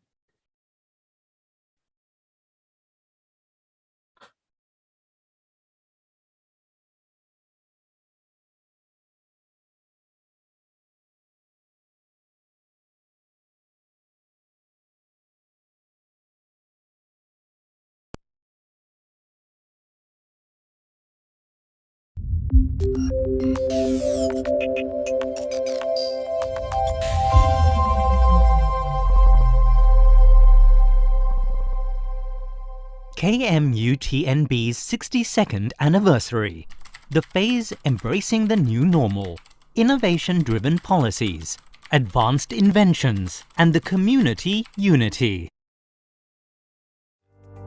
Education is an important foundation for human development and the progress of the nation.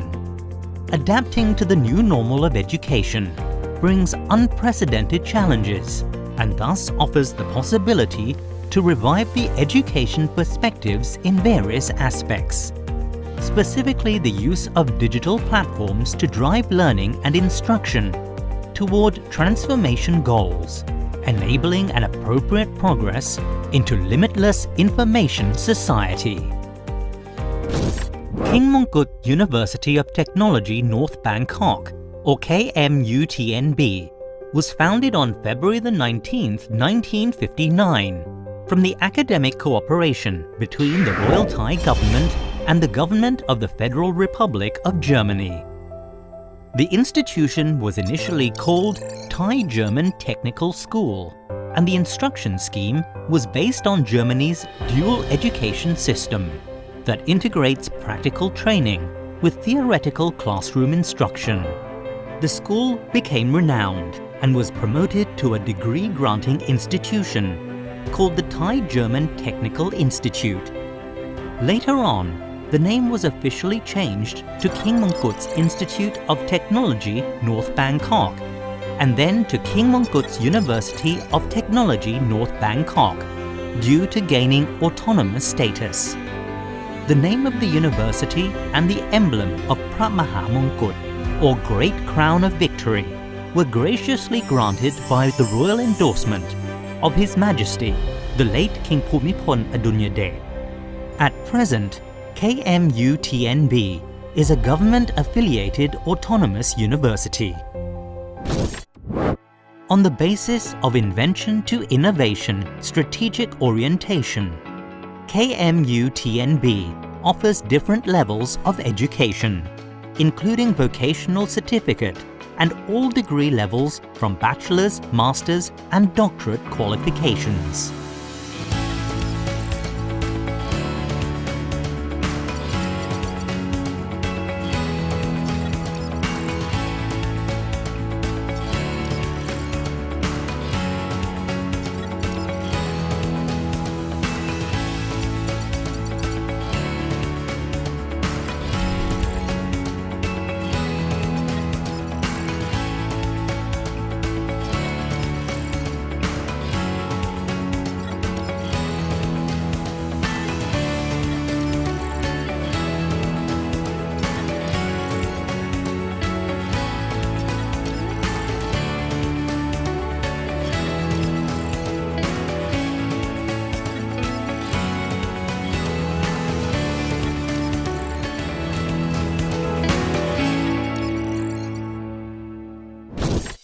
KMUTNB has expanded educational opportunities to Thailand's eastern region, where the Prachinburi campus and Rayong campus were established to support and promote the growth of businesses and industrial sectors within the Eastern Economic Corridor.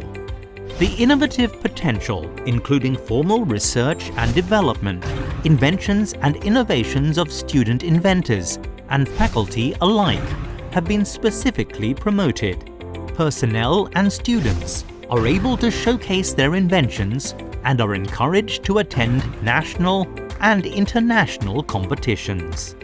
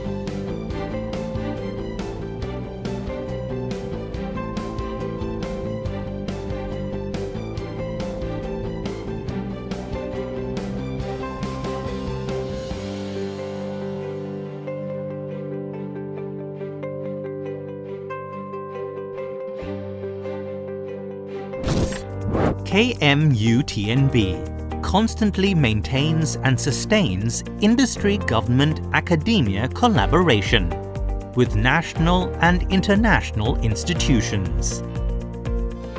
The attempts bring about the expansion of new knowledge and thereby drive KMUTNB towards a leader in university-industry cooperation. Furthermore, the adoption of corporate governance principles implementing ethical governance scheme, transparency, and verifiable transactions has earned the university and its members a selection of awards and accolades that have been nationally and internationally recognized. Throughout the past 61 years, KMUTNB has shown great commitment to the development of human resources, along with its constant pursuit of strengthening science, technology, innovation capabilities.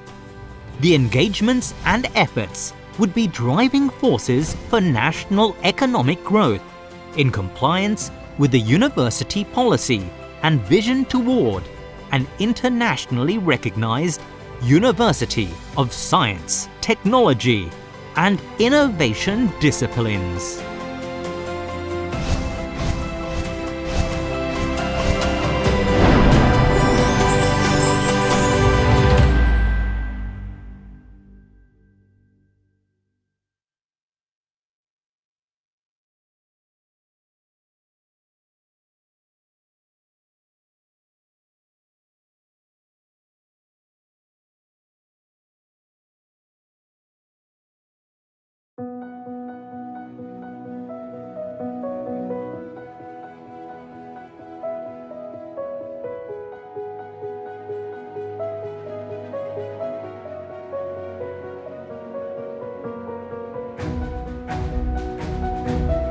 TGGS has been born to be a role model of industry-oriented education in Southeast Asia. This educational concept is adopted from RWTH Aachen University in Germany.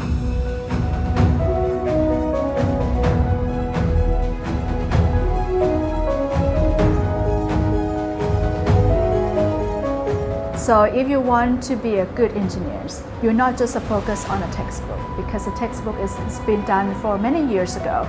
But nowadays everything is different. What the students have to do is ability to integrate all the knowledge that they learn from the different fields of engineers, and then try to solve the problem that they're facing at the industry.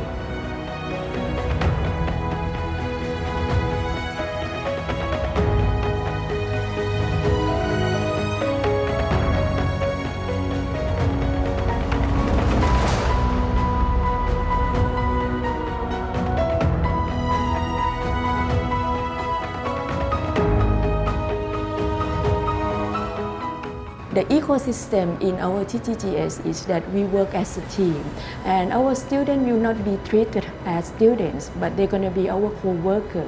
So when you get the project and we do the research, we listen to them as well, because we learn new things from each other. We also get the creativity and also new things from the student.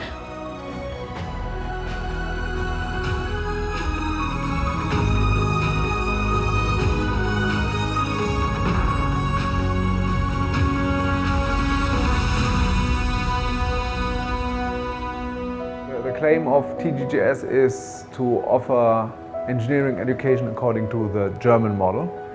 And that raises the question, what is the German model? I guess it's not only the curriculum of these master programs, it's more the style, it's more the expectation of the professor towards what the students have to achieve.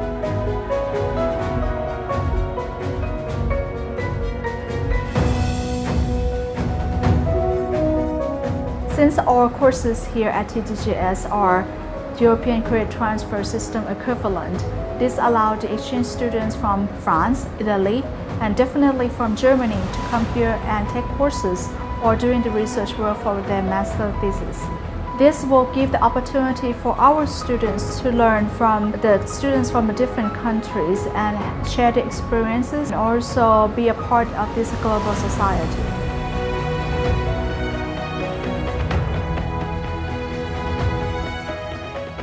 So research is our main target. We need to train the young generation to be able to be a good researcher in the industry. So most of our research is industry oriented. So we get the demand from the industry, and the budget is also mostly from the industry.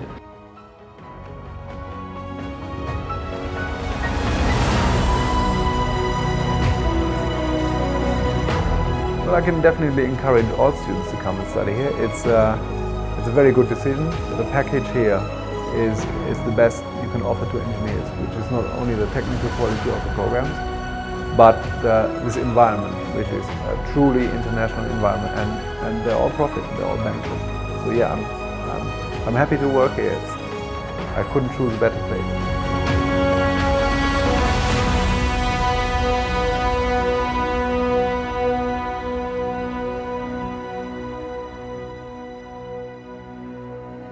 For the students, I think any kind of exchange broadens their horizons, so that is the most important part. Once you have graduated from TGGS, there are lots of opportunities. TGGS surely has a leading role in introducing those German standards of technical higher education to Thailand.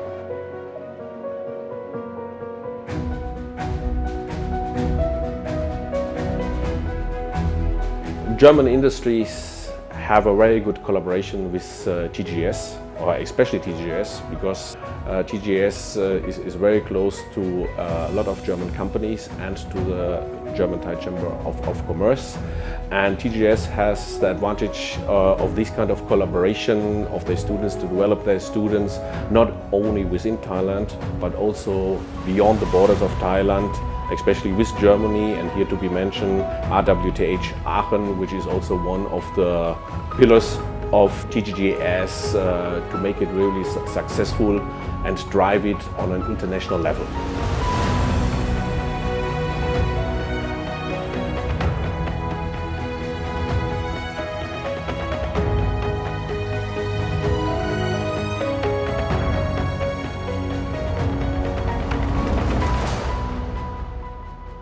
I would say that TGGS probably one of the earliest organization in Thailand that try to work with the international company and also international level organization. เพราะฉะนั้นนักศึกษาที่จบที่พระจอมเกล้าพระนครเหนือเชิงปฏิบัติเนี่ยผมมั่นใจว่านักศึกษาที่นี่ทำได้ดีมากๆ We believe that the integration of industry environment into the educational process will make our graduates ready from day one to confront the challenges await for them in the industry career.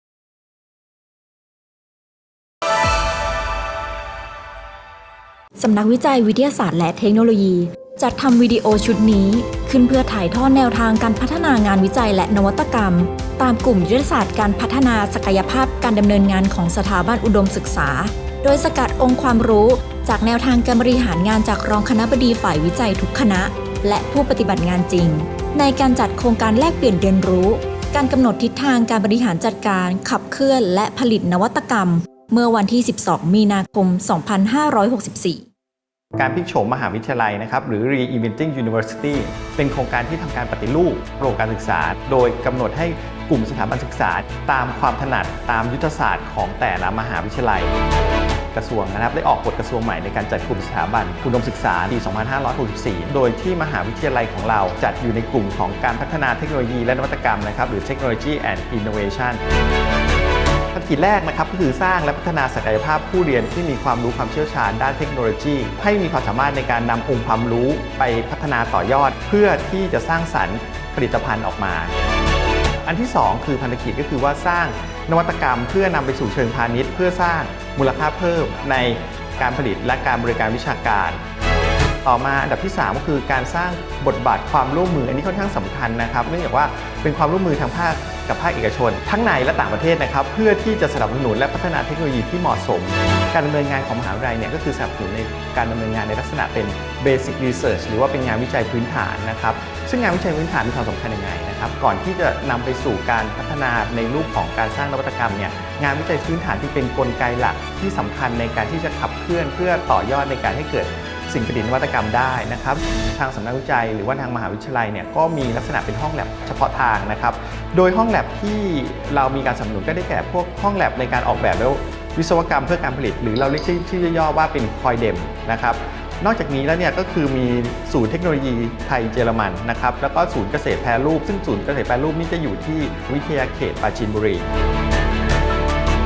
นอกจากนี้แล้วเนี่ยสำนักวิจัยเราหรือทางมหาวิทยาลัยเนี่ยก็ได้เห็นความสำคัญของกลุ่มนักวิจัยโดยกลุ่มนักวิจัยต่างๆเนี่ยก็คือจะมีการรวมกลุ่มกันเป็นศูนย์วิจัยเฉพาะทางนะครับซึ่งศูนย์วิจัยเฉพาะทางเนี่ยก็คือเป็นการสร้างกลุ่มของนักวิจัยที่มีองค์ความรู้หรือมีความสนใจในเรื่องของงานวิจัยเดียวกันเป็นตัวขับเคลื่อนในการสร้างสรรค์เพื่อตอบสนองนวัตกรรมของมหาวิทยาลัยนะครับทางมจพ.เรานะครับก็มองว่ามีงานวิจัยสิ่งประดิษฐ์นวัตกรรมค่อนข้างที่จะเยอะมากนะครับดังนั้นเนี่ยสิ่งสำคัญคือว่าเราจึงมีความประสงค์ว่าทำไงสิ่งประดิษฐ์นวัตกรรมของเราเนี่ยจะสู่เชิงพาณิชย์ได้นะครับผมก็เลยมองว่าสำนักวิจัยเนี่ยก็คือเป็นกลไกที่สำคัญในการที่จะมองว่าจะทำให้เกิด KMU TNB แบรนด์ในอนาคตการประชาสัมพันธ์เชิงรุกเพื่อให้เขารู้จักว่ามจพ.ของเรานะครับมีการทำสิ่งประดิษฐ์นวัตกรรมและมีความถนัดในด้านไหนบ้างตรงนี้นี่คือเป็นปัจจัยที่สำคัญอย่างมากนะครับเพื่อสอดคล้องกับนโยบายของมหาวิทยาลัยเราในการที่เป็นมหาวิทยาลัยเทคโนโลยีและการสร้างสรรค์นวัตกรรม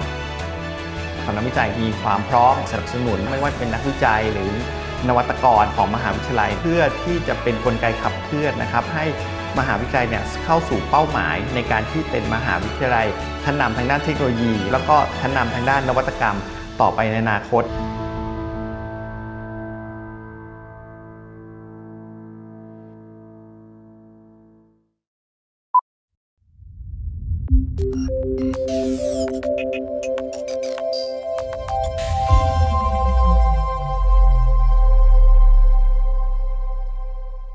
KMUTNB's 62nd anniversary, the phase embracing the new normal, innovation-driven policies, advanced inventions, and the community unity. Education is an important foundation for human development and the progress of the nation.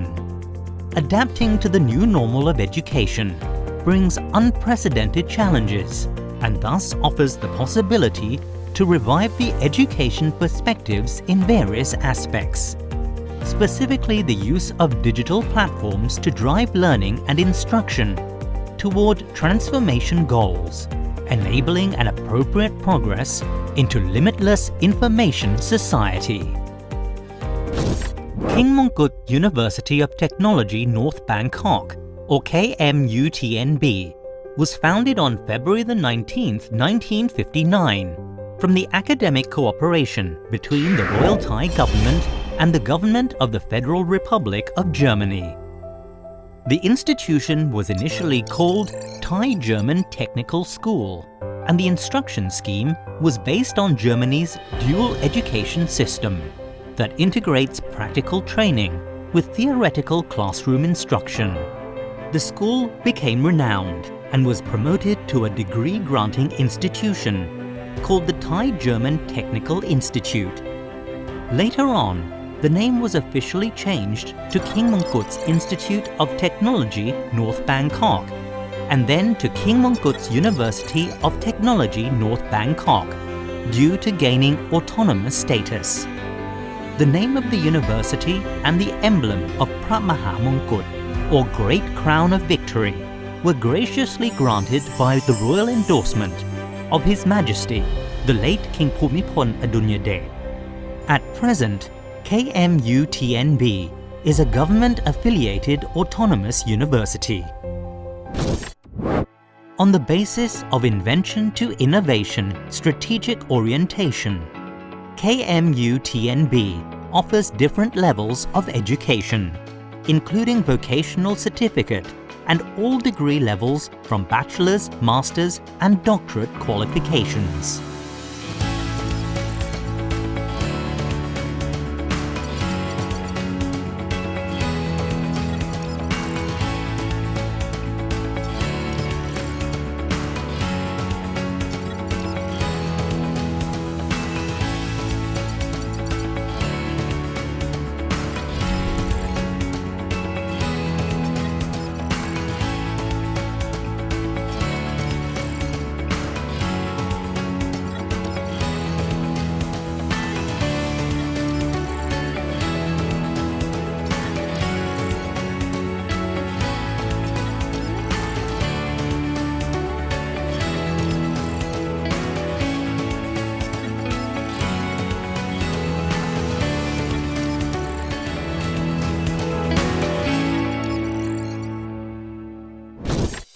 KMUTNB has expanded educational opportunities to Thailand's eastern region, where the Prachinburi campus and Rayong campus were established to support and promote the growth of businesses and industrial sectors within the Eastern Economic Corridor.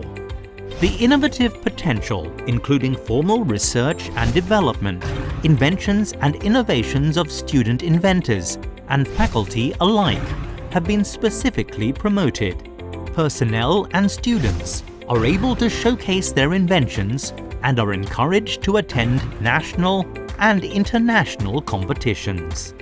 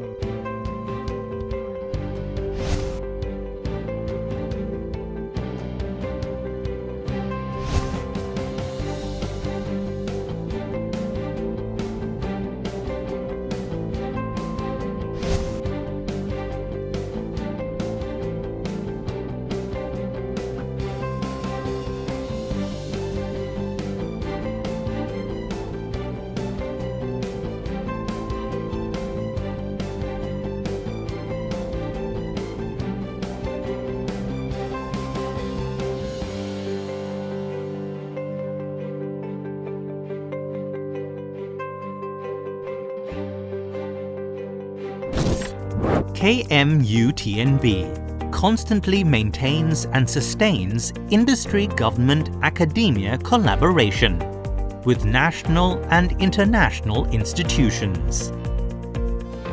The attempts bring about the expansion of new knowledge and thereby drive KMUTNB towards a leader in university-industry cooperation. Furthermore, the adoption of corporate governance principles implementing ethical governance scheme, transparency, and verifiable transactions has earned the university and its members a selection of awards and accolades that have been nationally and internationally recognized. Throughout the past 61 years, KMUTNB has shown great commitment to the development of human resources, along with its constant pursuit of strengthening science, technology, innovation capabilities. The engagements and efforts would be driving forces for national economic growth in compliance with the university policy and vision toward an internationally recognized University of Science, Technology and Innovation disciplines.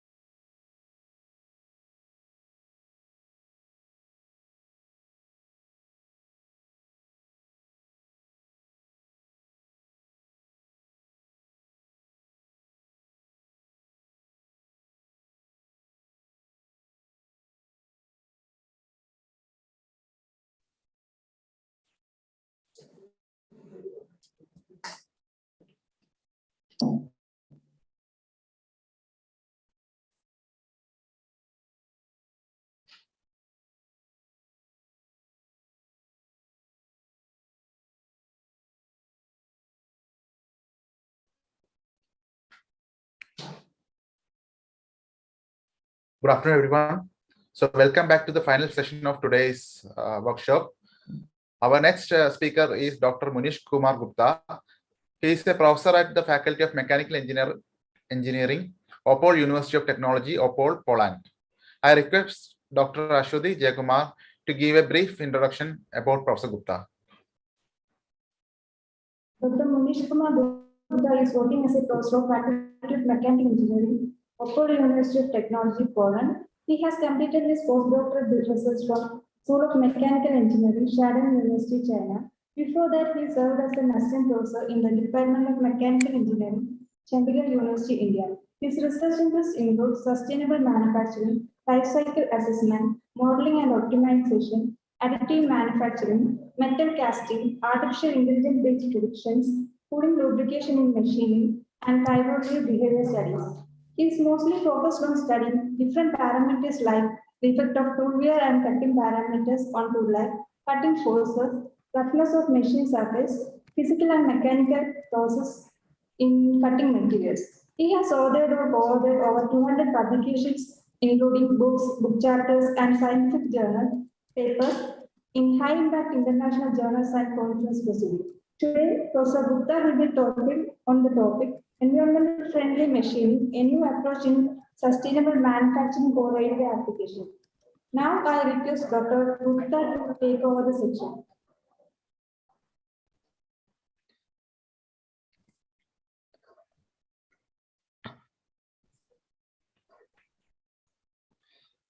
Professor Gupta, are you there, Professor? Yes, I am available. First of all, I would like to thank the University of KMUTB for giving me this opportunity to present a lecture on environmental friendly machining of train wheel steel basic of year 7.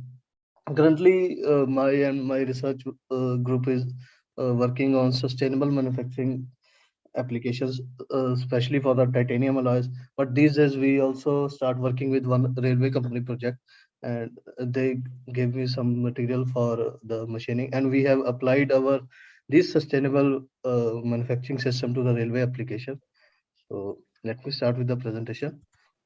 This is general outline of the presentation, introduction, importance, and nowadays the environmental concerns, government policies, and strict rules are forcing the manufacturing industries to use a more sustainable and green production system. The main reason of these production systems are that the pollutants generate from the metal cutting fluids, pollutants generate from the metal chips are not reusable, and they cause very big loss to the environment. They generate so much pollutants, and for that case, the some international ISO standards have been established.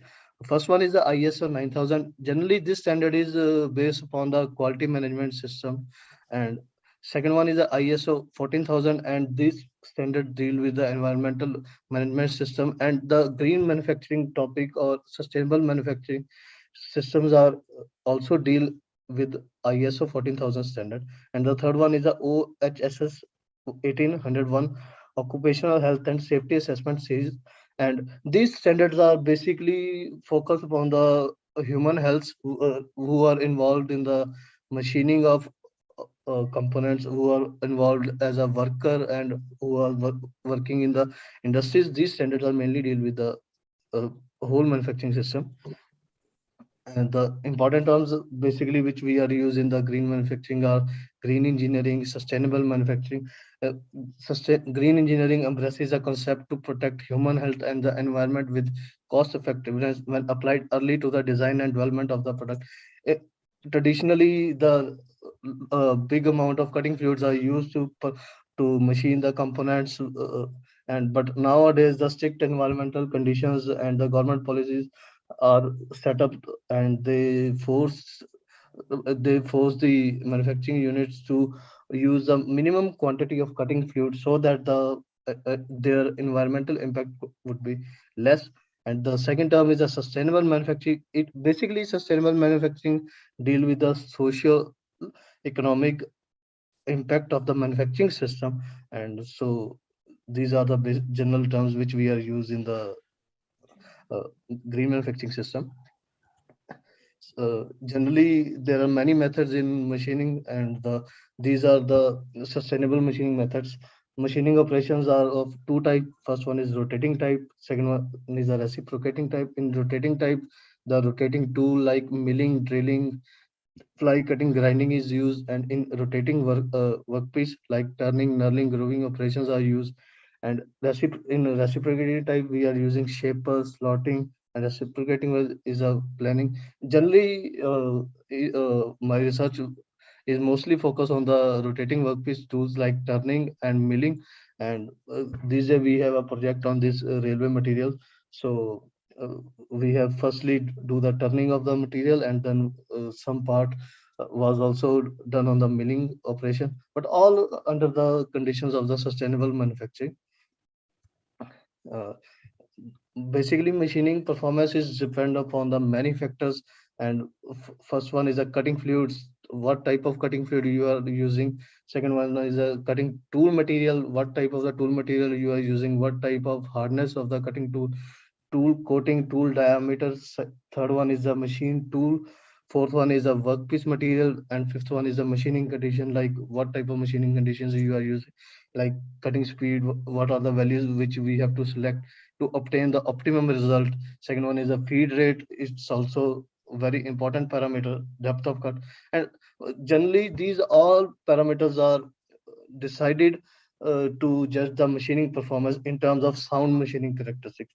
If we want to do some good machining, if we want to observe some good machining characteristics, we must optimize these conditions so that our results will be good, and the impact of the machining conditions on environment also will be good. So uh, today topic is mostly focused on our the sustainable manufacturing conditions. So the mostly focus is on the application of cutting fluids and its methods in machining.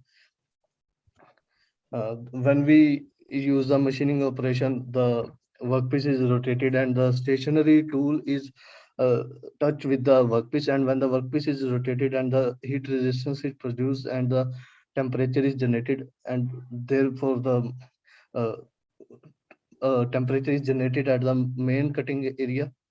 So in order to remove the temperature at the main cutting area, we must use the cutting fluids, and the heat, at least 50% of the heat is dissipated during the machining with the help of the removal of the chips, and the 50% is still remaining in the workpiece and the cutting tool. So In order to remove these heat, proper heat dissipation, so we are using the cutting fluids. So, and the cutting fluids affects the productivity, operations, tool life, quality of workpiece, prevent the cutting tool and machine from the overheating as well.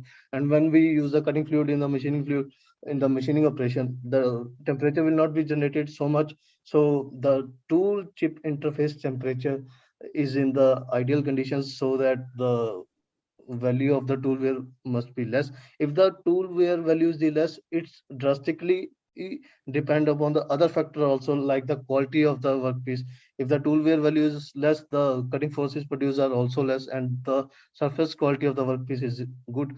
And with less tool wear value, we have a good tool life, and more tool life means one tool can be used for more machining operation. So the cutting fluid these days plays a very important role to achieve the good machining characteristic. So the proper application of cutting fluids provide a higher cutting speed, higher feed rate and the cutting fluid, if the selection of the cutting fluid is good, we can use our machining condition as higher cutting side, like higher cutting speed values, and so that we can obtain the maximum productivity with lower production time. And so the cutting fluid also affect the productivity of the uh, machining operation in terms of tool life, in terms of quality of the workpiece, and prevent the cutting tool and machining from the overheating as well.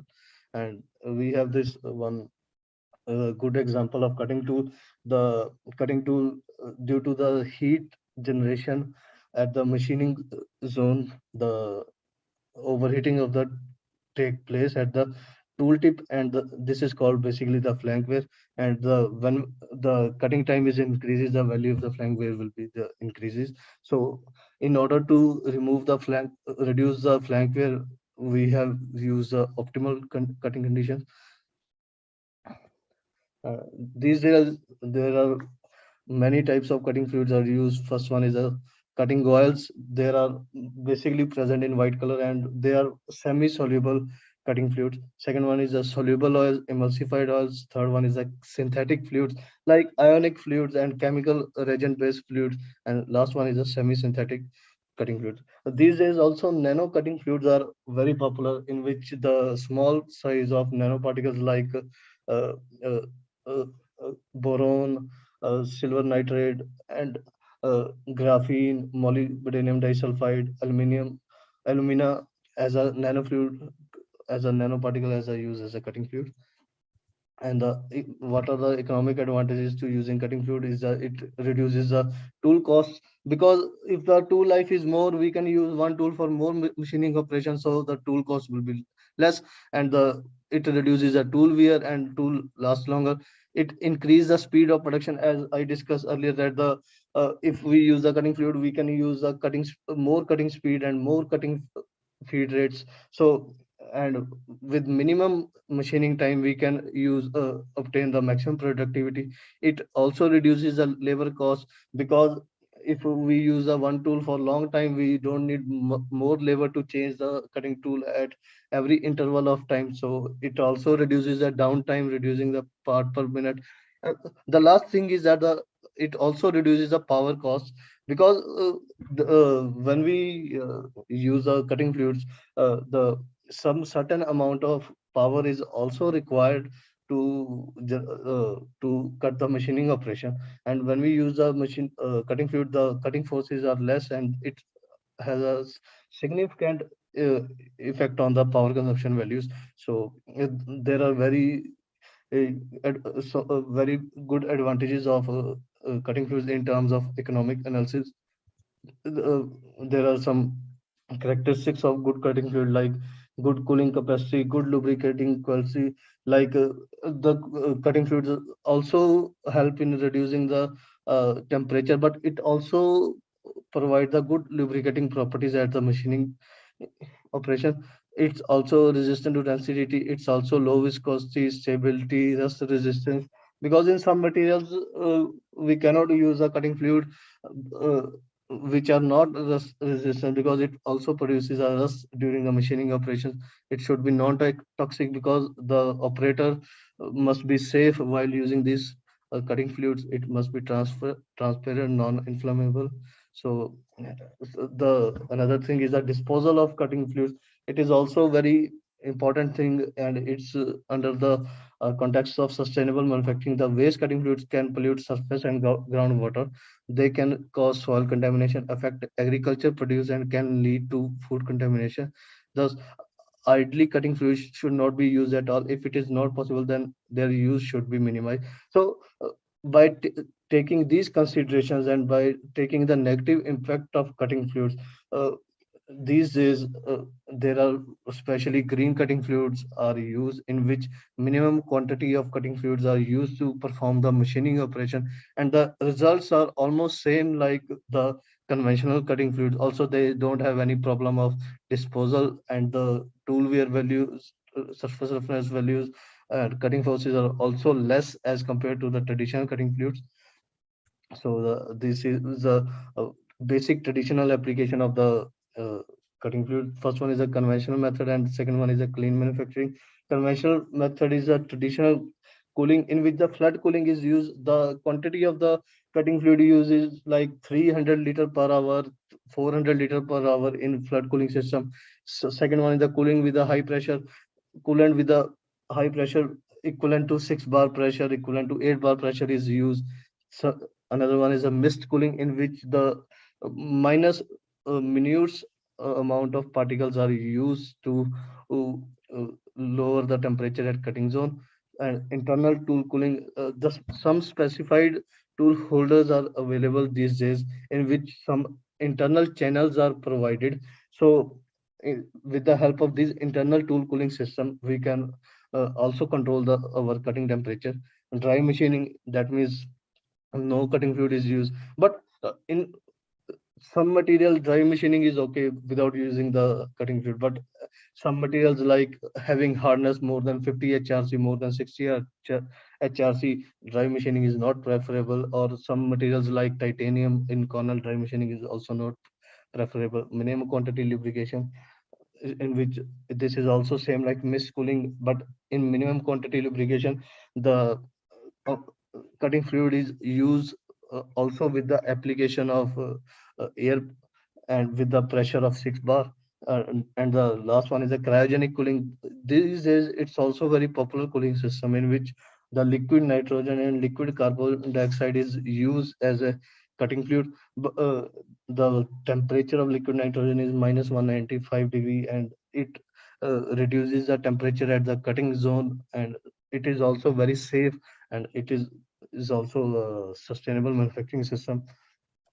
So uh, cooling techniques like flood, I have some videos to uh, play.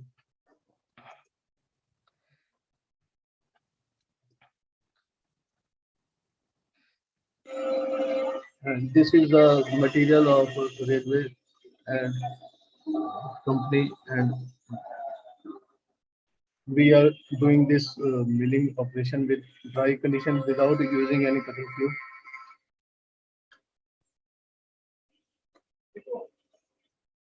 And second one is a MQL cooling system, and this is a very small amount of cutting fluid in the form of mist cooling system is provided at the cutting zone.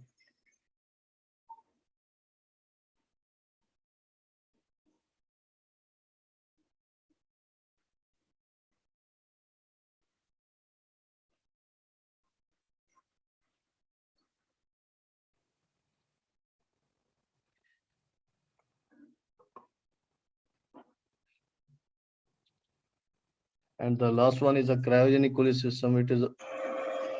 This is with the application of liquid nitrogen.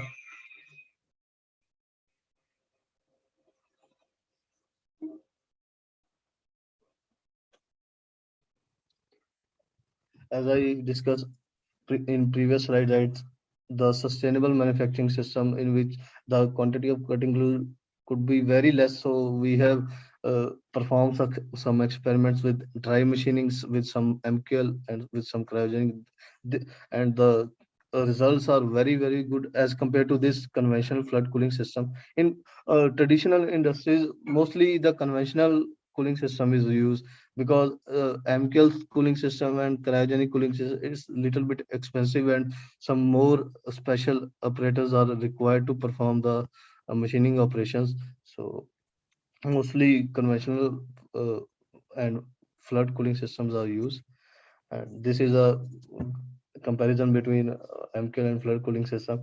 And in MKL cooling system, the 50 to 500 ml per hour uh, cooling the quantity of the cutting fluid is only 50 to 500 ml per hour, and in the conventional cutting fluid is 20 to 50 liter per hour. So but the results are also very good in MKL cooling system, because in this flood cooling system the cutting fluid is not reaching the real cutting area. So but in MKL cooling system, the we can focus directly on the our cutting area, so that we can easily reduce the temperature as compared to this flood cooling system. And this is generally designed MKL cooling system, and in which nozzles are used, and the pressure compressor is used. So when we mix the air and cutting fluid together, and the high amount of cutting fluid and cutting air is supplied at the cutting zone. This is basically the comparison between dry MKL and minimum quantity cutting cooling lubrication system. As we can see from this graph, that the in dry cutting system, the value of the cutting tool wear is more as compared to MKL cooling system, because in dry system without any cutting fluid, the temperature is more at the cutting zone. So in MKL cooling system, the effect of compressed air plus the cutting fluid effect reduces the temperature, and that's why the value of cutting fluid is less as compared to the dry cooling conditions.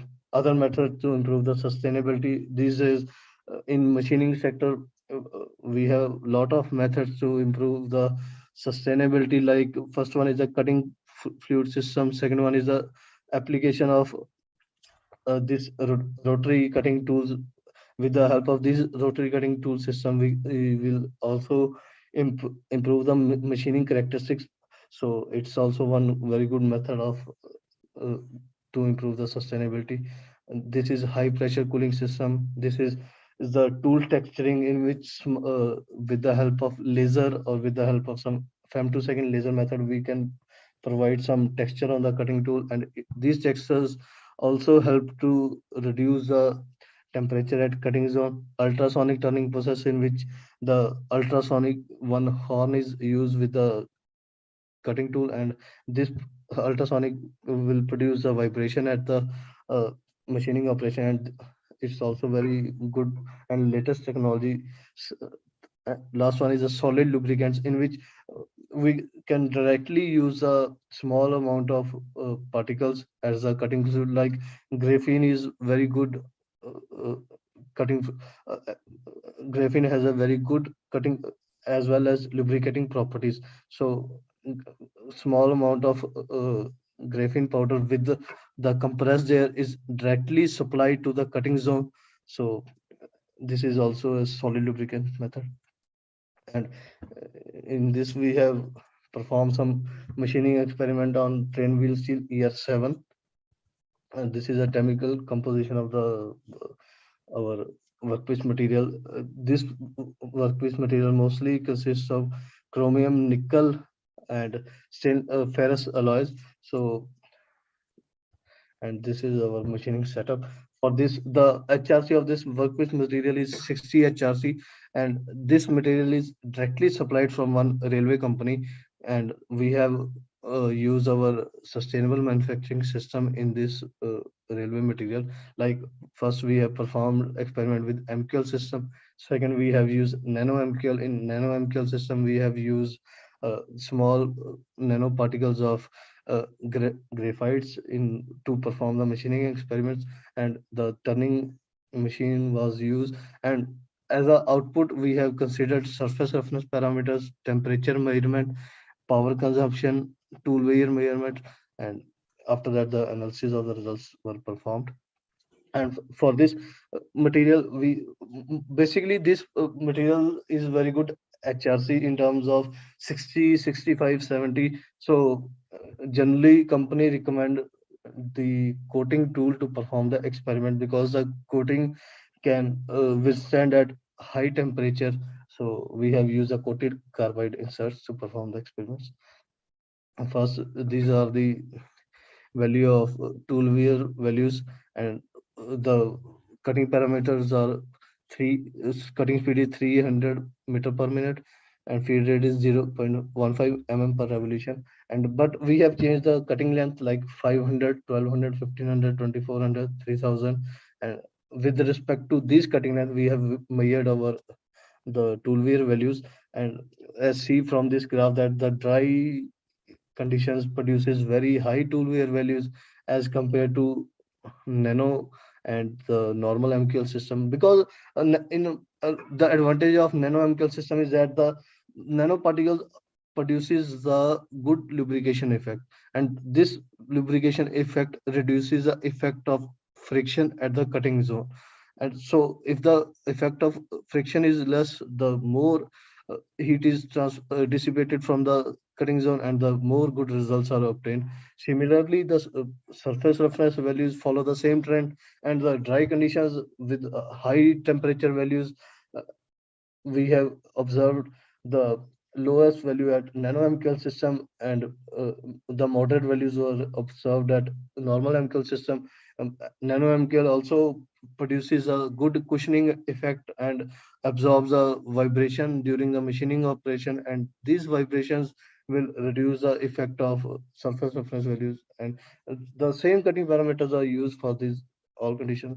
This is a cutting tool wear values because we have used the three cutting conditions. So as we can see from these figures that there are in dry condition lot of tool burning was observed, because it is quite obvious because the HRC of the workpiece is like 60 HRC, and with this high HRC the temperature generation is more at the cutting zone.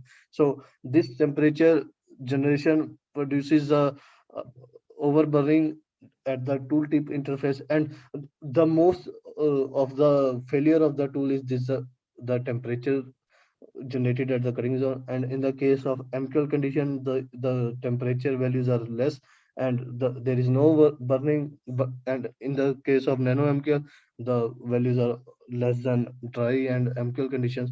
And also there are some mechanism of tool wears are observed mostly in the dry condition like abrasion, adhesive, because when we do the machining, some part of the workpiece is stick to the cutting tool and the built up edge is formed. So it is mostly in the case of dry condition because the temperature at the cutting zone uh, will help to stick the workpiece material to the tool material, and at one certain interval of time this workpiece material will removed the edge of the cutting tool, and so that the tool weight values are more in the case of dry conditions as compared to MQL and nano MQLs. This is our reference profiles, and as we can see that the dry condition, MQL condition, and nano MQL conditions, the more clear feed marks are observed in nano MQL conditions. In dry conditions, uh, some unwaviness surface is shown, but in the nano MQL condition produces the best surface roughness values. This is the power consumption values as the in dry conditions the power consumption values are more, but in MQL and nano MQL it's less. Even in the case of nano MQL condition, we have used the compressor, we have used the MQL system, but still the overall power consumption used in the nano MQL system is very less, because the in nano MQL system the tool is not changing at certain interval of time, and the more tool life, and there is no downtime time. So that's why the power consumption values are very less as compared to the nano condition. And this is the values of cutting temperature. As we can see that the in dry conditions the values are 100, 125, and but in the case of nano MQL 75, and it lies between 75 and 125. So these nano conditions are best conditions in when we machine the railway steel. So after that, we have also observed the chips for different cutting condition. As we know that the chips are very important parameter to observe the surface roughness values and to observe the cutting forces value.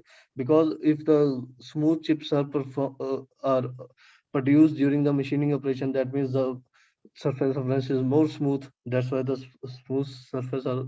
smooth chips are observed. But if the some unwaviness, some serrated chips are formed, so that means the surface reference values are not good in the case. And similar trend was observed in the case of dry machining. The as we can see from this dry MQL and nano MQL conditions, that the chips are more smooth in the case of nano MQL conditions. So, and the similar results of surface roughness also confirm this situation, that the nano MQL conditions have good surface roughness values. So that's why we have performed the surface chips analysis. So currently, apart from this railway project, we have two projects from European Union. First one is the Polish Academy of Sciences, and in this project we are using the lightweight aluminium alloy for aerospace applications, especially the rotor of the aerospace component. Like rotor is made from this aluminium alloys, and so we have used this aluminum AA2050 material. And so, and for this project we are using the dry and cryogenic machining condition, and also we are using some simulation studies. And after this simulation studies, we have a plan to perform this life cycle assessment of the uh, whole process, so that we can observe the good machining characteristics. And also the same procedure we will perform on our railway material. Like say we will also do the simulation of the results, we will also do the life cycle assessment of the results.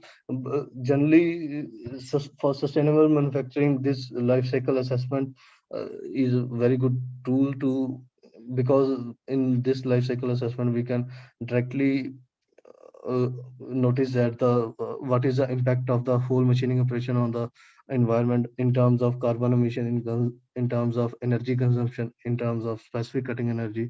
And last one is a statistical analysis we will perform with some like optimization tools like artificial intelligence. and and this one is a second project which recently we got this project from European Union. And the main motive of this project is to perform the metallurgical, tribological, and sustainability aspects in energy efficient machining of metastable beta titanium alloy for aircraft engine component application. This titanium alloy is this grade of titanium alloy is mostly used in aer- aerospace components. Also, it is very good biocompatible material. So uh, the we will buy this biomaterials from the market, and then we will do the micro machining operation to smooth the surface of the this hip joint. And second one, this is also used in aerospace component. So, but all these conditions we will use our sustainable manufacturing system. So, and this is our plan to perform the work on this aerospace alloy, like metallurgical aspect, tribological aspect, sustainability aspects. The for metallurgical aspect, we will same do the tool wear cutting forces. Tribological aspects like specific wear rate and tribological features we will observe for this material. Sustainability aspect, same like this. Life cycle assessment, same the complete procedure. Also, we have a plan to do some simulation studies of cutting forces on this uh, material. And this is our recently published books. And uh, and this is my current university where I'm working. Before coming to Poland, I was working for the Shandong University, China, for 2 years as a postdoctoral fellow. And currently, I am working as a professor in of Pune University of Technology, we have very good departments like Faculty of Electrical Engineering, Faculty of Mechanical, Faculty of Production. Currently, I'm working in Faculty of Mechanical Engineering department, and we have this very good research facilities like. We have very good surface meteorology lab, and most of the funding is from the European Union, and we have very good instrument to perform the metallurgical aspects of the component. These aspects are basically metallurgical. This laboratory mostly focus on the metallurgical aspects. So, and this is our a lab of metallurgical lab, and this is metrology, surface metrology lab, surface integrity lab, dynamic surface metrology we have, and also we have this instrument. This is recently we also have this 3D printer, metal 3D printer, and this is CNC machine. This is very good microscopes to observe the surface reference at very micro level. So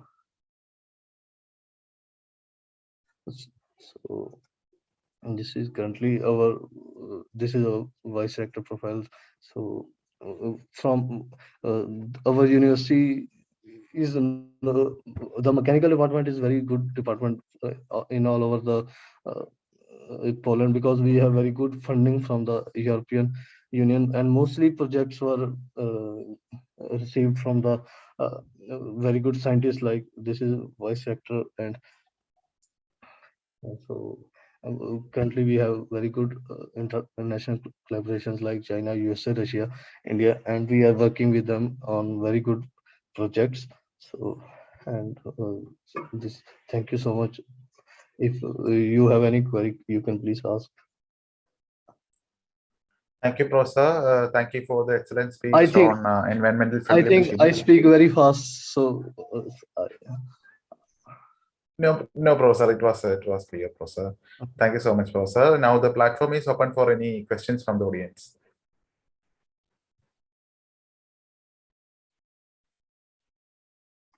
Professor, one question is in chat box. Can we use coolants for glass and carbon fiber reinforced composites machining to reduce cutting temperature? Will it affect FRP material properties? Yes.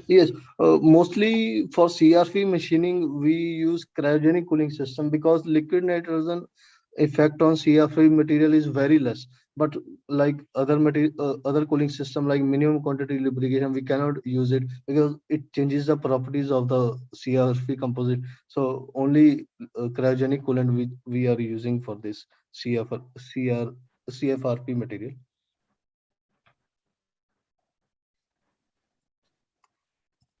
Thank you, Professor. Yes. Any more questions from the audience?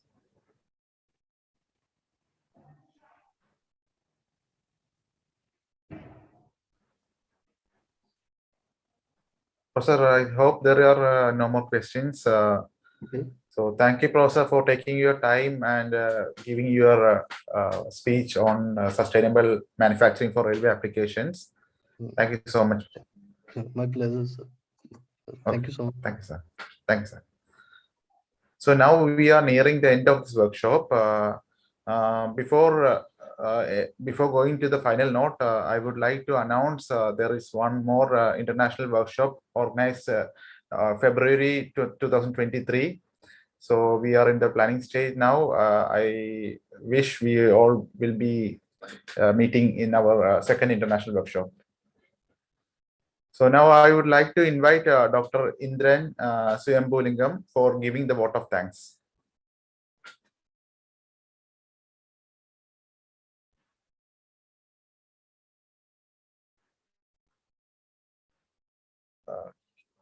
Sorry, can you unmute? Yeah.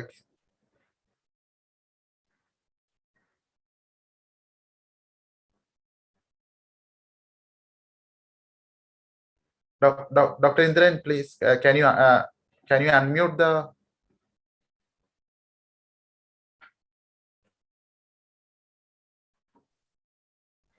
Myself, Dr. Indran. I'm a research scientist here. Thank you one and all for making this international workshop successful. I hope you all enjoyed all the sessions. First of all, on behalf of KMU TNB and all the committee members, I would like to thank the Ministry of Higher Education, Science, Research and Innovation, Thailand, for the financial support to this international workshop under the National Science, Research and Innovation Fund in SRF. Next, I would like to thank all the speakers for their knowledgeable and interesting sessions. I want to brief on the morning session of today's workshop. Professor Uju delivered an informative talk on additive manufacturing, and Professor Lai Ching has delivered a talk on surface treatments for railway applications, followed by Professor Dodamani has given a talk on 3D printing, and Professor Gupta has given a talk on environmental friendly machining. I am thankful to all the speakers for taking their time to deliver their expertise.